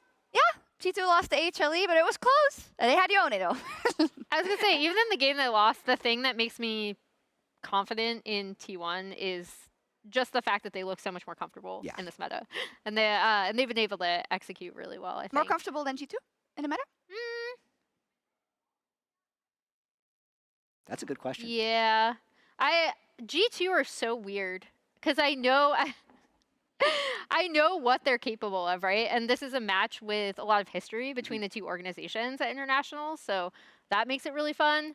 I'm still siding on the T1 side, though. And I don't know. G2 fans are going to attack me on Twitter now, but it's fine. You shouldn't be afraid of that. Someone's going to attack you either way because that's how Twitter is. Don't worry about it. And we're going to head into a story meeting in just a second where we're going to discuss what of the history you want to talk about tomorrow before that match because there's a lot. Yeah. But I do want to say, BLG PSG.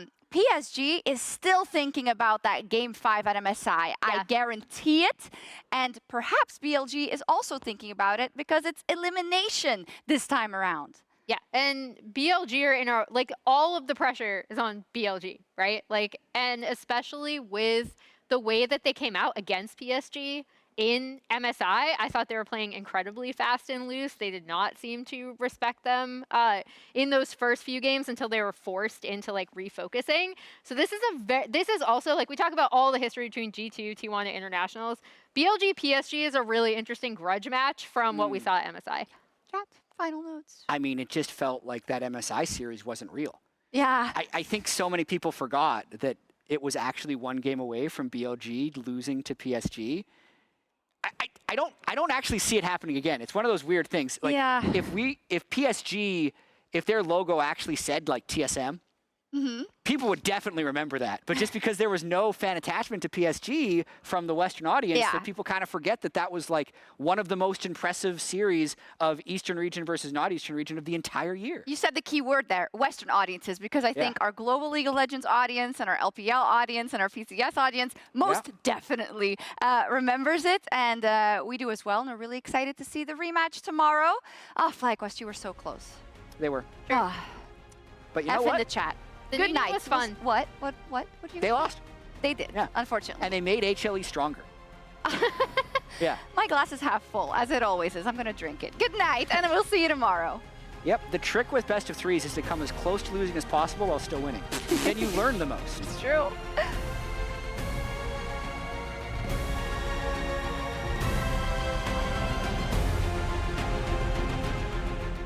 Popping the counter, strike, staying alive. for now. Nice two-man stun coming out, but Kingen down to about 50 HP, still staying alive somehow, but the volley. Jungler fight off to the side, ain't gonna matter because Moham is already dead. The arrows fly, and DK dies. Top Esports. Second, unless this turns into something absolutely crazy. There's your wombo combo with the engage. That's the solution when you're having to deal with a 1,000-year-old samurai. Just impale him into a wall with a giant scorpion from 1,000 years ago as well. He's down to about death's door, and they finally get him. Creep takes the kill. Lucid's trying to get away, and 369 goes all out, all in, all the way forward for Top Esports. Zeke got in trouble. Nice engage from Zeka, going in for the Fate Sealed. One little bit more damage on the quad, and the minions finish him off. I feel like if I ult flash him and Caedrel has W, she will die. Their ball lane is gonna be there. We are killing. Actually, wait, I think they're going top, Whippo. Whippo, we didn't see them on vision. I'm gonna do the wave. Half stacks. Yeah, play for fight. I'm going on Kai'Sa. Yeah, he has no cleanse already. Nice. We wiped them. Crucially, we want to Viper with the kill instinct. He goes in after Matsu. The bailout is not there in time. Viper with 1v2 shows his fangs. I'm going in. I'm behind. Help. Here. We don't win. It's I think it's not bad. okay. Front to back. Play slow. Q in 2. Yeah, that guy's dead. Go Poppy next. Yeah. Yo. Huh? Never mind. It's fine. What? Speak your mind. Don't make emotional calls. Just play the game and watch what's happening. I'm in his arrow, okay? Yeah. Just watch me. You can go, huh? You can go. You guys, yeah. He's coming this way. No, they can't leave. Dara's on you. Go Poppy first. Dara next. Yasuo will go. Yasuo. Kill them all. Nice job, guys. Nice. No. Boostio here with the front line, but it ain't gonna matter. Matsu now in trouble, making our misses. Sidestep comes out, but the Proto Belt is still there. It's a 1v3, and Masu's done for. Oh my god. On to Peanut. Viper still in the fight, but a massive Oh my god. from Peanut. That might just be the game from the Hot Wildlife Jungler. Sorry, I'm good. I was trying to find who to call when your chat bullies you for a bad haircut. I couldn't find a number. So I called the guards. Chat's time! A lot of people are here, they're like, oh my god, League of Legends and Caedrel's co-stream PogChamp. Bro, you know what I'm here for. I'm listening to KSI and I'm opening boxes.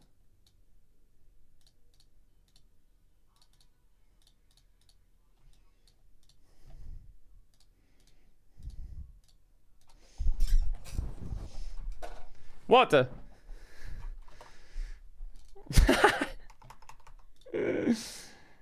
I'm kidding. Chill out. Chat. Wait, where's my downloads? Wait, I need to...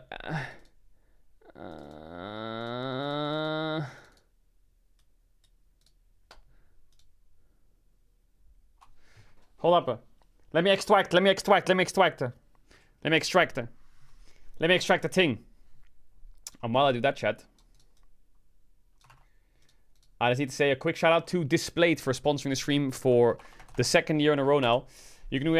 Displayed in the chat right now, and you can go to displayed.com/Caedrel. If you do that, you can cop yourself some Displays at a discount price with code Caedrel. They've been a partner for a while now. They've been sponsoring all of Worlds. But if you want to decorate the home with metallic posters to stick on your wall with loads of different arts that are licensed, go over to display.com/Caedrel, do ! Display in the chat, and cop yourself some now.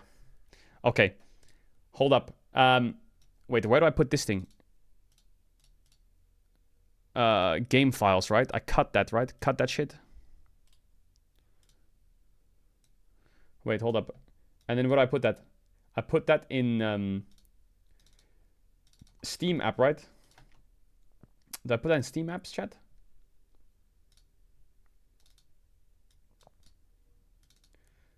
Steam apps, common, trading card game. In where? In here? Where do I put plushies, chat?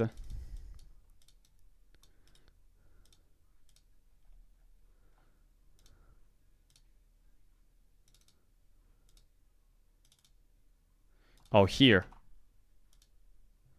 Hell yeah. Hell yeah.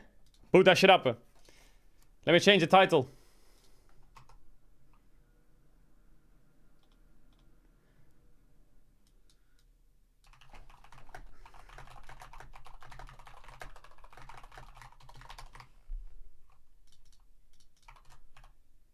Okay, it's changed. It's changed.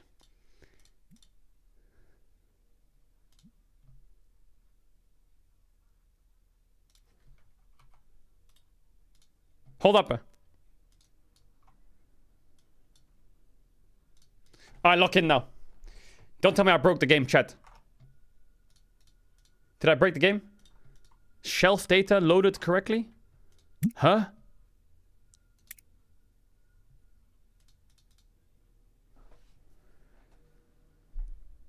Chat, do I have to download the Pokemon mod again? Shelf data not loaded correctly. Is there a new one? Oh my god, man. Is there really a new one? Oh yeah, 9th of October. Fuck. It's only 200 megabits though. That shouldn't take too long.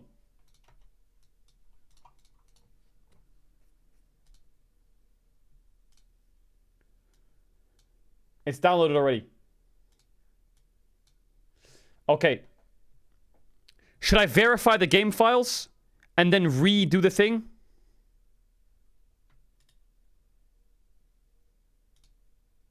Verify this. Let me verify it real quick. Redo the files and then redo the files. Yeah, chat, we're gonna be in a pretty chill game now. Chill stream now for a bit. Because I gotta go soon and pack, but I do wanna fucking play some of this game. Because I'm addicted. I'm mega addicted. What's happening on the Reddit? Anything interesting? In the club.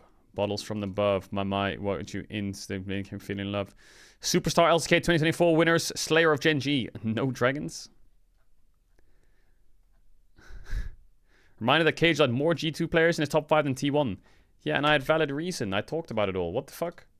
I had valid reason. Man, you can't just screenshot and say, look at streamer. Hang on, man.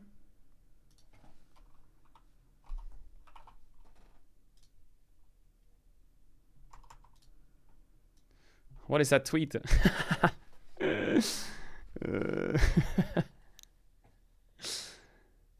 Oh my god, wait, I've got the perfect comment.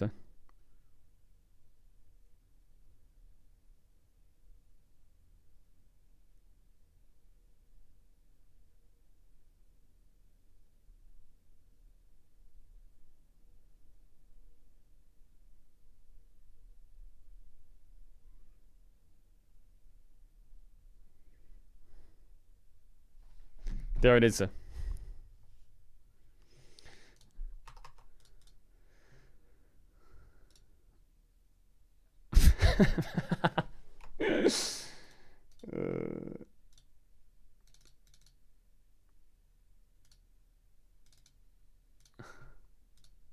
Wait, do they keep patching Card Shop Simulator so these fuckers stop with the Nintendo mods?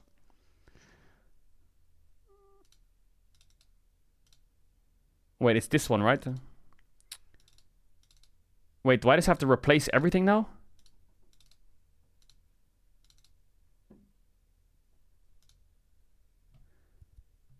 Chat. How do I do it?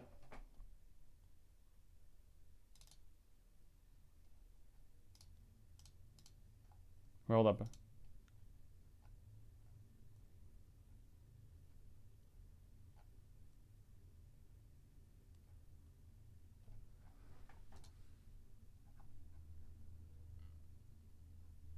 Wait, I got the wrong one? What do you mean I got the wrong one? This one is from today. Oh, wait, no, I did get the wrong one. No, I didn't. Wait, did I?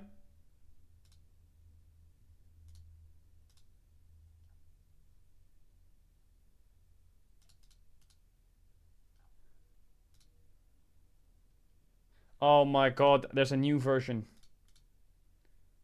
Wait, I'm downloading it now. Fuck! I downloaded the wrong one, I think.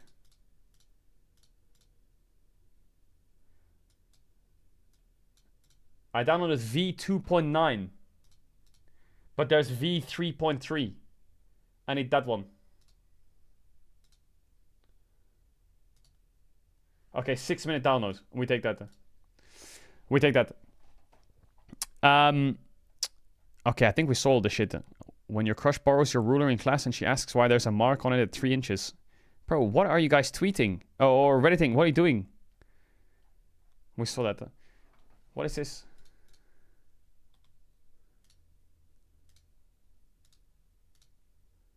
What have you done?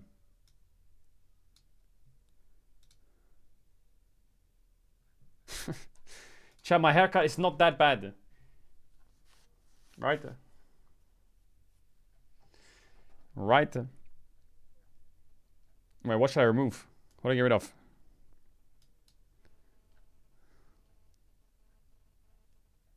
Bro, I'm so dizzy. I completely... Every time I open up this fucking page, I don't know what we need to remove, because I feel like you motherfuckers use every single one of these emotes.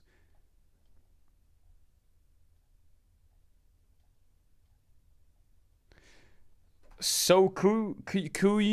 This one? Maybe?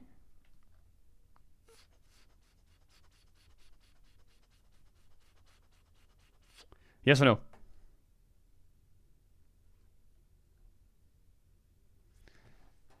What's a shitty emote? What's fucking bad? What's just a bad emote? Intergalactic pace. It's a bad emote. It's a bad emote. Right? Literally me. That's a bad emote as well.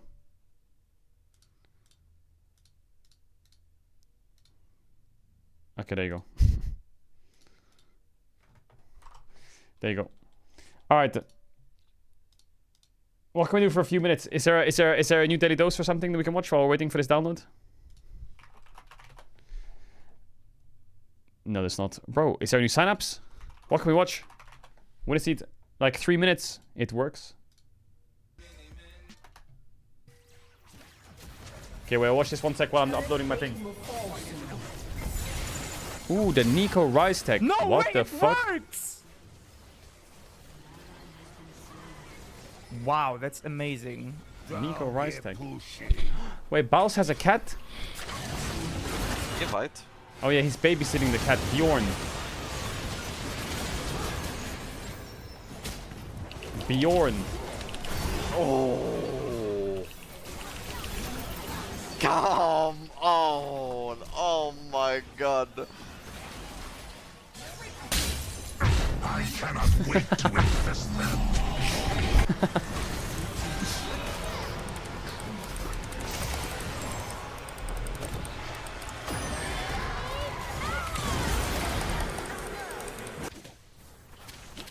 Is he playing? He's playing AD earlier. What?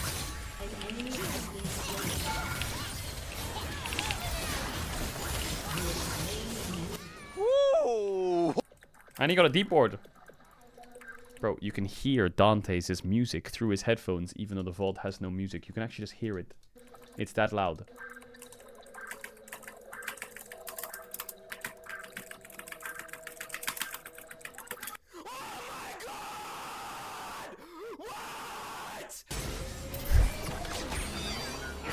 Pink ward always rats his way into the synapses.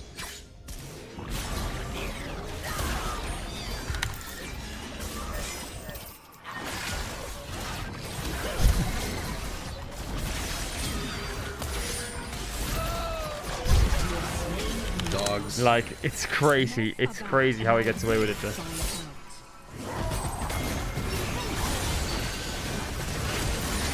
Ooh. Okay, we're down. Almost done.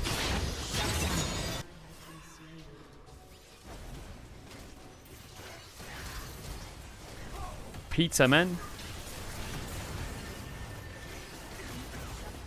Wait, Penta kills him, no?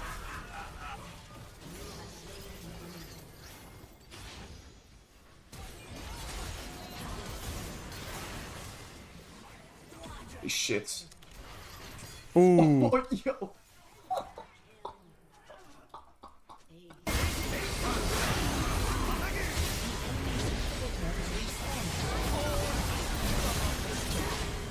Why does this take so long to extract? It's like my fucking wisdom tooth, this shit.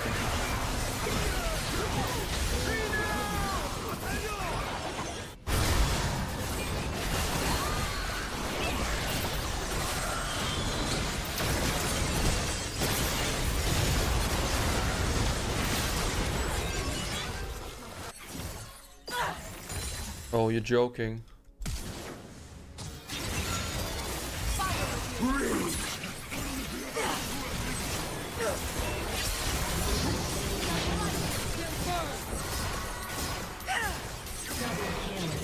Watch this. You have never seen anything like it.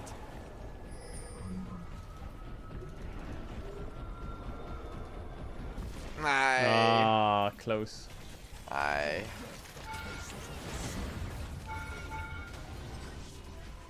Oh my god! Where am I going? Oh my god. She healed it.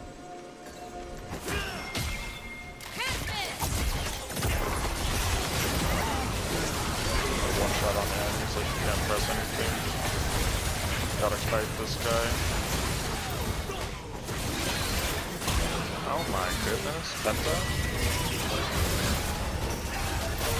Oh my. Wait, hold up. Did I cook or not? Did I cook or not?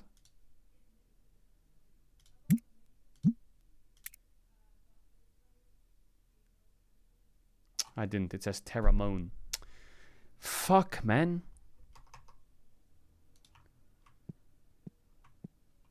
Why isn't it in Pokemon? Yes.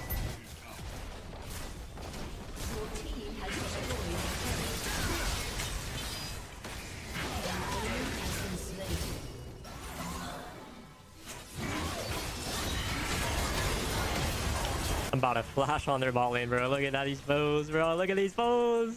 They get embodied. Woo!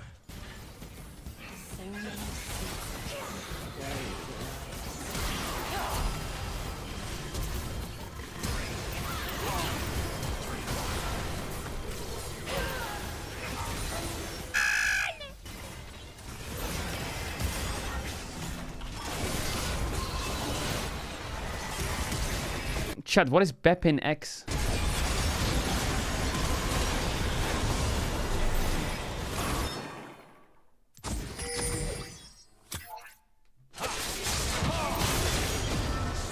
Chat, we're not going to use Pokemon mod today. I just want to open packs now. We'll figure it out later. This shit looks so complicated. We need to open up packs now. It looks too complicated. I don't get it.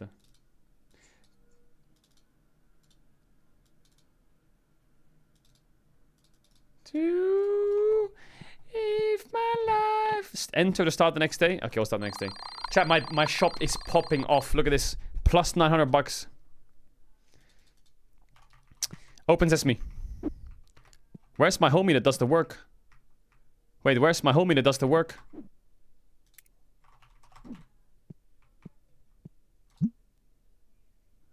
Bro, you think you're slacking or what? Chat, which one is the red Charizard ones? Is it this one? No, that's the Elemental deck. It's this one, right?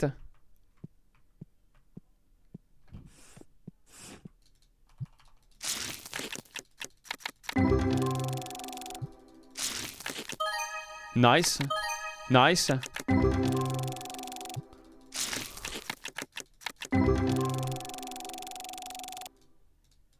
Stay with me. Yeah, chat, the Pokemon looks so complicated. I have to do it next stream. I gotta go soon anyway. I gotta go to the airport.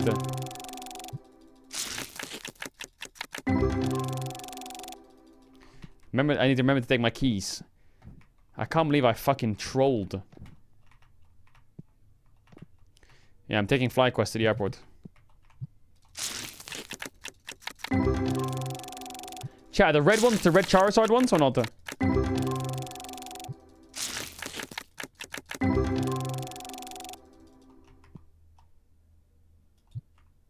Okay, one of these boxes. One box, then we'll call it.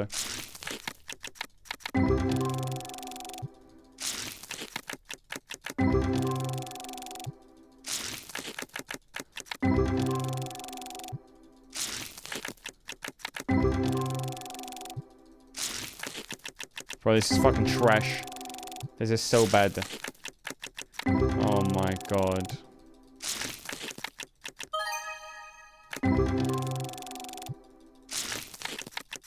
This sucks. Okay, no pace. Chat, I'll be back tomorrow, okay? I'll be back tomorrow. I'll be live from the arena, hopefully in Berlin. If my flight gets cancelled or delayed, I'll let you know on the Instagrams or on the Twitters. But I'm praying, man, like, just please tell me I can get to that airport, and please tell me I can get to the to Berlin. I'll be live from the arena, and the rules from the arena are that I can only start the stream at 12:30 CEST, and then I have to have a 30-minute countdown from 12:30. So I'll still be there on a decent time. Like, we'll still have like an hour to yap before the games start, but I will be live a bit later. I'm not allowed to start earlier. So I'll see you tomorrow, okay? I'll see you tomorrow, and then we lock the fuck in. All right? All right. Okay. My god, I got so tired yesterday from fucking running around trying to get to this airport. All right, Prage, it's all good. Big kiss. Enjoy the rest of your days, nights, evenings, mornings, wherever in the world. Hopefully my hairstyle is better tomorrow. And yeah, shout out to all the lurkers, bidders, gifters, chatters, subbers, donors, resubbers. I hope you have a good rest of your day, morning, evening, wherever in the world. And stay safe. See you tomorrow, chat. Big day tomorrow, G2T1.